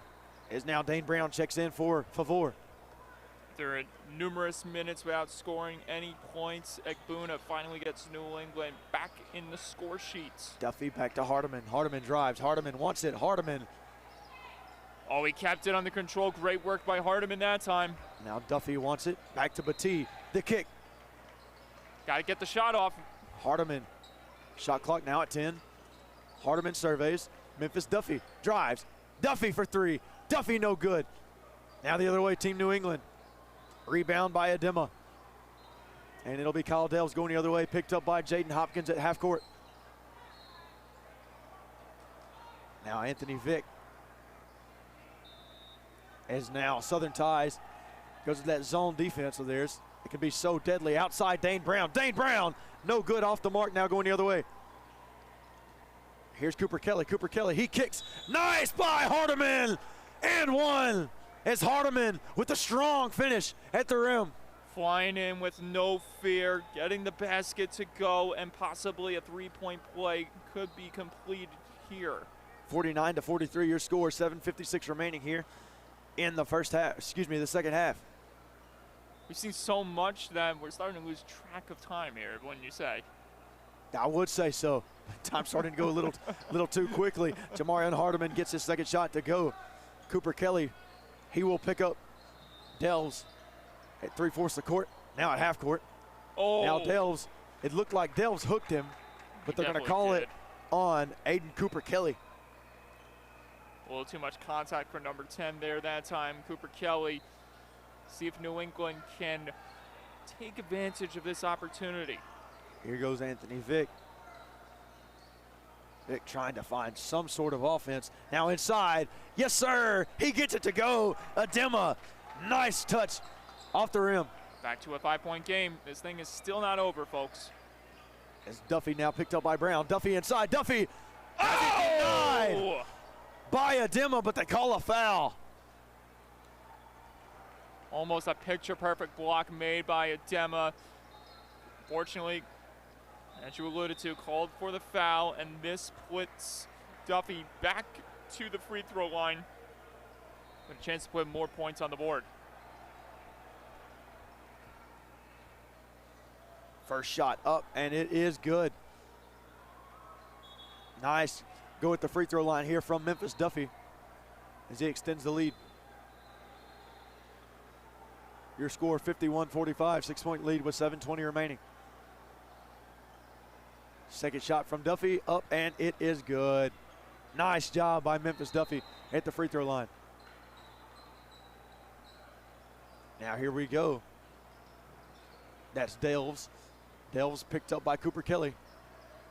Nothing doing so far for Delves. Now the kick inside. Edmonds. Edmonds goes up. Edmonds. Finish. No. Adema. Strong at the rim as he slams it home. Adema using every right in his power to try to make sure New England stays in the fight. Cooper Kelly now to Duffy. Strong defense here from Team New England. Outside. Batee picked up by Adema. Batee with it. Batee, step back, no. And the shot, no good, off the mark by Hardiman. He forced it there. It had to get it off. Here, if you're New England, this has to be the moment. Lolonga with the pass. Corner three. No good. Oh! He gets it to go. Anthony Vick. Back and forth we go. 52-50 your score. A little bit of an extra kiss from the rim that time to help out for a big three-pointer. Cuts the deficit back down to 2. Atreyu Crump into the game for Southern Ties, and Keyshawn Joyner into the game for Team New England. As Jaden Hopkins will bring it down, guarded by Joyner. Hopkins inside. Now Batee. Batee not having the best game, offensively anyways. Inside, denied by Adema. And it's going to go to Southern Ties. And Anthony Vick points to his coach and twirls his finger, but I don't think that's gonna do anything. No, not at all. And inbound to Atreyu Crump. Now outside, Hopkins. He wanted it. Now the double team. Hopkins inside. Oh, he tried to go Skywalker there. And he's going to go the other way now. Team New England will have the ball after the turnover. Similar to what we saw in the game beforehand with Treyman Elites, one of their top guys, Jomar Bernard. He struggled from the field. Same thing happening, like you alluded to, with Batee of Southern Ties. Anthony Vick picked up by Cooper Kelly, and a whistle on the floor.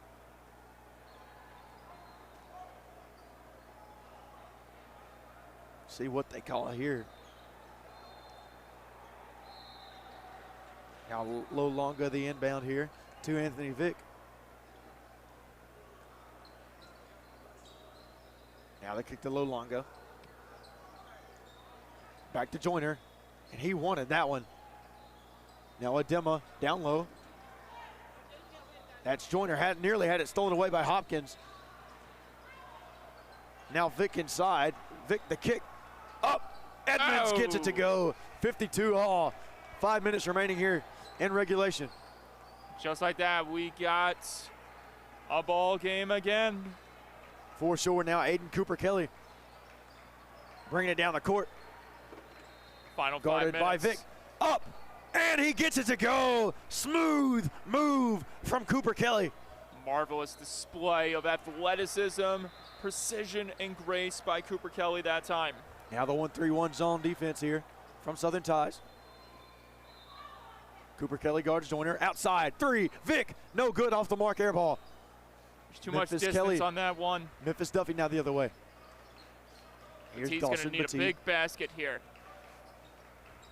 Now Duffy inside. Duffy, the kick outside. Stolen away by Joyner. Nice hands Great from Keyshawn Joyner. situational awareness by Joyner. Now, here's Lolonga on the other end. Lolonga, nice mid-range jumper, can't get it to go. Oh! And Joyner, Oh, he that's hit hard Edmonds, on I the think, who floor. hit the deck. And that one didn't feel good. You can hear the thud from here. That is not a good situation for sure. It might take Edmonds a minute to get up from that one. You hate to see that kind of stuff happen, man. Absolutely hate it.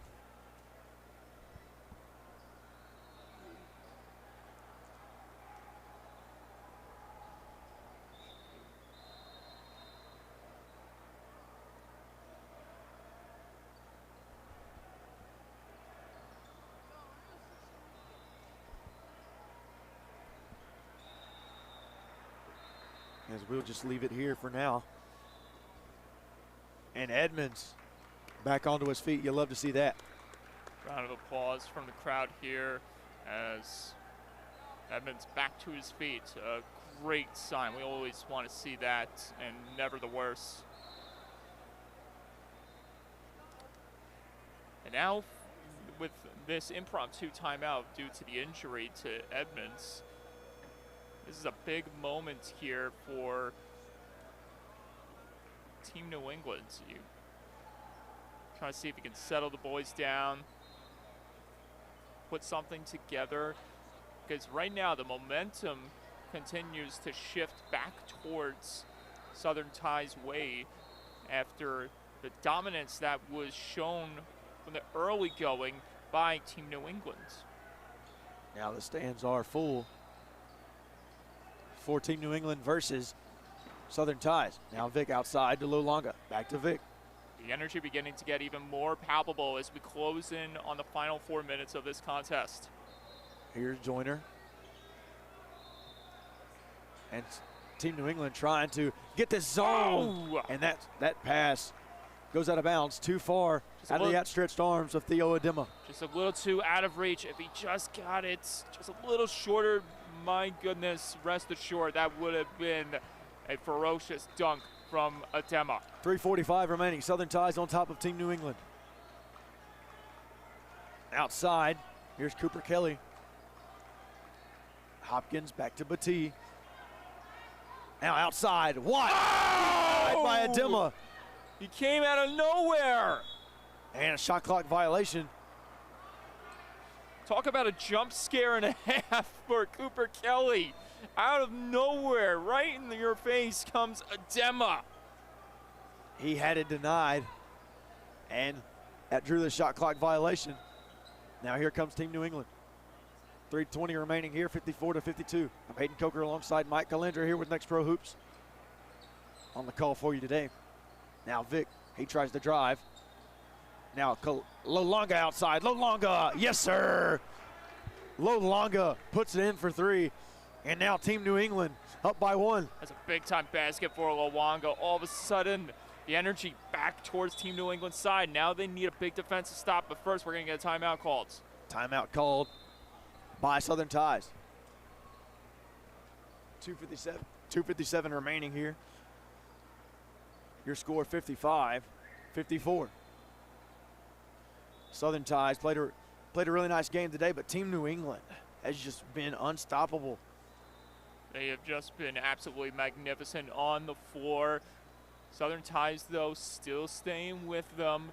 All they had to do was correct some mistakes, stay out of foul trouble, and play to their fullest strengths. And we've seen some key contributors, most notably Memphis Duffy, who has collected an abundance of points. But I think the big story, as you alluded to before, Not a lot of noise being shown from Dawson Batee here today.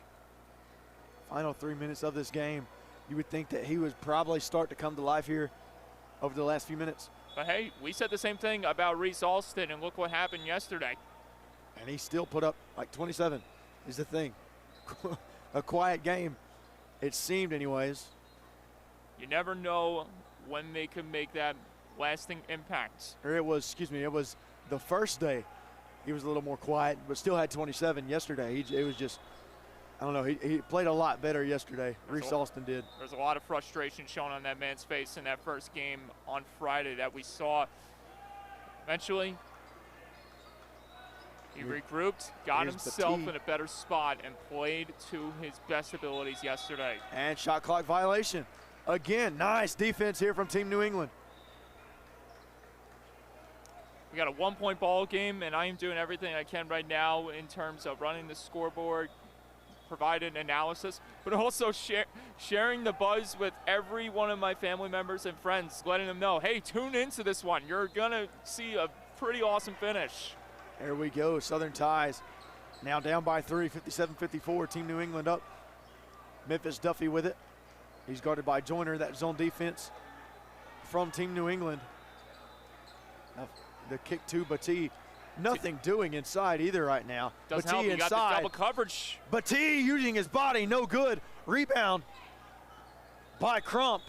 And he steps on the line. It'll be Team New England's ball. 2 minutes remaining, 57-54 your score. You gotta love the relentless defensive coverage being provided by Team New England, applying that double pressure against Batee, and by no surprise, he's a lethal player. You don't want to have strike in these important moments. Now Joyner guarded by Hopkins. Joyner, the kick inside. That's Blindman. Now here we go. Vic to Adema. Adema! Adema! Adema! Oh! Yes, sir! Adema throws it down. Big now here we go. Hopkins. They kick to Duffy. Batee. Hopkins inside. Hopkins denied, but he's fouled. 59-54 your score now. Team New England getting a stranglehold of this game. 1 minute, 22 seconds remaining. You're definitely right on that, but we can't outright write anyone off just yet. Anything could change here if Hopkins doesn't make these shots. There we go. That's Hopkins. First free throw up, and it is good.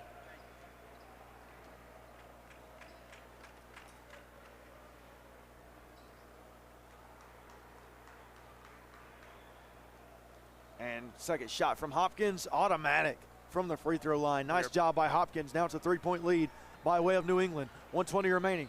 We are back to a 3-point ball game all over again. Now Joyner. Joyner with the kick down low. Nice! Oh! Has it denied. Nice defense from Giovanni Watt. Lalonga nearly threw it down. Major block in the paint there. And timeout now by Team Southern Ties. 59-56.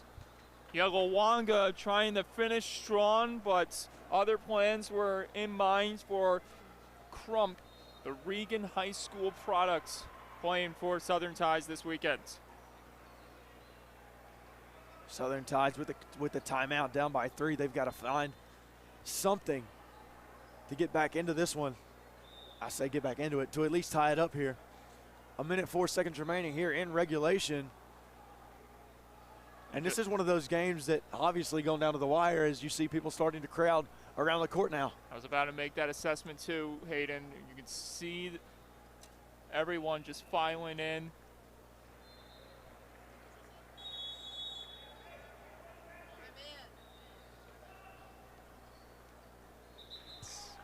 Here we go, as we've just been gifted with some passes. It's Caroline Lutz coming in the clutch here for us. We finally have our own official credentials. I feel very important right now. This means that we're important, right? Yeah, yeah. I'll add that to my collection of media credentials I have. Here we go, 1 minute, 4 seconds remaining here. Southern Ties, Team New England.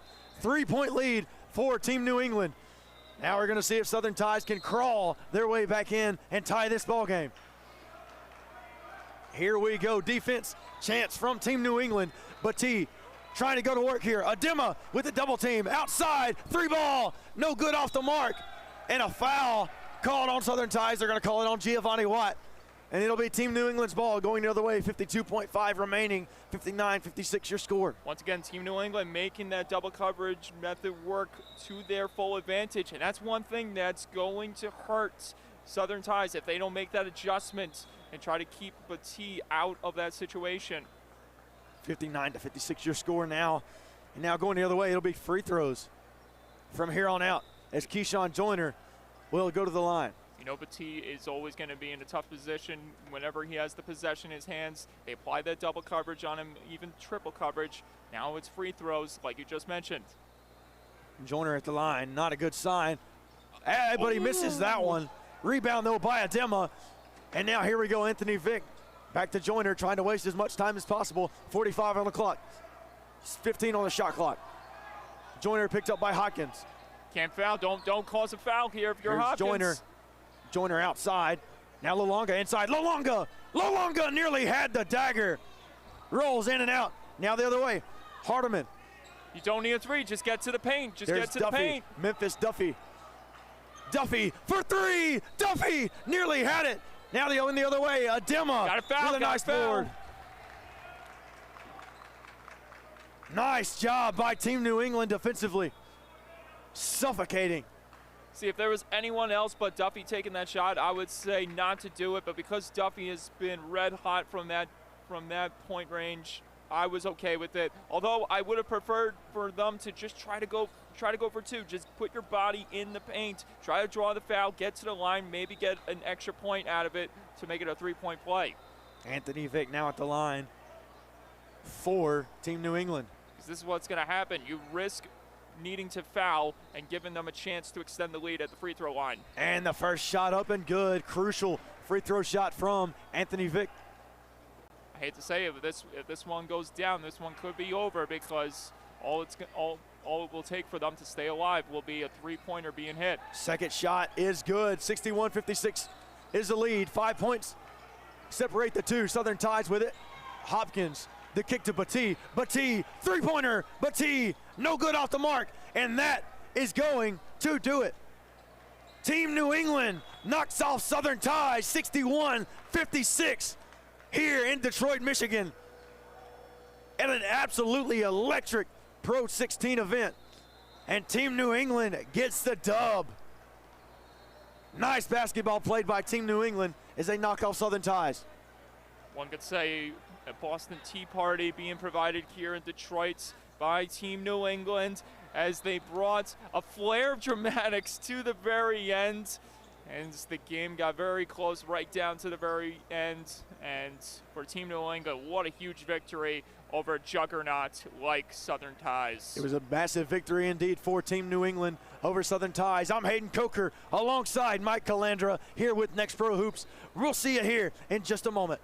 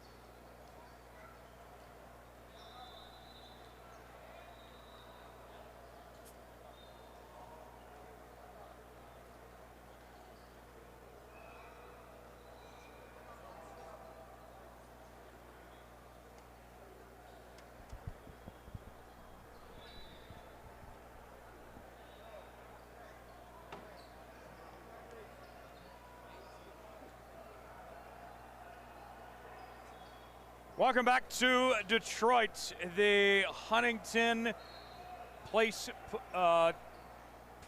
Conference Center here in Detroit, Michigan. Tyler Jones here with you. So glad to have you with us. Joined alongside John Cardesi as we have a matchup featuring 4-4-4 Athletics and Born to Win in our second to last game of the day. The last game with John and I. John, been a lot of fun. Let's see if we can go out on a high note. Absolutely, Tyler. It's been a great weekend. Our last game together this weekend. My voice is hanging on by a thread. My mental capacity is hanging on by a thread. Let's power through and finish the weekend strong. We got the chance to talk to Chris Williams, second-year head coach of 4-4-4 Athletics, and he's got a pretty impressive group. Yes, he does. Headlined by Omari Chowdhury, top 50 player in the country, was class of 2027, reclass of 2028.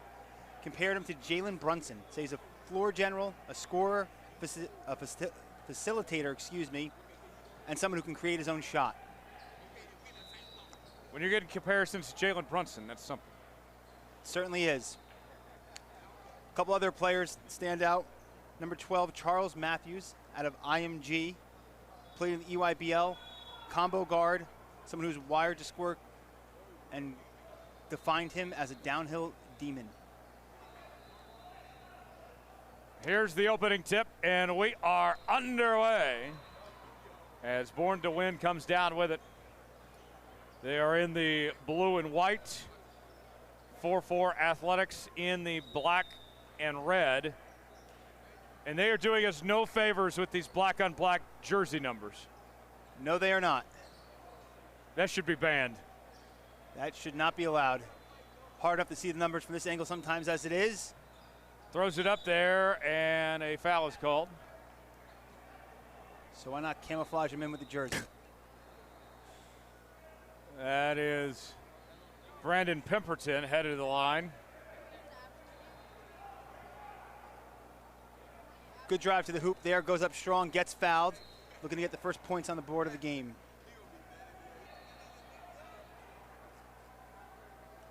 You might as well call this team the Fighting John Cena's because you can't see them. First free throw good. Maybe they want to play as one, Tyler. Jersey numbers are irrelevant. If you thought jerseys with no last names was bad, this takes it to another level. There's the inbound. Little full court press from 4-4-4 early. Throws it up, and that is good. Nice fadeaway jumper. Eric Turrell with the make that time. Handled the press, got it down the court, hit a nice shot. Jumper, and that's good from deep three-point range. Romello Hill. Would you look at that, Tyler? The bank is open on Sundays. Talked about it earlier this morning. Comes true a couple hours later. Cash those checks.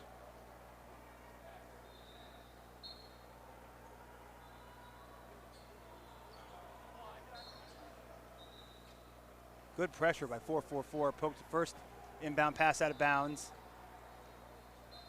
Little kick ball right there.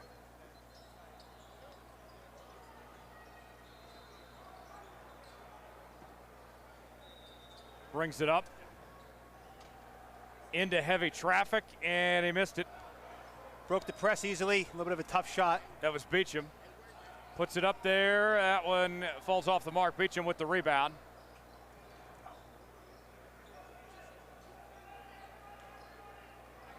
Going in, tried the slam, but Turner couldn't bring it down. Fight for the loose ball. 4-4-4 comes away with it. Pressure defense is on. Nice There's the play steal. there. Puts it up, and that one drops. Good Nice. basket by Turrell. Nice little running floater.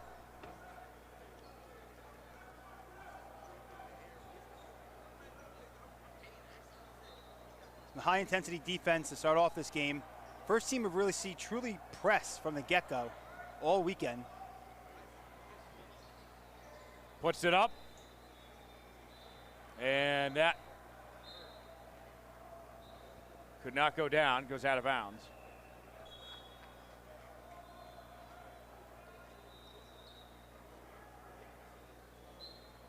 Born to Win has proven they can beat the press.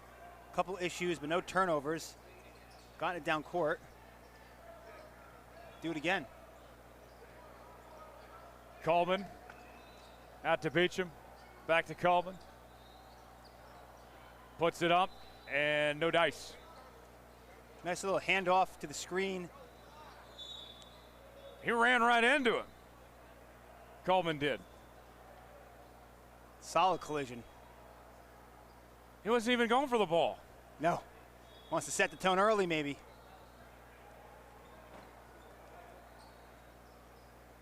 All right, then.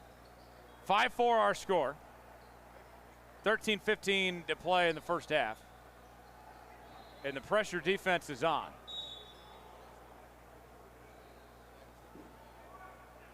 Tough foul to pick up right there. I think that's 2 quick ones in a row, if I'm not mistaken. On Dalen Coleman.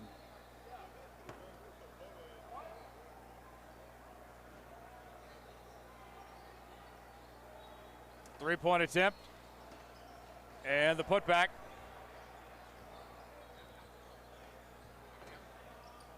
Born to Win just caught flat-footed there. Yeah. And a good finish on the other end for Born to Win. Turl was not flat-footed on that drive. Hill passes it inside. Finds a man, puts it up. No good from Langston. Going for the jump ball. They got out of it for now. And there's the jump. High energy, high intensity. Both teams. Really exciting start to the game.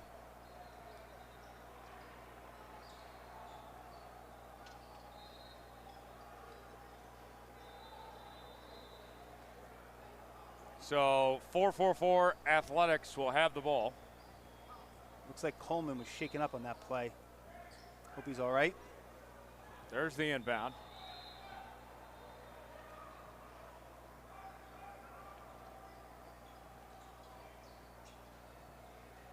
Saved it. Almost lost it there. Hill pumps once, goes inside. And he's falls down. Looked like he was tackled going through the hole there. Physical, very physical early. They are not getting away with anything. No. Nothing is easy. I gotta say, I like it, Tyler. Wow. Goodwin with it. Goodwin with the lay-in. Taken away. Just picked it off the backboard. Like a defensive back. That was quite the play. Throws it up and draws the foul. That will send Matthews to the line.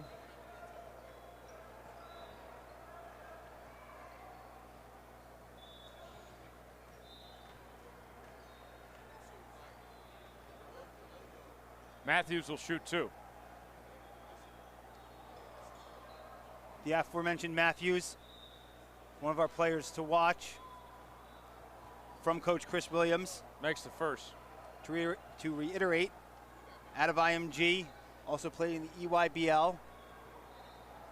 Described as a combo guard. He was wired to score, and he showed it there.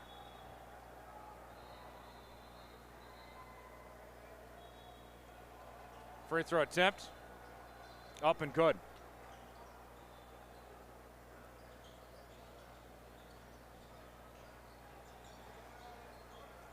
Here they go.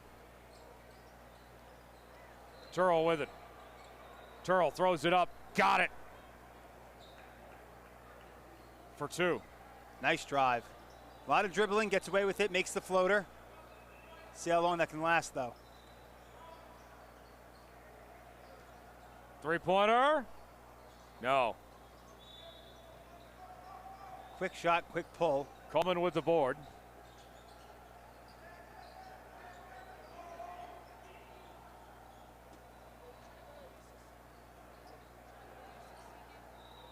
(9-8) start, 11:15 remaining in half number one.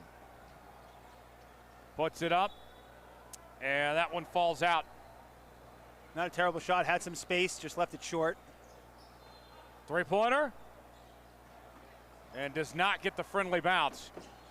Another opportunity, though. Deep three. In and out. Goes up with it and draws the foul. Hard foul there. Again, Born to Win just kind of standing around on the defensive glass. Gives 4-4-4 the easy offensive rebound. Goes back up with it, gets hacked. Steps to the line for two. 2 free throw attempts. First is good for Tabe. Coach described Tabe as a bruiser. Someone with soft touch, rim protector, good on the glass. Makes the second. Showed it there as he really wasn't affected and got fouled pretty hard going up on that.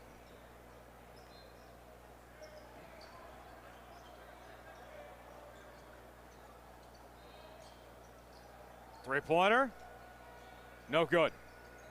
Another really deep three early in the shot clock. I know you hate that. I do. Really like to see teams move the ball. There's a nice dunk. Rim rattler. James Turner throws it down. To me, it's just why force your shot up, especially if it's contested. If you do, you better make it. Got a hand on it. And there's the finish at the rim for Shine. Great play there by 4-4-4. Good defense, leaves the easy offense. He was the only one on that side of the court for the lay-in. Turl misses and out of bounds. Another possession with no passes for Born to Win. One and done, comes up empty-handed. 4-4-4, now looking to build on their early 7-point lead. It's okay to pass the ball sometimes. In fact, it's encouraged. Yes.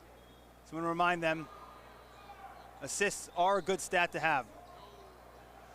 Spins, throws it up, missed. Got his own board, missed again. Third chance, no. Still alive, taken away. Three-pointer. Off the iron. If Born to Win doesn't fight for rebounding position on the defensive glass, I think it's going to be a long day for them. Follow your shot. Follow your shot, absolutely. Get in position. You don't have the height advantage. And if you're going to be just standing around staring at the ball, certainly not going to get the rebound that way. Goes in. Langston, how do you do? Uncontested to the rack. He'll take that every time.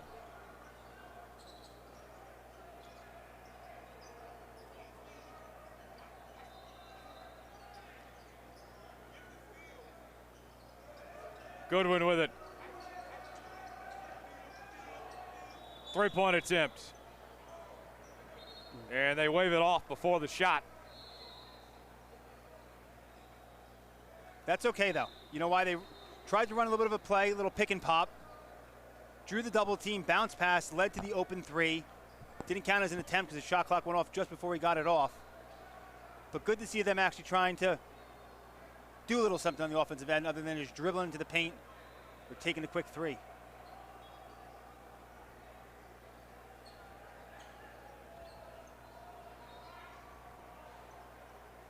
Chaudhry with it.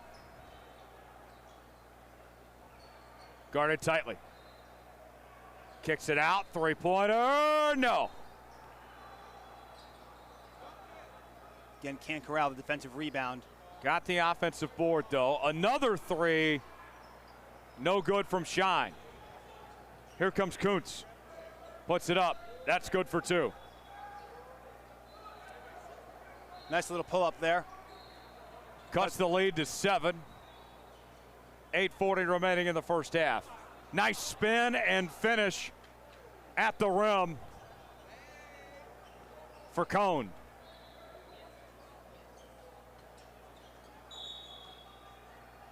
And we got a traveling violation. Looks like he wanted to go for the pump fake. Just took one too many steps in the process. You can pump fake it all you want if you don't move the feet. Yeah, you do it all day long. Well, for 24 seconds long, I suppose. Right. But I think his feet were moving faster than his mind there.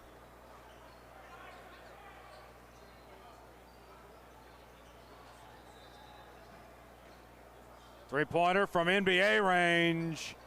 Not that time. There you go. And a good defensive board by Godwin. Godwin rips that out of his hands.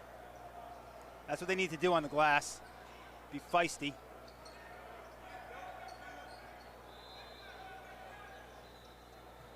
Puts it up.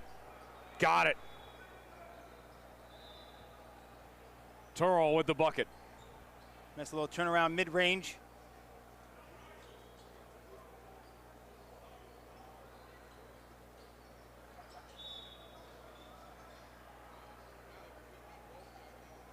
Puts it up.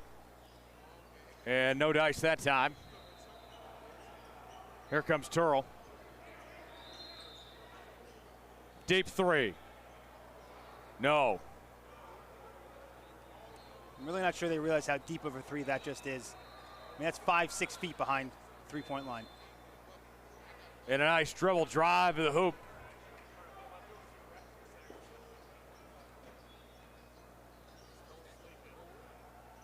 Chandry with the bucket that time. Turl from three-point range. Well past the NBA line, and they got it. Plays a little hot potato and then pulls it from deep. Nothing but the bottom of the nylon. Are the nets still nylon? Don't believe so, but it rolls off the tongue.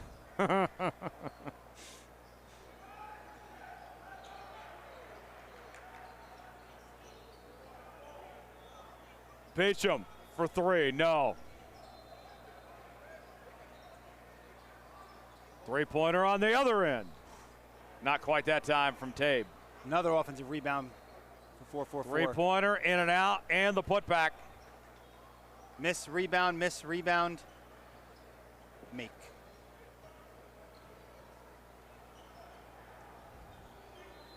As Jasic got it in that time. Turl has to be careful there. Kind of spins the ball at the official in disgust with that call. I'm not sure what was called, but that easily could have been a technical foul. Is he quoting the great Joe Buck? What a disgusting act. I hope you know what I'm referencing. I actually do not, Oh, no. but I would not go as far to say it's a disgusting act.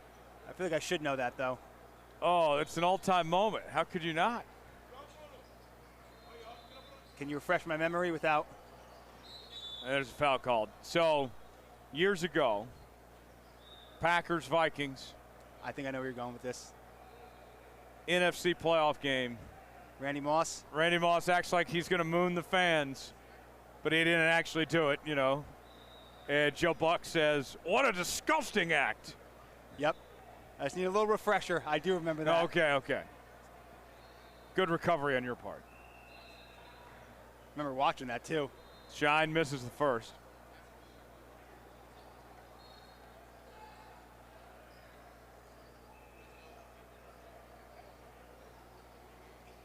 Second free throw up and good.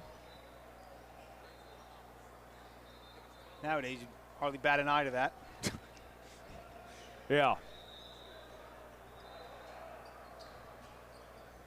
Puts it up. That's good for two. As Beecham gets it in. 10-point game, 5:16 remaining in half number one. What have you liked from 444 Athletics? Well, their ability to crash the offensive boards. Certainly second, third chance opportunities, aggressive defense. But the offensive rebounding, I think, really has been the difference in this game. They're up by 8 right now. I would easily say they have 8+ second chance points.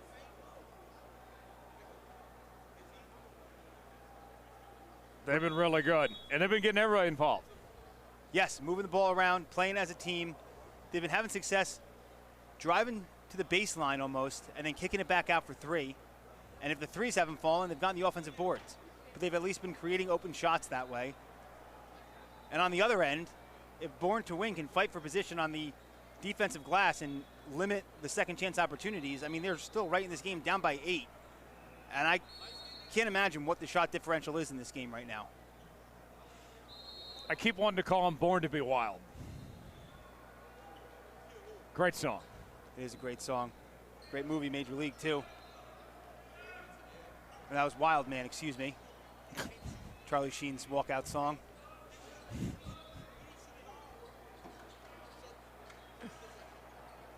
And there's a takeaway.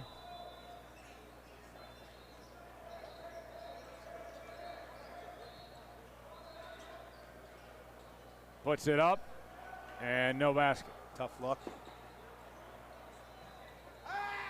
A nice lay-in on the other end. Tough look on one end leads to the easy lay-in on the other. Jasic that time getting it in. And a offensive foul. Born to Win just doing themselves no favors trying to climb back into this game. They've matched the intensity. Not an insurmountable lead by any means, but Born to Win just getting in their own way. Exactly. Throws it up, and that falls. They can just clean it up. This has a chance to be a game. But also to cover myself, I can see if they keep doing things like that, 444 is going to run away with it. Charles Matthews throws it up. That's good. I believe that was Romeo Hill that time. What created that was the previous ill-advised pass in the backcourt. Turo with it at the top of the key.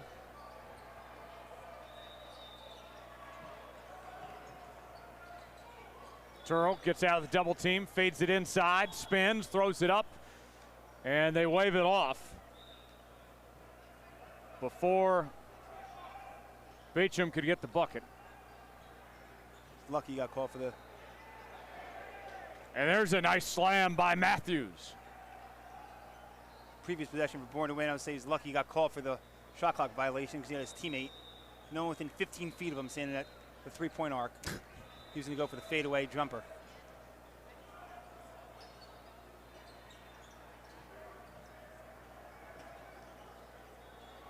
Moving it around now. Throws it up. And that falls for Coleman. 33-19, under 3 remaining in the first half. 444 Athletics leading.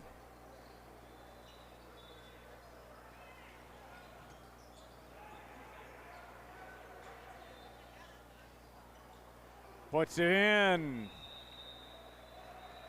Nice drive, nice finish, little finger roll.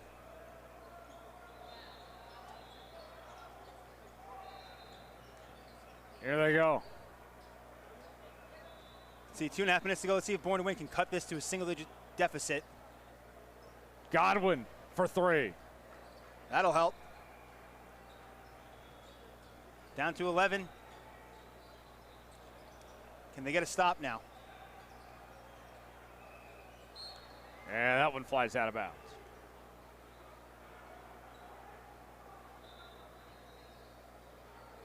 Looks like Turl kind of just ran through him.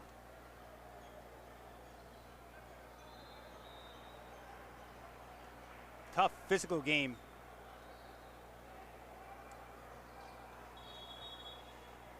Here's the inbound coming.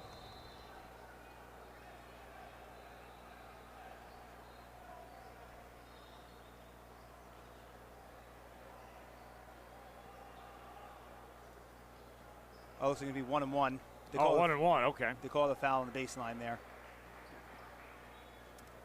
Charles Matthews at the line for the 1-1. Missed it. Born to Win takes possession. Looks like both teams kind of forgot it was a 1-1. Coleman goes in. Count it, and the foul. A chance for a three-point play. Dalen Coleman. 4-4-4 misses the front end. Come down this way. Coleman, strong finish and one, just like that. Single-digit game. Looking to make it an 8-point game with an old-fashioned three-point play. Is he camping today? Because he's cooking on that Coleman grill. Fire me up a burger while you're at it. Hot dogs.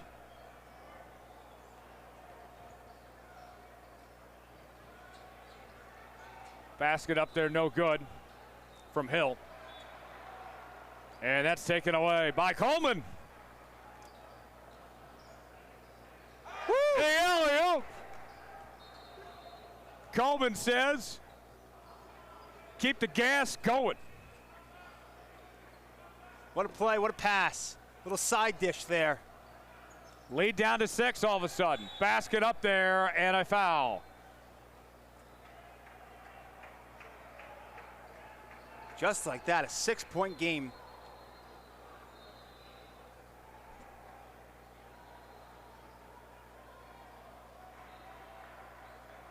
Really solid couple of minutes for Born to Win. Crucial couple of minutes.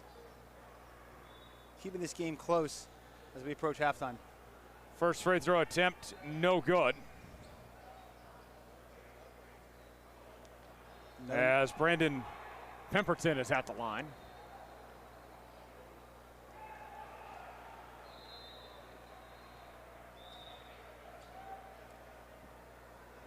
.121 to go in the half. Makes the second. 7-point lead.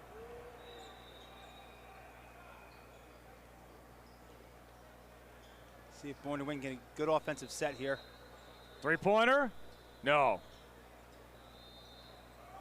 Rebound going the other way. Blocked from behind. Looks like he fouled him with the body. Flew down the court.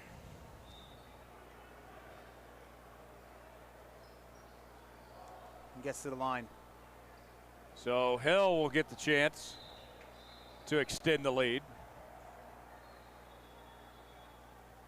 1:02 to go till half. 34-27 is our score with 4-4-4 Athletics on top. Do you think we can call him a 4-4-4? I think we could. I don't want to be disrespectful to the program. The program. 4-4-4 is a little bit of a mouthful. Final minute. Jumper. No good from Coleman. Good look there, though. Stepped into it. Just couldn't get it to go. And a nice lay-in on the other end.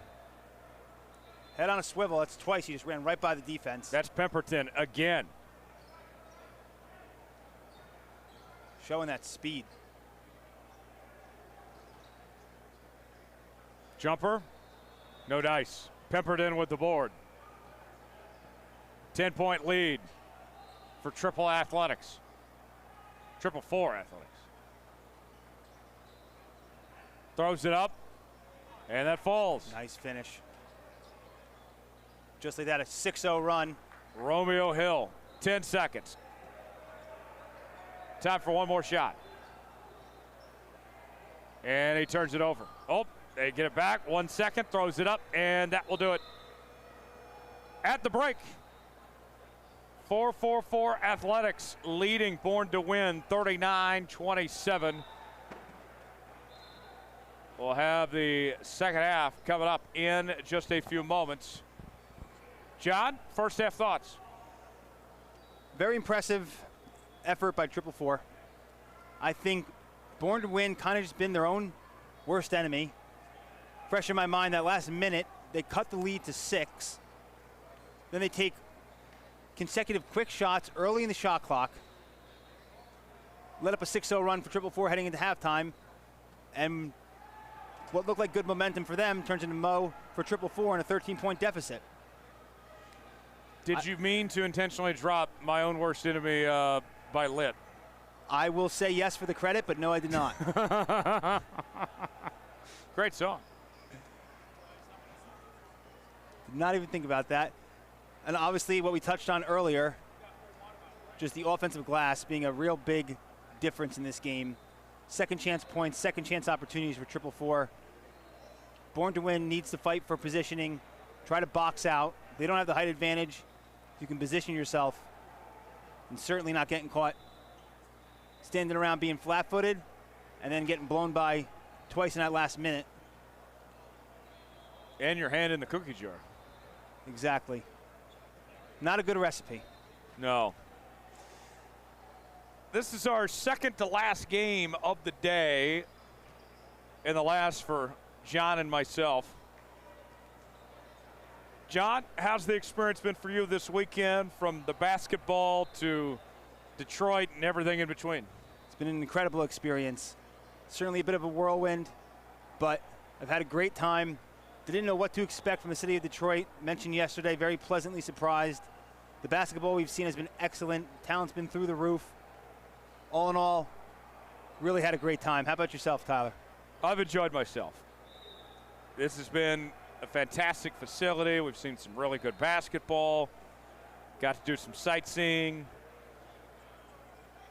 Some good food. Been nice to kind of take it all in. Really has. I drove past Comerica Park last night. Really cool entranceway.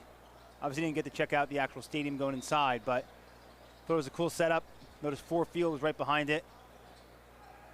It's a little cold here in Detroit for my liking. My mind has been in spring for a while. Yes. Being from Dallas, I feel like your mind's in spring 9 months of the year. Maybe not even summer. Right?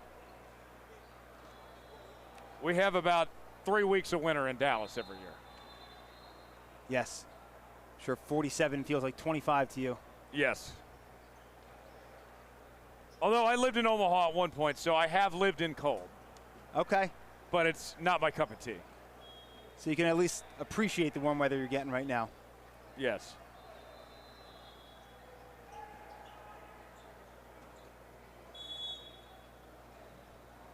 Here's the inbound.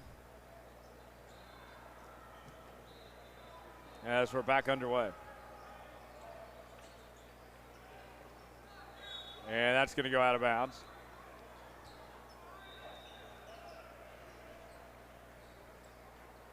Good start for Born to Win. Unforced turnover there.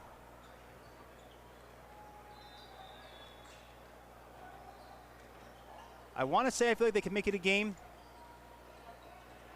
Good finish by Godwin. Just got to clean up the loose ends and right on cue. And a good dunk on the other end.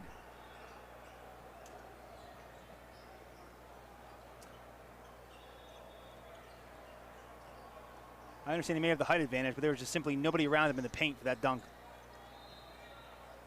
Puts it up and draws the foul. I think we're going to get a charge there. Oh. Okay. Not sure he had his feet set, but a charge nonetheless. These officials all weekend have not hesitated to call a charge. No. I mean, it's a fun call to make as an official. But you got to make sure it's the right one. The old blocker charge game. Missed that. Go the other way. Three-pointer. Not that time.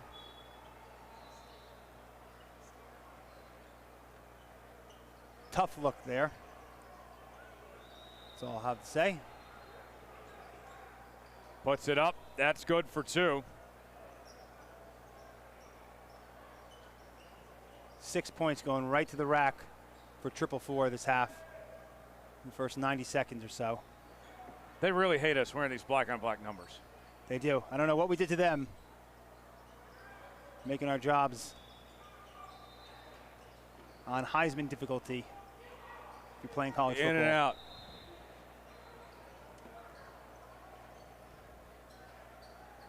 Kicks it out. 3-pointer. No.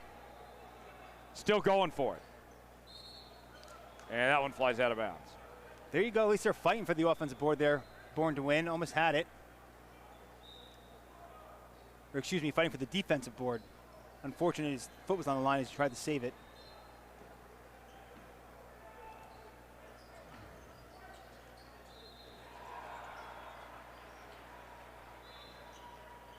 Puts it up. And he missed. Oh, There's a steal after his own miss. Good recovery.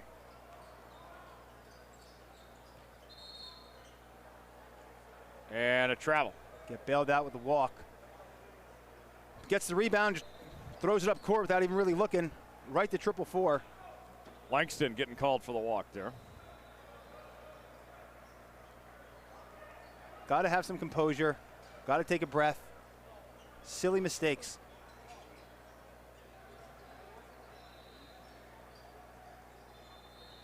Beecham, too strong.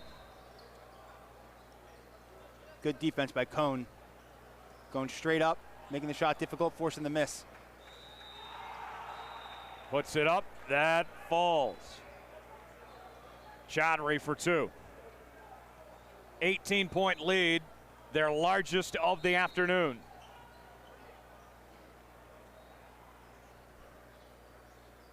And a timeout called for Born to Win,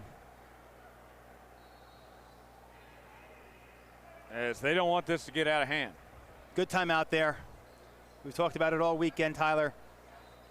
Last 2 minutes of the first half, first 2 minutes of the second half are crucial. And it's gone from a 6-point 444 lead to a 17-point lead in about 4 minutes of gameplay since the last minute of the first half and the first 3 minutes of the second half. What does Born to Win have to do to get back in this game? Think they need to put up some good shots, move the ball, create an open look, hope that you can knock down some threes, and stop playing one-on-one basketball. Last possession down the court, they went right at Charlie Cone, who seemingly has a head on everyone on the court for Born to Win. Not moving the ball. I like to see their potential. If they can run some plays and create some open looks. Godwin inbounds. Almost lost it. He recovers. Turl with it now.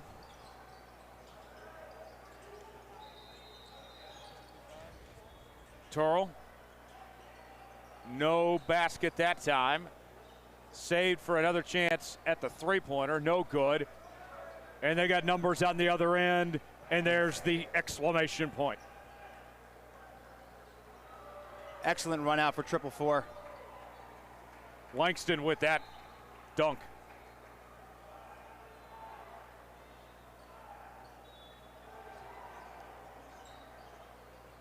Coleman. Two on him. Gets out of it. Three-pointer. Bang. Wow. Unbelievable. Who would have thought? Create an open look, knock it down. Great play there. And what a way to take advantage of the double team, to go to the open guy. Exactly. Set the screen, drew the double team, quick pass to the open shooter, knocked it down.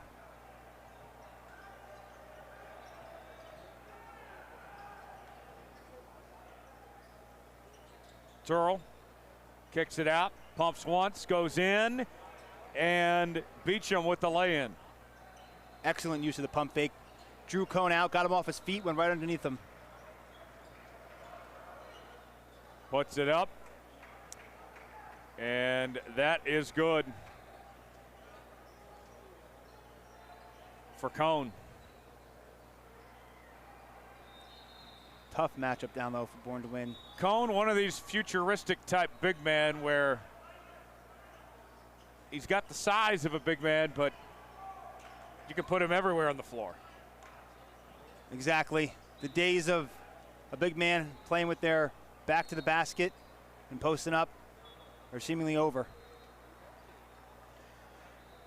I tried to convince my dad the other day that Joker was better than Shaq, and he wasn't buying it.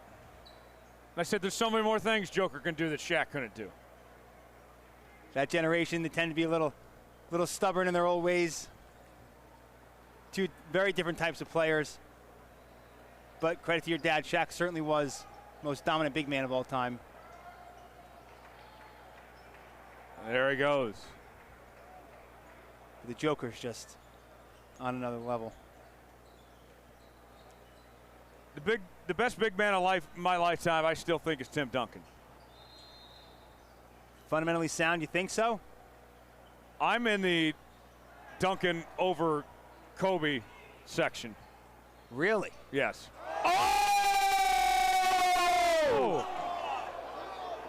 Beach oh. Oh. Surfing on the beach. That was insane. Oh, and on the other end, Dunk City. My Lord, in our last game, I think we just saw the dunk of the weekend. He just took that kid's soul.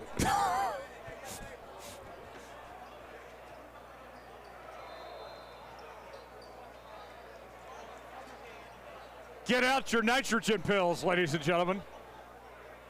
Three-pointer. No good by Cooz.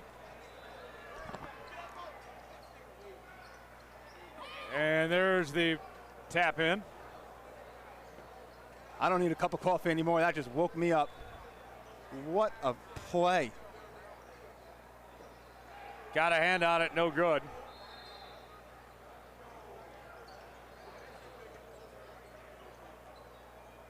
Jumper. And he missed it. There's the putback.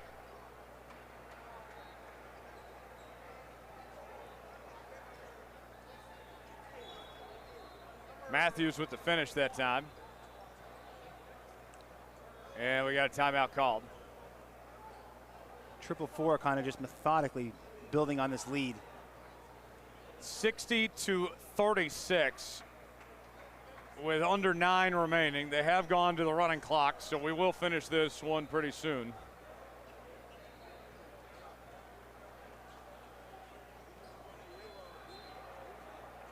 I am not complaining because I do have a flight to catch.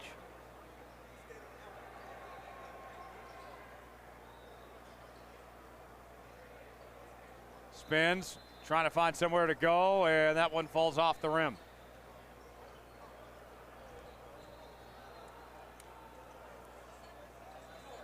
Three-pointer, no good.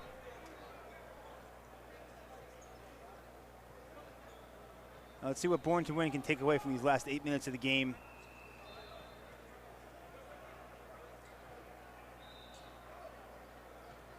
They're going to be feeling pretty good. They got the highlight of the weekend, at least. Certainly. Absolutely.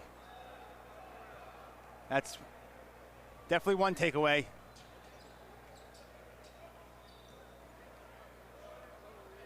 Three-pointer, no good. Went for the putback and draws the foul. Tape.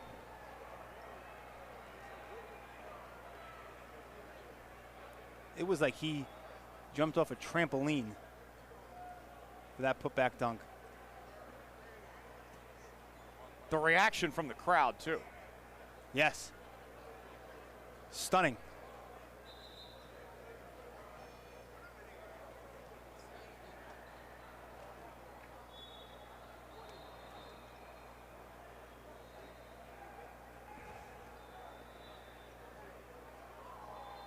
Free throw attempt. No good. That'll be all over Next Pro's Instagram page, that's for sure. Throws it up, missed it.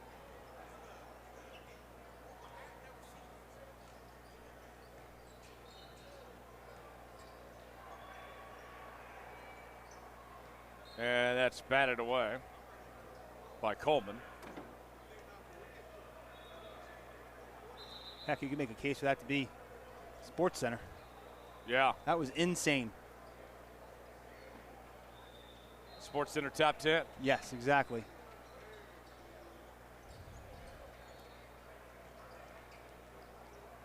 There's a steal. Three-pointer. Off the glass. Matthews with the board. Thought about it, gonna move in, Turner. Turner throws it up and gets it in. For two, 6 to go. 62-36. It has been all 4-4 athletics. And there's the rebound. It's kind of been the issue for Bourne to win all game. Forcing shots up. Puts it up, no good. Good rebound there. Got good positioning. And then they shoot themselves in the foot. Here comes Pemberton. Missed it. Chance of the putback, and that one flies out of bounds. I'm not really sure what to make of Bourne to win. I feel like they have a lot more potential than they showed today. Yeah. Just need to clean it up.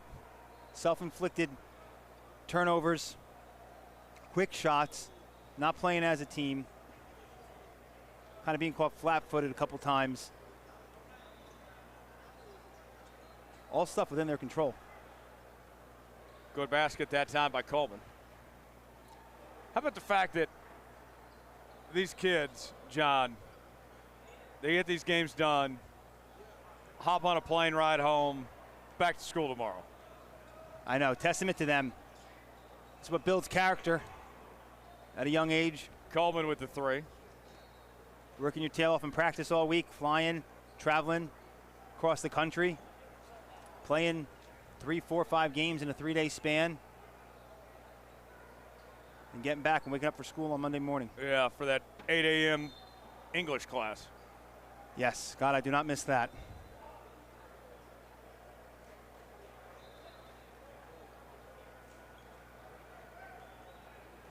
Beecham with it.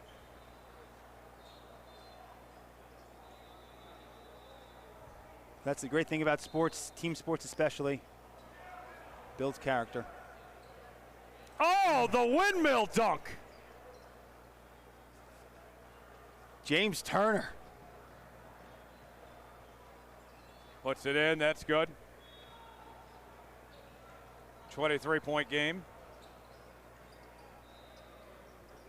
James Turner with it again. What's he got this time? He's going to kick it out. Romeo Hill for three. Got it. Romulo Hill.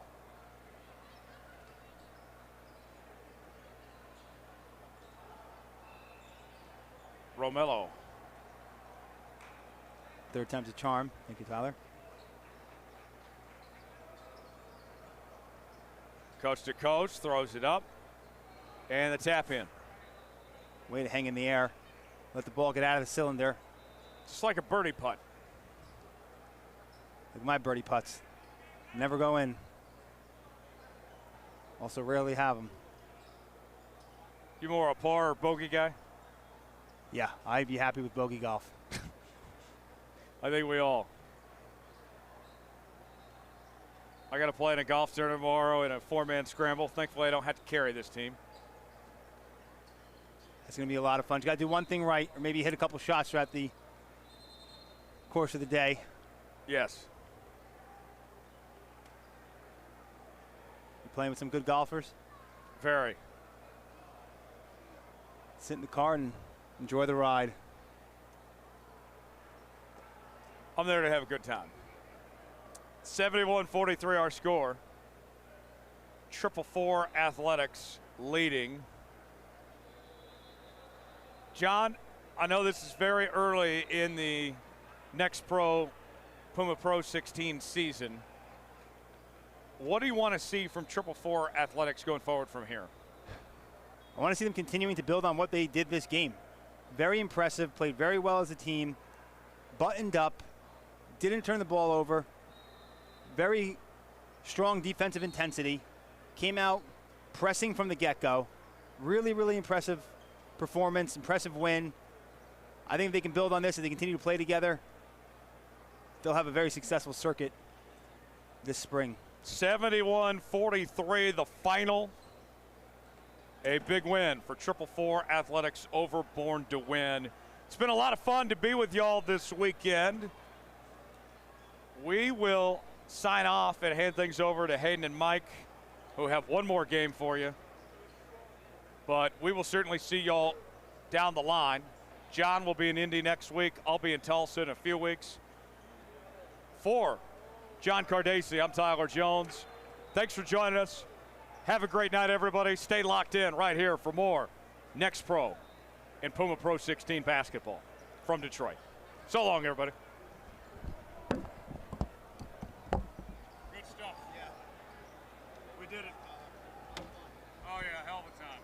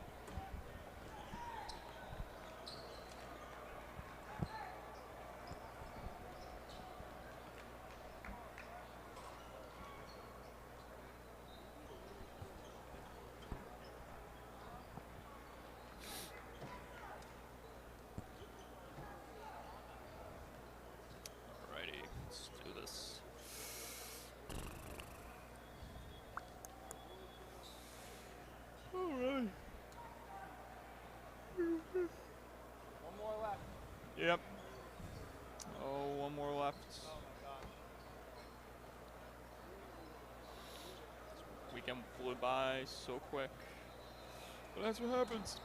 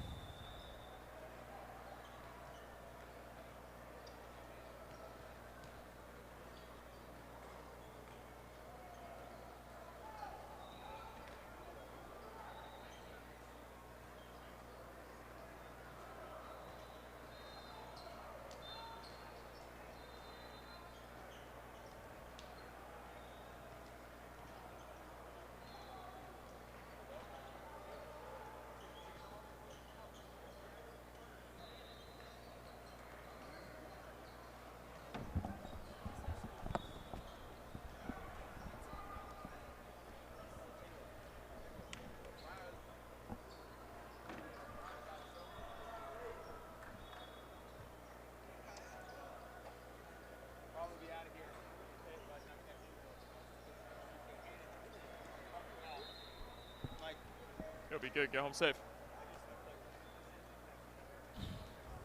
And welcome in here to Detroit. Grassroots basketball on tap for today. Cooz Elite versus Colorado Collective. Super excited for this one.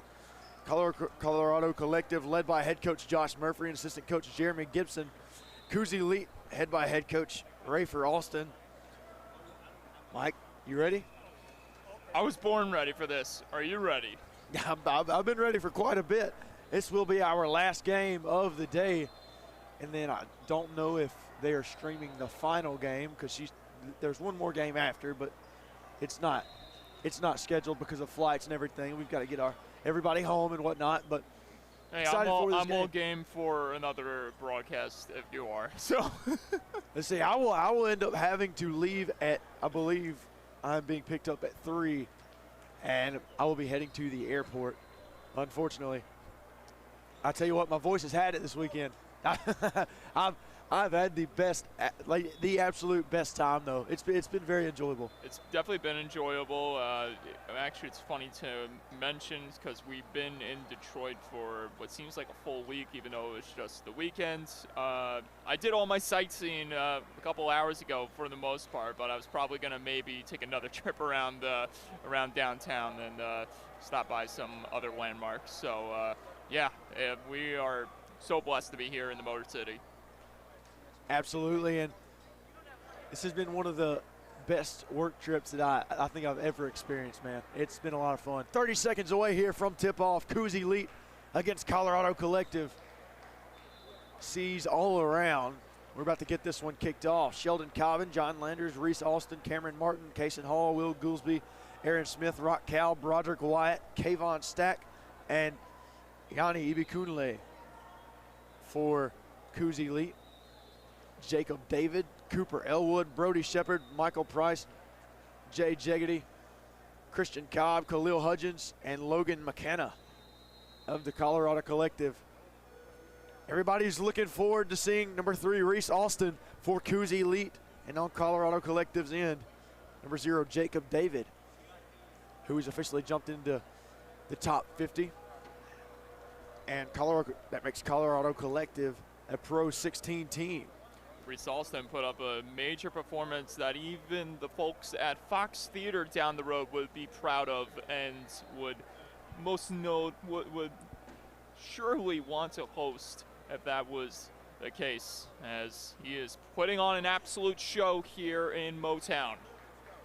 16 minutes up on the clock, and we are about to get ready to tip this baby off. Final game for our broadcast. Let's do it. Colorado Collective, Cooz Elite, Elite Basketball here in Detroit at the Huntington Place. Let's finish strong, partner. We got two bigs about to collide on tip-off here. Christian Cobb tipping for Colorado Collective, Rock Cal for Cooz Elite. And Rock Cal wins it, but it goes to Colorado. That's Cooper Elwood. Now the kick back to David. A lot of space as they distribute the ball around the arc here. Absolutely. This is zone defense from Cooz Elite. Suffocating. You're going to have to get the shot off. You're down to 5 seconds on the shot clock. David with the shot. David in and out of the rim. Rebound going the other way. Broderick Wyatt with the rebound. Here's Reese Alston. Not the start they wanted to have right there. Now it's in the hands of the most dangerous athletes perhaps this weekend of all courts. Reese Alston. Alston guarded by Elwood. Now Broderick Wyatt. Wyatt. Kick outside. That's Ibikunle. Ibikunle had some big moments yesterday. What will it deliver here? Mid-range jumper off the mark. And now going the other way is Elwood. No one able to capitalize just yet in this first minute that has flown by. Now Collective with it. Now down low. Kick back outside. 3 ball. Yes, sir. You bet. Christian Cobb gets the Collective on the board. 3-0. Great poise right there on the far wing by Cobb, doing everything he can to put his team in front. As now we'll see if Cooz Elite can respond ever so quickly. Alston guarded by David. Outside, the shot. Goolsby, he gets it to fall. Nice shot, Will Goolsby. Tremendous shot by Goolsby right there. As both teams trading threes. Now Cooz lead going with the full court press. Now Jacob David, the kick outside. Now back in. Nice. Hit the rim, but he couldn't get it to go. That was Brody Shepard. Now outside. Goolsby. Heat check. Will Goolsby. And he's feeling himself now. 6-3. Consecutive three-pointers down the hash for Cooz Elites. Now here we go for the collective. Inside, that's David. David up, and David gets the mid-range to fall. Nice floater there from David. Now here's Reese Alston. Alston driving. Alston back to Cal. Back out. Goolsby. Now Cal. Cal for three. Rock. He's got it.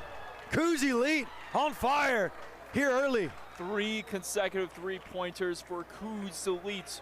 Just showing you why they have the name in their team. Goolsby with 6. Rock Cal with 3. Now down low. Jacob David. David. No good off the mark. Rebound. Up and denied by Ibikunle. Outside. There's a shot. 3 ball on the other end by Brody Shepard.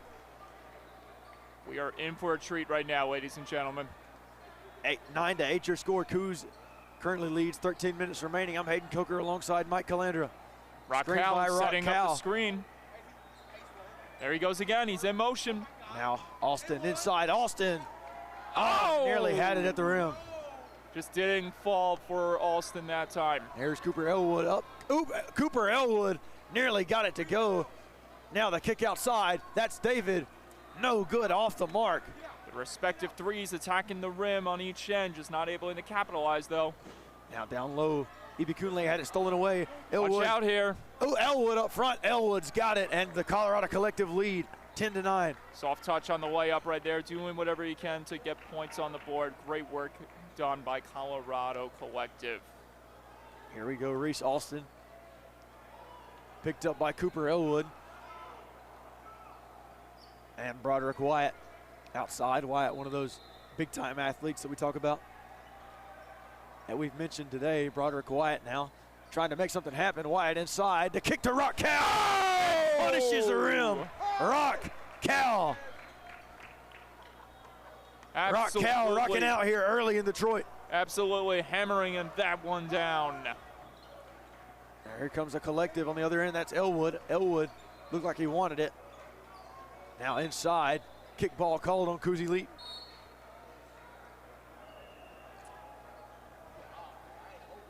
Got Raquel checking out, back in. Sheldon Cobbin coming into the game. Had some big moments in yesterday's contest. We'll see what he brings to the table here this afternoon. The grand finale is off to a roaring start, one could say. Now Jacob David with it. David inside. Nice pass inside, nice move, and he's fouled. That's Christian Cobb, who was able to penetrate and get down low. Went up and called for the foul. Cobb gonna use this opportunity to try to put 2 points in the baskets. But as with everything, there's no guarantees this could go his way. We'll just have to wait and see what unfolds here. Christian Cobb's first free throw off the mark, just a little too strong. Got to be aware for the rebound that's gonna come if he misses this shot. You know that Ibikunle is right there down low waiting for it.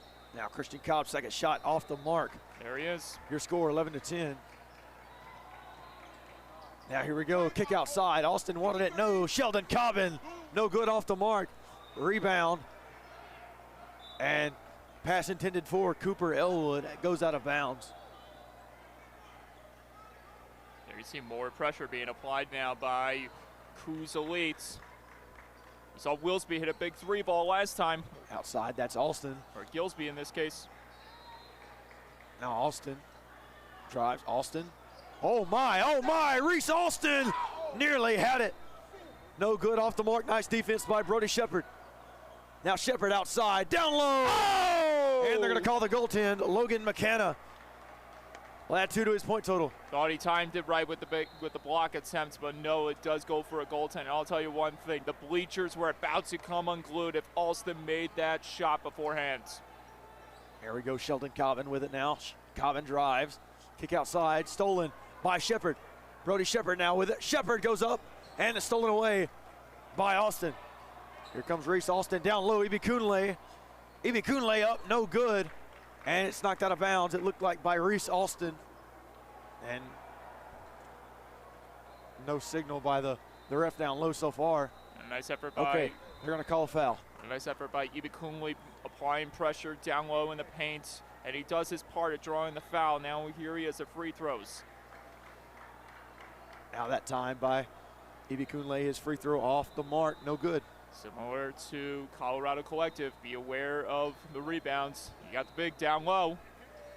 He's got it. Now the other way. Rebound by McKenna. Now Shepard, cross court, Jacob David, outside, shot. No good, off the mark there from Christian Cobb. Now the other way, here's Will Goolsby. Goolsby with the hot hand here early. And that one off the mark, but he was fouled before the shot. You said it best. Goolsby has been putting a lot of energy on the side for Cooz Elite, knocking down a 3-ball. We'll see what else he brings to the table here as Austin has the possession. Now here's Reese Austin. Wyatt wants it. Wyatt, deep range. Wyatt off the mark. Now rebound going the other way. That's Brody Shepard with it for the Colorado Collective. Elwood on the opposite side of the court. Stolen away by Austin. They've got numbers. Cooz Elite does. Broderick Wyatt. He puts it in. That was close. I thought he was going to catch a body right there. Laid off just a tad bit, but laid it in for home. 13-12 now, Cooz Elite. Cooz Elite on top, 13-12 here with 10 minutes and 5 seconds remaining here in the first half. Really nice game so far. I love the competitive starts to these games. Oh, absolutely, and you can tell there's a pep in every one of these guys' steps right here in this roaring start to a great finale here in Detroit, and how apropos since we're only just a mile or two away from Comerica Park, home of the Tigers, and Ford Field, home of the Lions. And these cats are surely putting on a performance here today, right now.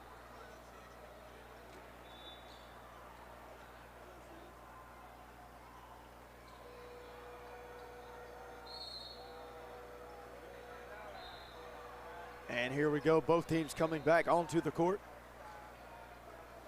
10 minutes, 5 seconds remaining here left in the first half.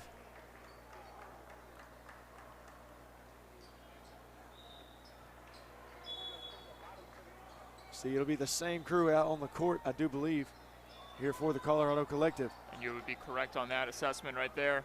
Cooper Elwood now. Kick to Shepard, now down low. Nice ball movement from the Collective. Inside, nearly had it. Khalil Hudgens, who is now in the game, so there was a substitution. Khalil Hudgens in the game for Colorado Collective. Hudgens doing his part, driving to the paint, getting his body on the line, drawing the foul. And it could have gone very worse there for Colorado Collective. At the mid-line, there were double coverage, almost a turnover committed.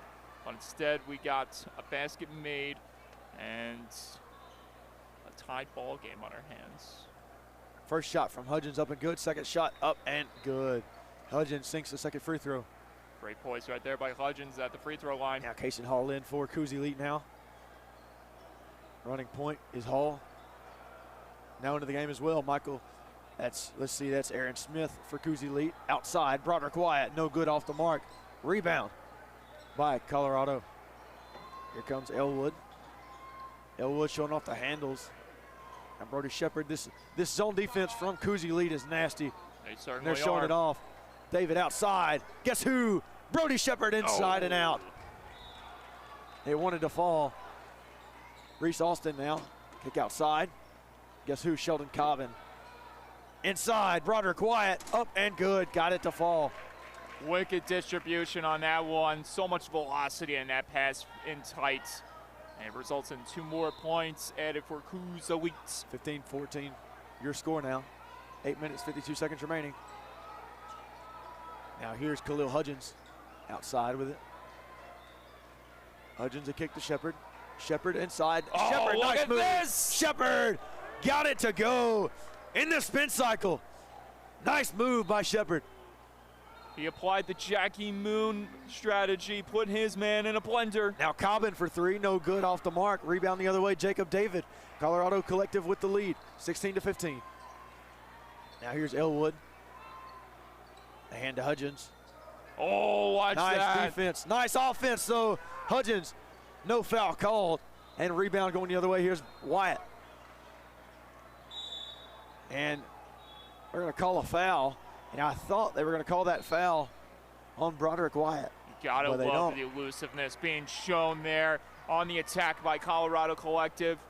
And here they are, tied up 16 all here in the first half. Jay Jeggedy and Michael Price checking into the game here for the Colorado Collective.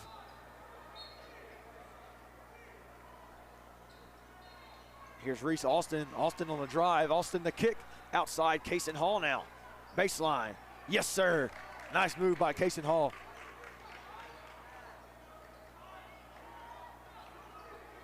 All right, here we go. Jacob David now bringing it down for the Collective. And that one's thrown away there. John Landers with it.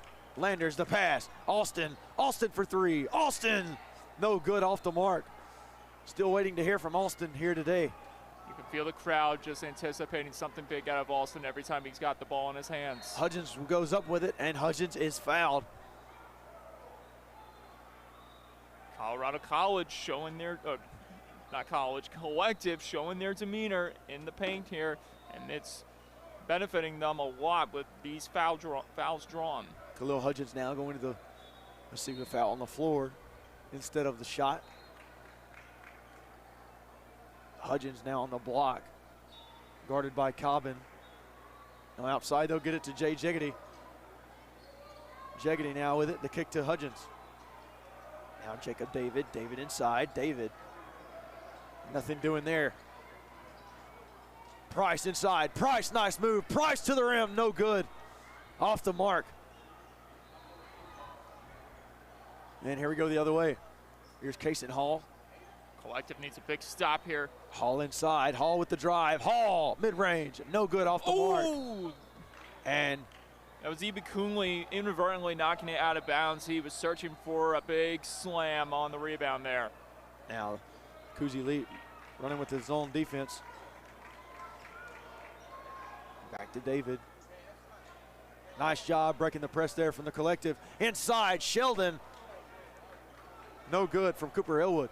Had a lot of hang time right there. Unfortunately, no basket made. Here we go, Kaysen Hall with it. Now guarded by Price. Hall nearly had it stolen away. He does. Oh, no. Cooper Elwood the other way. Elwood gets it to go. Nice job by Elwood. And the Colorado Collective putting it on Cooz Elite right now. Elwood got some redemption there. Help off the backboard. Now here we go. The opposite end, Will Goolsby, guarded by Elwood. Guarded tight. Nice defense by Elwood. Aaron Smith now with it. He'll kick the other end. Landers drives. Landers up. Landers. Yes, sir. Nice job by John Landers. Great job by Landers. Despite being forced wide that time by the defense, he's able to get the shot off, put it in for 2 points. Here's Elwood with the drive. Outside. Shot. No good, off the mark. Rebound going the other way here. That's Aaron Smith. Smith, the kick to Landers. Landers drives. Back outside. No good, off the mark by Smith. Colorado Collective with the possession once again as Cooz Elite couldn't connect there. Let's see if Collective can take over now. Cooper Elwood now, the kick to Khalil Hudgens. Back to Elwood. Elwood showing off the handles today. Hudgens inside. Hudgens. Hudgens. Got it. Oh! Nice move by Hudgens. That was marvelous. Beautiful display of precision, ingenuity, and pure grace that time by Hudgens getting his way to the basket for 2 points. Kaysen Hall now with it. The kick to Goolsby. To Smith to Landers. Landers inside. Landers needed a. Landers wanted in to step trouble back. there. Able to distribute it out quickly. Goolsby nearly had it. Oh. No good no good from range. He airballed that one. Your score 20-20. And a nice game here early into this one. 4 minutes, 52 seconds remaining here in the first half.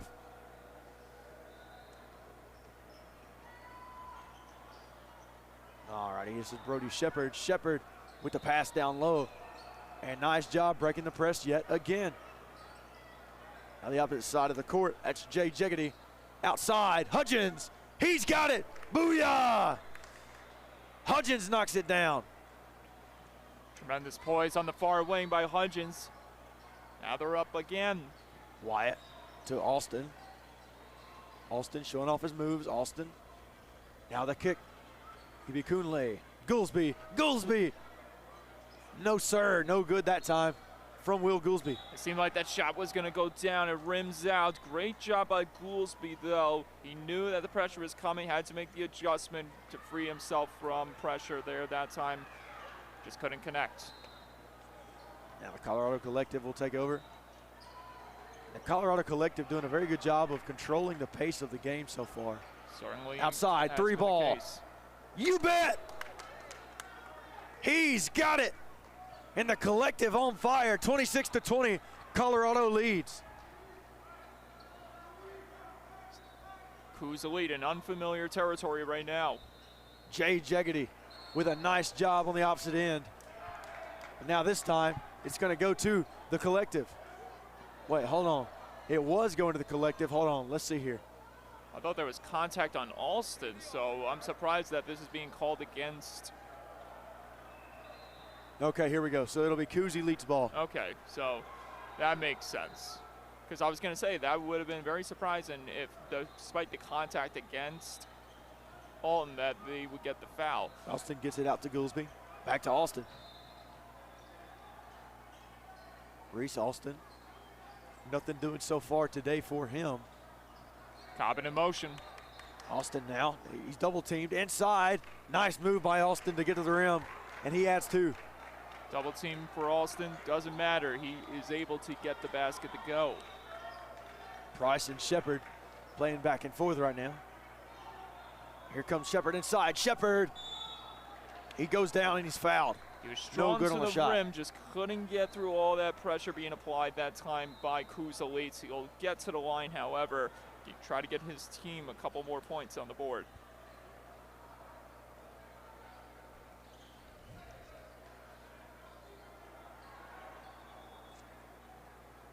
First shot up, and it is good from Shepard. Shepard sinks the free throw. 27-22, now your score. The Colorado Collective lead.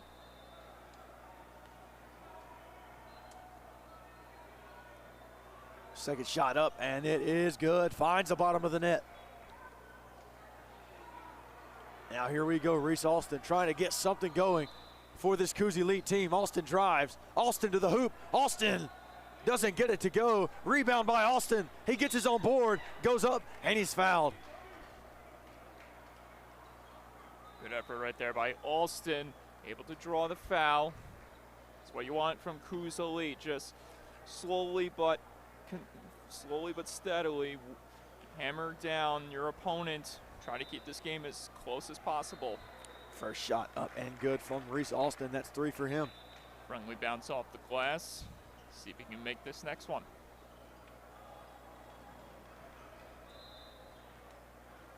Here we go. Second shot from Reese Alston. Up, and he's got it. Same exact way. Magic touch for Alston. Now here comes Brody Shepard. He'll take it down the court for the Collective.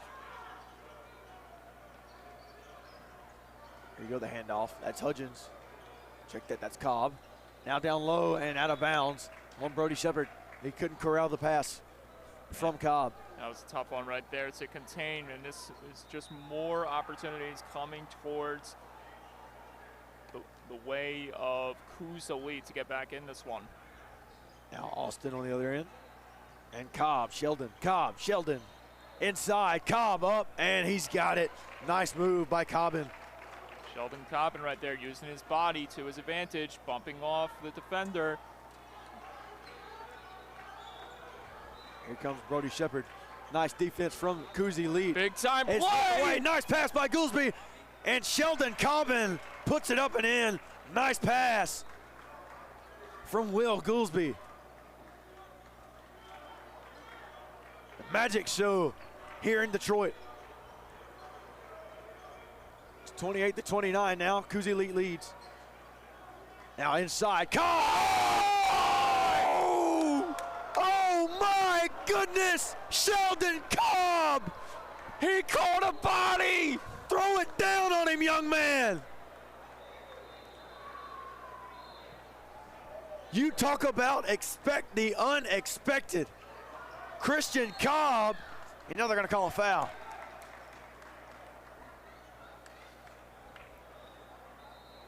Christian Cobb just did the unthinkable and threw it down. Oh my. The folks at Fox Theater, are you guys watching? Because that is your performance of the weekend. That's your highlights. What a dunk, what a moment. I know we're in Detroit, but I didn't know Cade Cunningham was out there on the court. Now here we go. That's Elwood, kick to Shepard, outside, shot, David, yes sir! Oh! 3-point shot from David goes, 33-29. And the collective putting on a clinic here early against Cooz Elite. Reese Alston drives. Alston, baseline. Alston goes up and he's fouled.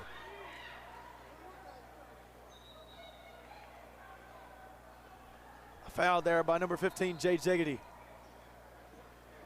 Not what Alston was looking for, but he will get to the free throw line despite not getting the basket initially.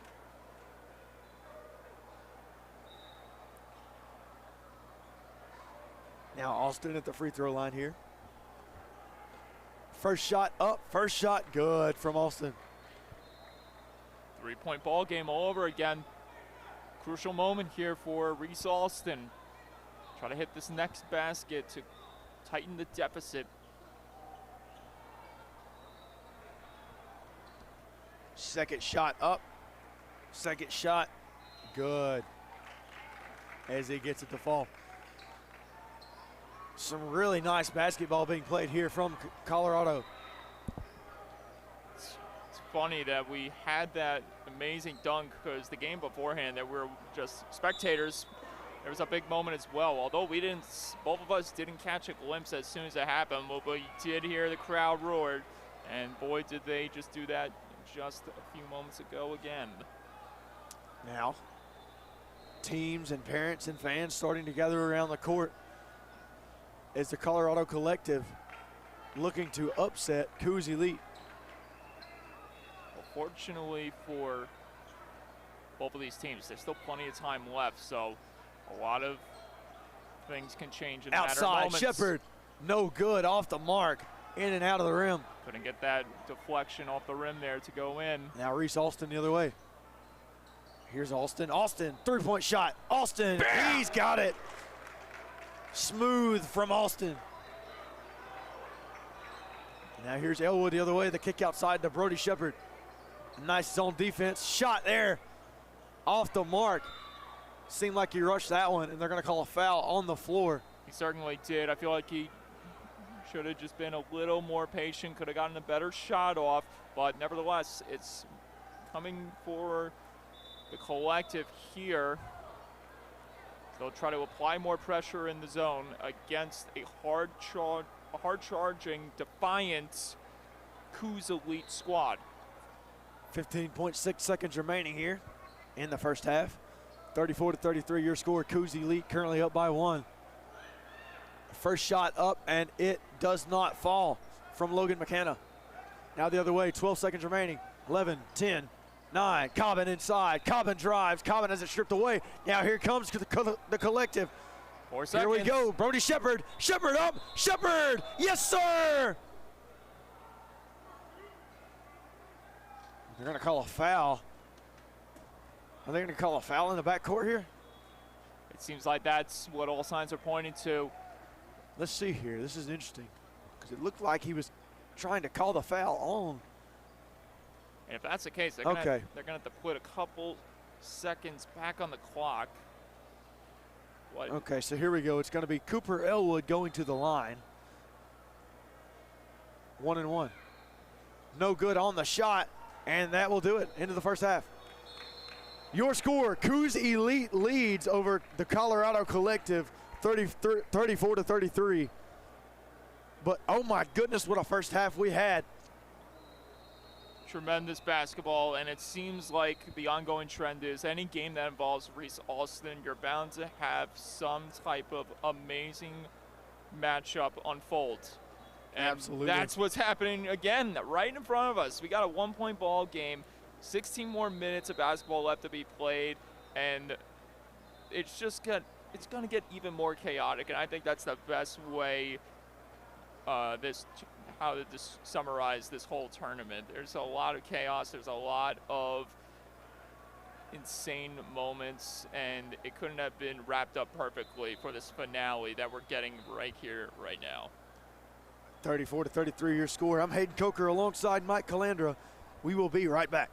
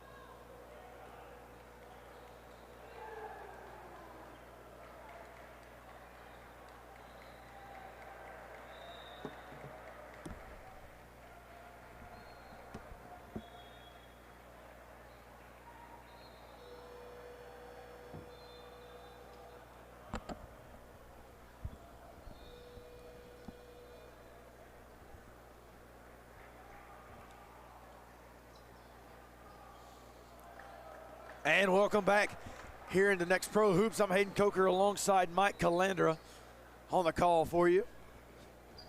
Here as we have the Colorado Collective taking on Cooz Elite. And you can tell just from the first half just how well coached this program is from the Colorado Collective, led by head coach Josh Murphy and Jeremy Gibson. Here we go, here's Elwood. Elwood scrambles.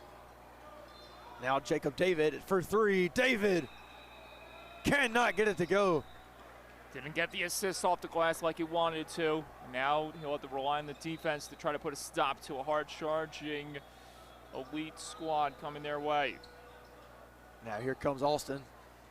Alston inside. Alston, nice move to the rack. Reverse layup, switch of hands while in mid-flight. What a play there by Reese Alston. Now Colorado has to do a good job here in these first few minutes of staying with it. This is a Cooz Elite team that can pull away pretty easily. They've got to stay with it on this one. Here's Jacob David. Shot up, no good. Here the other way, here's Wyatt. Wyatt. He'll come back outside. Wyatt at the wing. Wyatt drives. Wyatt goes up. Wyatt, no good. But on the pass to Rock Cal, you got he goes up and it's no wrestling good. There. And they'll call a jump ball between Jacob David and Ibi Kunle. Definitely seemed like Wyatt was looking for the initial screen, couldn't find it. That's why he had to take it to himself, drive to the nets. Fortunately for them, they get the inbounds, and the zone pressure continues for Cooz Elite. Now here's Rock Cal outside. Rock Cal for three. Cal, no good, off the mark. Rebound by Jacob David. Going the other way for the Collective. Colorado trying to make a little noise. Outside.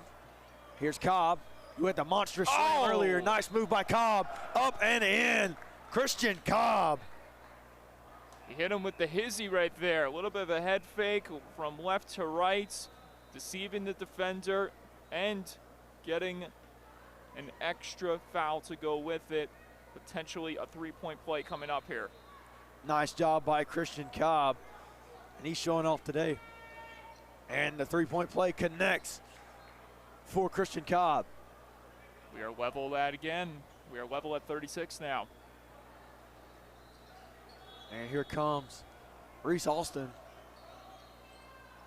Now the kick outside, that's Wyatt. Rock Cal for three. Cal, no good, off the mark, too strong that time. He's 1 for 3 on the day.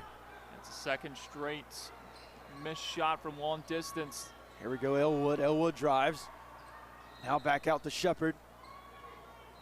Now we'll see if they can find something inside. Here's Elwood. Oh! Has it knocked away by Rock Cal. And Rock Cal with the finger wags saying, not on my watch. And now we have Sheldon Cobb coming into the game here for Rock Cal.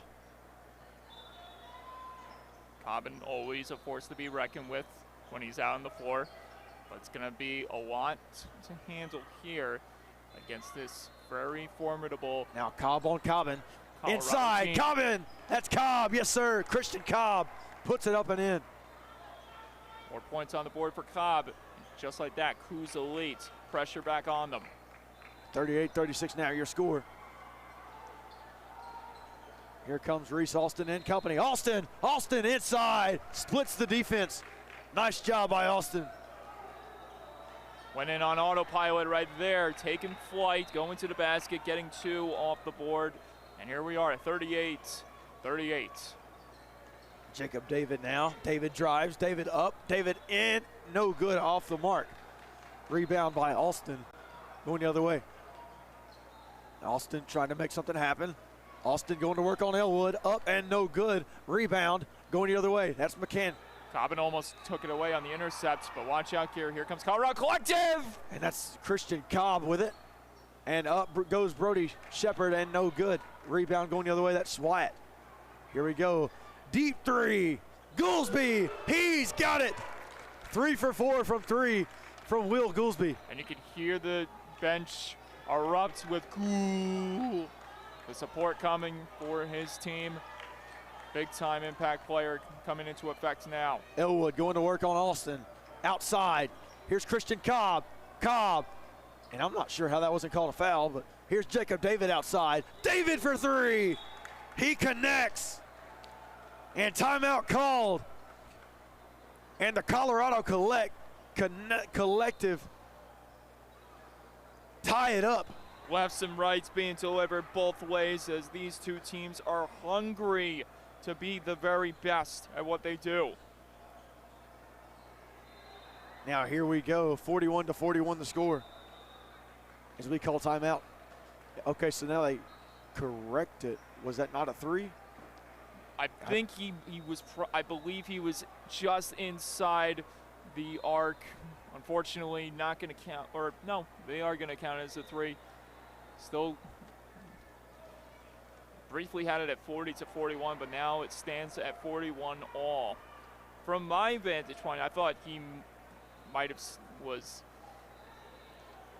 short of the elbow there, inside the white line over there on the arc, but does not seem to be the case. They rule it a 3, and that's how we got a tie ball game on our hands. 41 all, your score, 12-13 remaining here in regulation.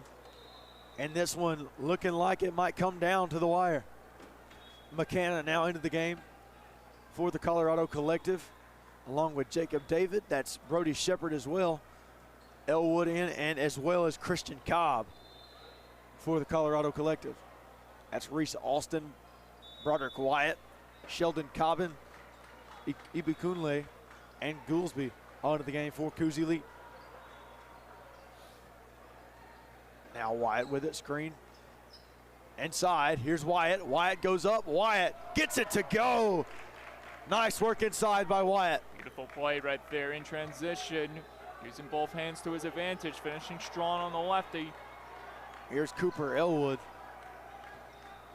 Was with the lefty. Trying to make something happen. And now Shepard. Now the kick to McCann. Oh, that the mark. wasn't smart. Knocked away by Cobbin, and now they get it back. There's Cooper Elwood. Oh! Denied! Broderick Wyatt off the glass. My goodness. Deep 3. Oh! Goolsby talking to him. Goolsby says, how about that? I got some too. Here we go. Things heating up here in Detroit. There it is, Christian Cobb outside. I think he stepped out of bounds just when he made the pass at the baseline. They're going to call a foul down low. Or did they? Yeah. 46-41 your score. Cooz Elite currently on top, 11:06 remaining. And that three-pointer by Goolsby wouldn't have happened if it wasn't for the mighty block that was provided by no other than Broderick Wyatt. There it is, Jacob David. David has it blocked by Landers. Nearly had his own board stolen away. Wyatt's got by the ball Wyatt. again. Now Wyatt to Austin. Here comes Austin. The collective got to get back. Austin inside. They've got numbers. Austin leaves it short at the rim, but he gets his own board. Now stolen away there by Cobb. Not what Austin wanted to see, and here come the collective once again, back on the attack. Cooper Elwood showing off the handles. Elwood nearly got it to go. Didn't put enough on it. Now here comes Austin. Austin inside. Now back out to reset. Austin on Elwood. Austin up, and he's fouled by Cobb. Yeah, heavy contact there up high against Austin. He'll go to the free throw line, try to get his licks back here and keep this thing close.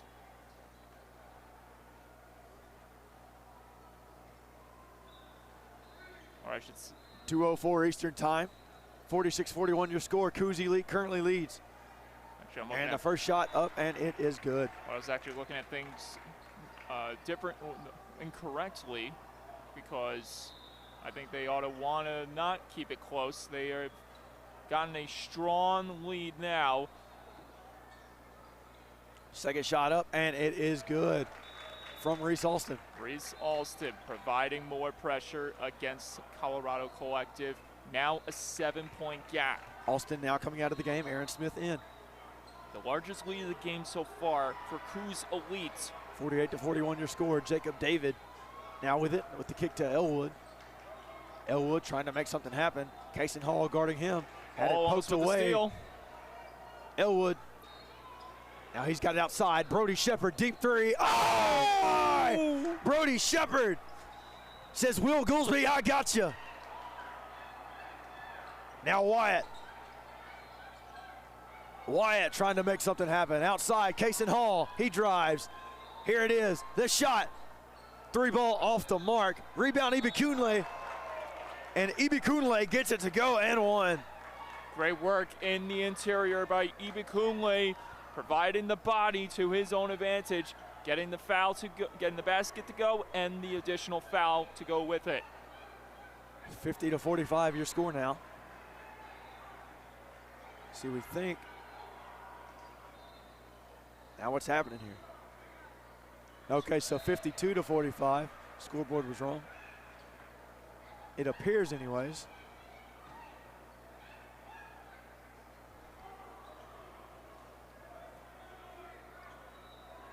Okay, we got some more discussion going on now. As the free throw is up and good, 53-45. Your score, 8-point game. Here we go, nice. Ooh.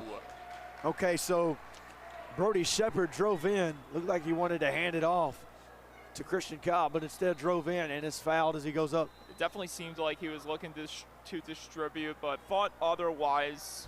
Saw that there was an advantage to maybe take the foul, get himself to the free throw line, and it worked out to his own favor. Now here we go. First shot up from Shepard. It is good.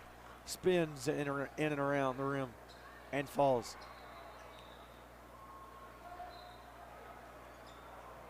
Good old flush of the toilet there on the first shot from Brody Shepard. Second shot up, and it is good again.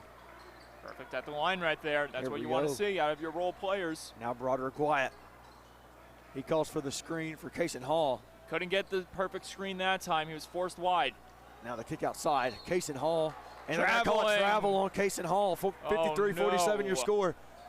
And that wouldn't have happened if Hall wasn't forced wide right there. He tried to provide a perfect screen, but he was forced outside of the opponent. And look at this now, Colorado Collective moving back in. Brody Shepard guarded by Cason Hall. Shepard looking for something. Here we go. Now the drive inside. Does he want to go up? Yes, he does. Mid-range jump shot. Gets it to fall. Nice job, Michael Price. From the mid-range. Price was certainly right there. Here we go. Wyatt. Nice move. Wyatt up. No good. Rebound going the other way. Here's Brody Shepard. He's got Christian Cobb up ahead. And now Shepard. Shepard nearly had it. Just short. Hit off the rim there. Here we go. Now Wyatt on the other side. Wyatt goes up. Wyatt kicks outside. Yes, sir. Can he get it to go? He does. Nice shot outside by Aaron Smith. 3 balls connecting now for Cooz Elites. 56-49 your score. 8:30 remaining here. I'm Hayden Coker alongside Mike Calandra. Now the drive from Khalil Hudgens to Christian Cobb. Brody inside. Jacob David. Can he get it to go? No, outside. Khalil Hudgens. Kick it back. There you go. Shepard. He's got it. Shepard bottoms it from range. I love that. 4-point game. He knew he was in trouble. The open man was available. Shepard was there. He delivers when the call was needed. And you said it best. 4-point game on our hands, folks. 50, 56, 52. Make it 6 points. But Cooz Elites answering right back. Letting them know it's not going to be easy. Jacob David now. Surveying off the foot on the other end. Now inside.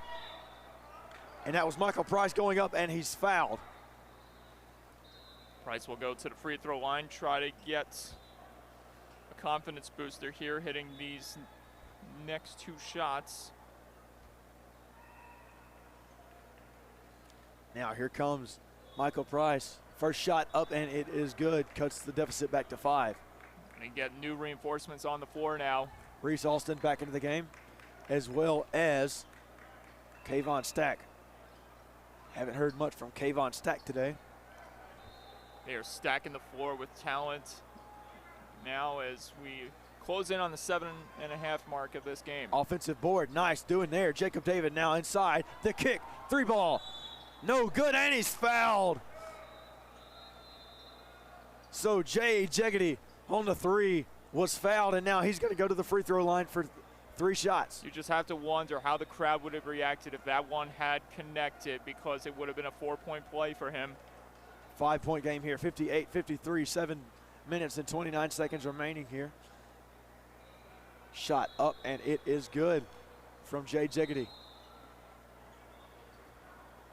I'm Hayden Coker alongside Mike Calandra here with the call with Next Pro Hoops. Big time PRO16 matchup occurring here. Shot up, and it is good.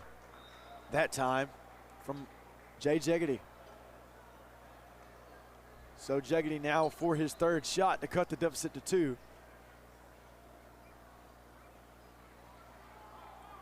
And he gets it to fall. Nice shot there by Jeggedy.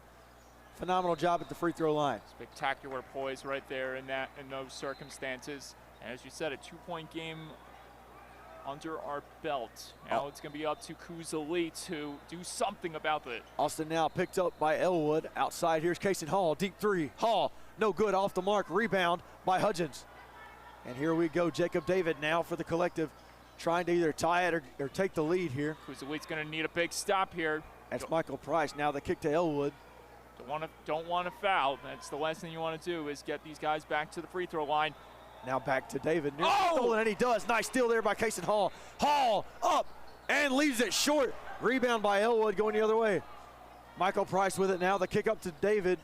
Jacob David back to Hudgens down low. Hudgens outside. 3 ball. No good, off the mark by Jay Jeggedy. And now it'll go the other way. Here's Alston with it.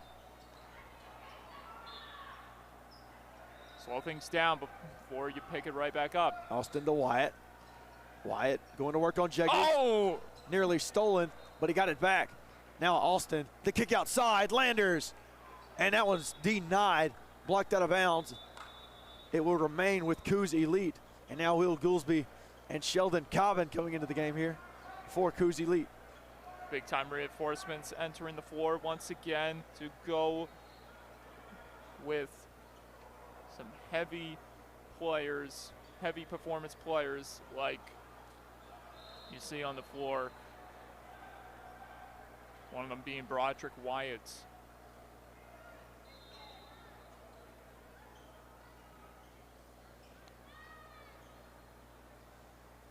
Here we go. The Cooz Elite will inbound.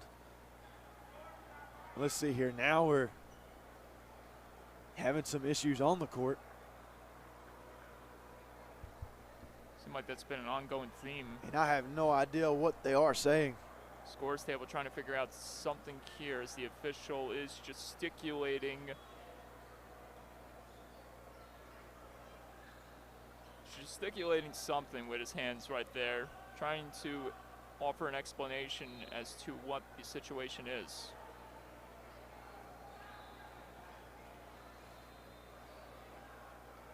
Still no resolve right now. Lengthy discussion. Yeah, and I have no clue what's going on here. So we got the head official that's right at the scores table, but we also have, I believe that's another, might be another rule official. He's also talking with Rifer Alston. It seems like the situation has been resolved. Here we go. Alston to inbound now for Cooz Elite. He gets it to Wyatt. Wyatt working inside. Wyatt slams it home. Nice job, Broderick Wyatt. Extends the lead by 4. Bully ball at its finest. Now here comes Elwood the other way, picked up by Alston. Now Shepard with it. The future NCAA product taking no prisoners right there. Here we go, deep 3. David gets it to go. Nice 3, Jacob David, and timeout by the Colorado Collective. Big time 3 connecting for David, and just at the right time when you needed it most. Your score 60-59 here with 5:50 remaining. And the Collective not going away at all. Jacob David with a nice 3 from deep range. I'm telling you, we're going to be in for another memorable finish.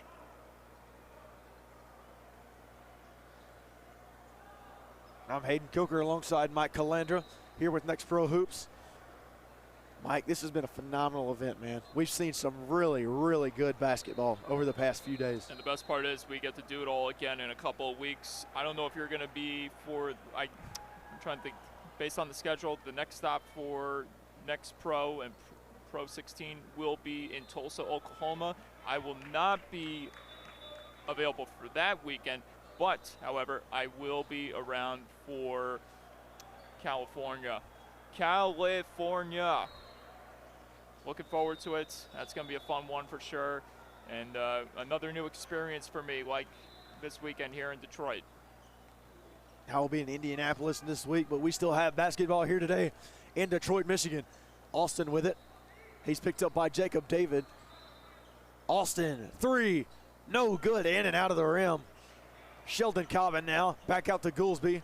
Don't let Goolsby shoot. Alston inside, Alston drives, and they're gonna call a travel. His foot slid. Yeah, not what you wanted to see there from Alston. Was in control of the possession and giving it right back into the hands of a hard-charging, looming, motivated Colorado Collective. Here we go now, Brody Shepard with it for the Collective. Screen set by Jegedy. Double team, Ibikunle came up, now back down. That's Elwood. Elwood slings it inside, nice move. Good ball movement there as Jay Jegedy puts it home. Now here's Reese Alston. Alston tries to back his man down. Now Sheldon Cobbin. Cobbin to Wyatt. Wyatt inside. Now stolen the other way. Now the Collective trying to make a little noise. Up and no good, but he's fouled. Looked like they were going to try to collect a body there going up towards the rim, but drawing the foul in the process instead. So Cooper Elwood now going to go to the line, and he will shoot 2. First free throw up and good. Nothing but crisp there from the free throw line by Cooper Elwood. 62-60 now your score. The Colorado Collective lead. You have to wonder when they're going to bring out new reinforcements if you are Colorado Collective as we close in on the final 4.5 minutes of this basketball game. 62-60 now your score inside. That's Alston. Alston cannot get it to go, but he will go to the free throw line. I know there's one player on everyone's minds, especially on the Team Cooz Elite side, and it's the whereabouts of you-know-who for Colorado Collective. That's right, number 22. That's who I'm talking about. Shot up and good from Alston. But Alston showing his poise when it means most here at the free throw line. If he can drain this next one, that'll Shot be huge. up and good from Alston. And now we have a tie ball game. 62-62, 4 minutes and 30 seconds remaining here in Detroit. The Colorado Collective, can they win this thing, or will Cooz Elite be victorious? And Cooper Elwood is fouled. Not the foul you wanted to take right there. If you are Cooz Elite, this is not the time to be risking any contact that could give them any opportunity that there is to get to the free throw line. Now here we go. Here's Elwood. Elwood trying to find some space. Now to David. Nothing doing. Nice defense by Reese Alston. Inside. Oh, no! Nice move there by Jacob David. Reese Alston with the good defense, but David said, hold it. I got something for you. And then a shot on the other end by Alston, no good. And now the Colorado Collective up by 2 with 3 minutes and 50 seconds remaining. Now Watch here out comes here. David. David puts it in and fouled. Jacob David extends the lead for the Collective. Exploding with fury in the last 2 sequences. David now firing on all cylinders as the lead is starting to find the gap here once again for Colorado Collective. 66-62 your score here. The Collective currently lead by 4 with 3 minutes and 44 seconds remaining. David's first shot. An attempt at the end one. It is good. Nicely done from Jacob David. Terrific performance for David here today. Future D1 product. Here we go. Here's Wyatt. Wyatt Another inside. future D1 product. Too many And bodies swarming 22 down low in the paint. let's see here. They're going to call it on the floor as he lost it. Wyatt trying to get an explanation from Ryfer Alston. Well, it looks like he cut his lip or something.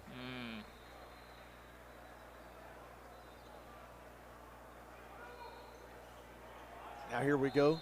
Reese Alston to inbound it here for Cooz Elite.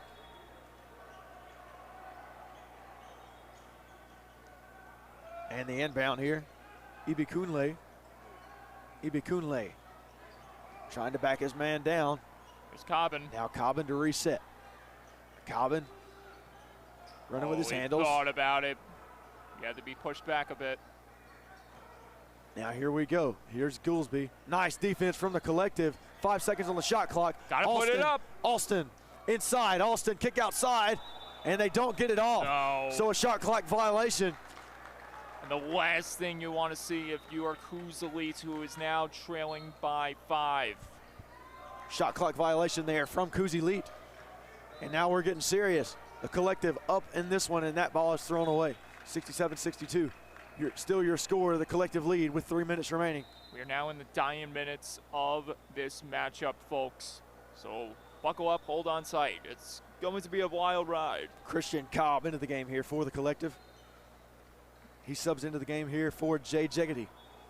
The human highlight reel for this contest. Cobb wearing 22.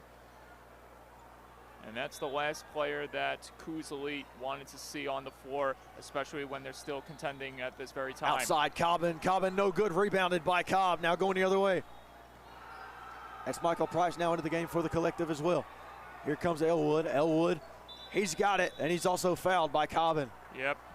Oh, no, they're going to call a carry. Okay. They're going to say he carried it.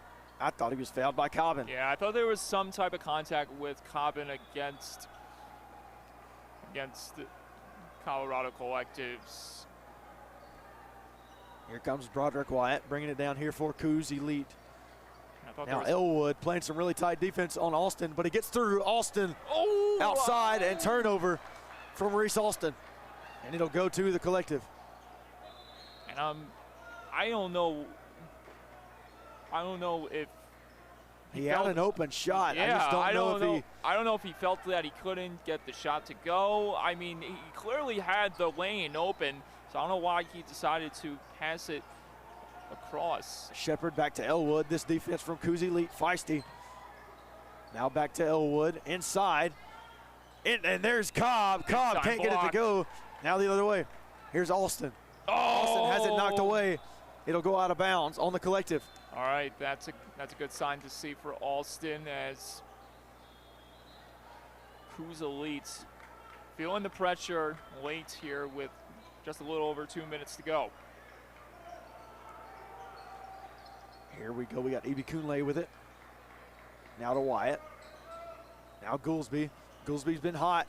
He can't get that shot off. Now Wyatt. Inside Wyatt. Nice move at the rack. Great penetration by Wyatt, keeping the squad in this one. Now down by 3. And they will call a timeout now. 1 minute, 54 seconds remaining here. 67-64, your score. Colorado Collective leads over Cooz Elite in what would be a upset. Be a really nice upset. A doozy of an upset is the best way to describe the feeling that these players could be seeing very soon. I was talking to Caroline Lutz before the game. She said, watch out for number 0, Jacob David, and number 22, Christian Cobb. And that has come to fruition because those two guys are absolute dudes. That's a spot-on prediction right there from our great director here at Next Pro Hoops.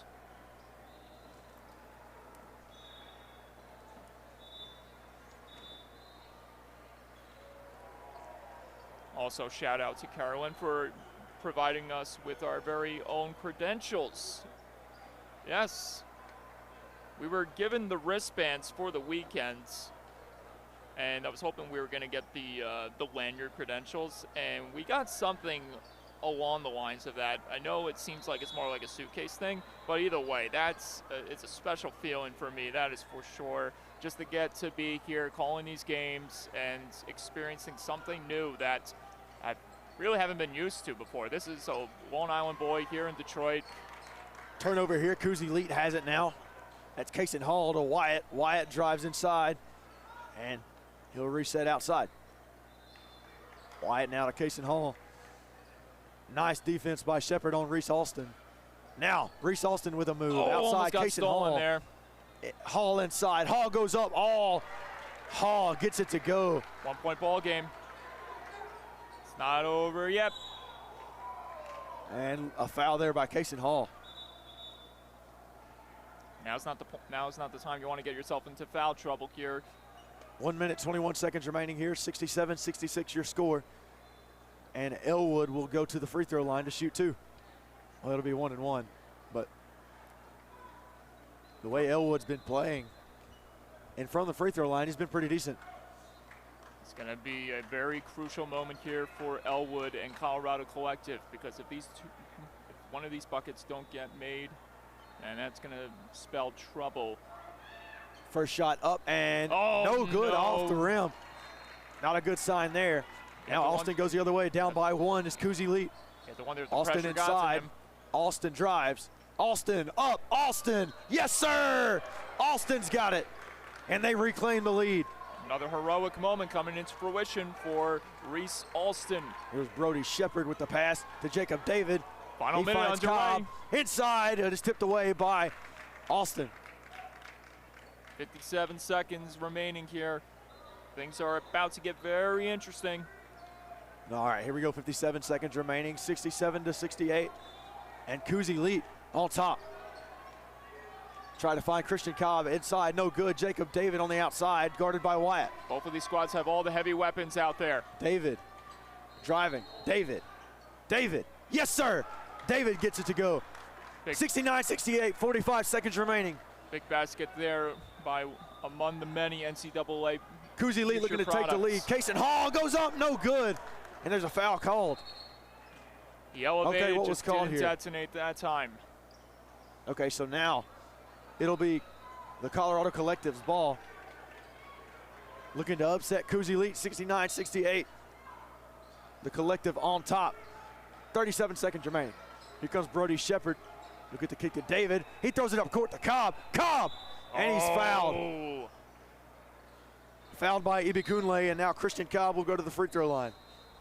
Yeah, it's a tough one. You know Cobb was going to lay it in somehow, some way, and fortunately they take the foul instead, getting him to the line.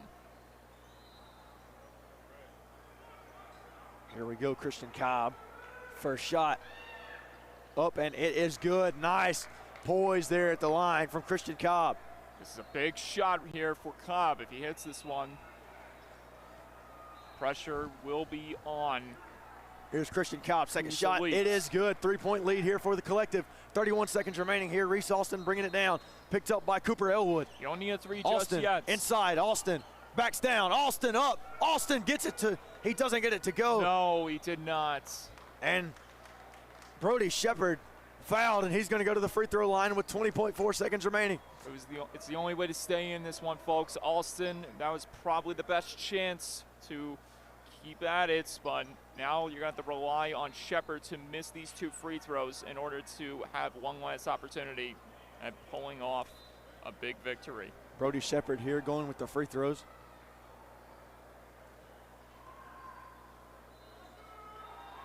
First shot up, first shot good. Two possession game now. It's a Collective lead, 72-68. Out comes Hall. Or no, Hall's setting up in the backcourt. Second shot up, and it is good. Nice job as Brody Shepard sprints back, and Cooper Elwood gonna push up as well as David. Here's Reese Austin. Austin going to drive. Austin nearly loses it, but he gets it back. Austin, the kick. Goolsby, no good off the mark. Rebound by Cobb, and back in. Let's see what they're going to call here. And they're going to say Cobb stepped out of bounds. It'll be Cooz Elite's ball with 7.7 seconds remaining here. 73-68 your score. See if they hit a three. It's not going to matter. Austin going to inbound it here. Austin trying to find Goolsby. He tries to, he does. Goolsby puts it up. No good air ball, and Ibikunle puts it in. So now a 3-point game. All right. Need a big. You need a miracle of a defensive play here to have any shot at tying this thing up. The Colorado Collective looking to shock everybody. And you can feel the energy in this building evaporating as seemingly Cooz Elite might find themselves falling in heartbreaking fashion here. And the Colorado Collective, a team that I've tried to monitor this year. They've got game, man. They have a lot of game. They got hoopers, that is for sure. One of them being Cobb, the man of the match. And Goolsby looked like Goolsby and Wyatt over there messing with the Colorado Collective, and the coaches trying to join their huddle. Oh, that's funny.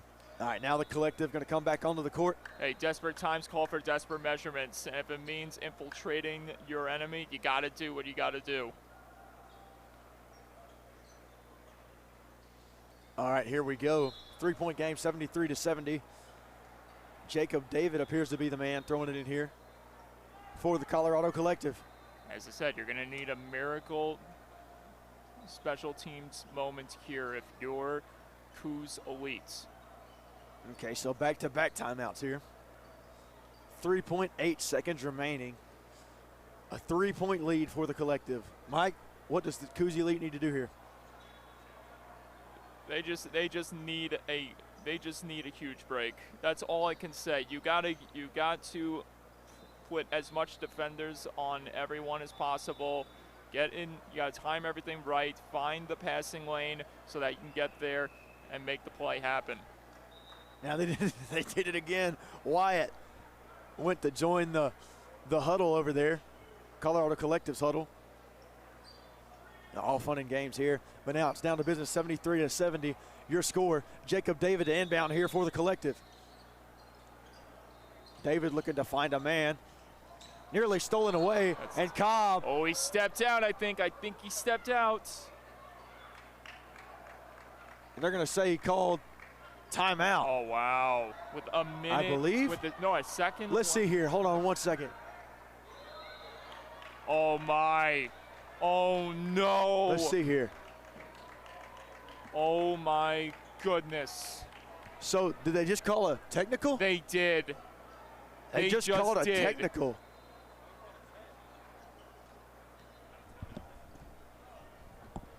Oh, wow. So the Colorado Collective out of timeouts. And so they were out of timeouts. And it was, I believe it was Michael Price.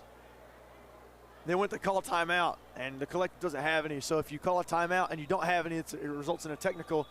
And the first 2 free throws missed by the number 2 point guard in the nation. This is a big moment here. Possession for Cooz Elites. A buzzer beater to extend the matchup and send it to another period. Reese Austin to inbound it here. 1 second remaining on the clock. 3 point game. I'm watching out for Gillespie. There he is. Goolsby. No good. And the Collective. Hold on. The Colorado Collective upset Cooz Elite. And Christian Cobb, Jacob David, Cooper Elwood, Brody Shepard, and company do the unthinkable, and they knock off Cooz Elite.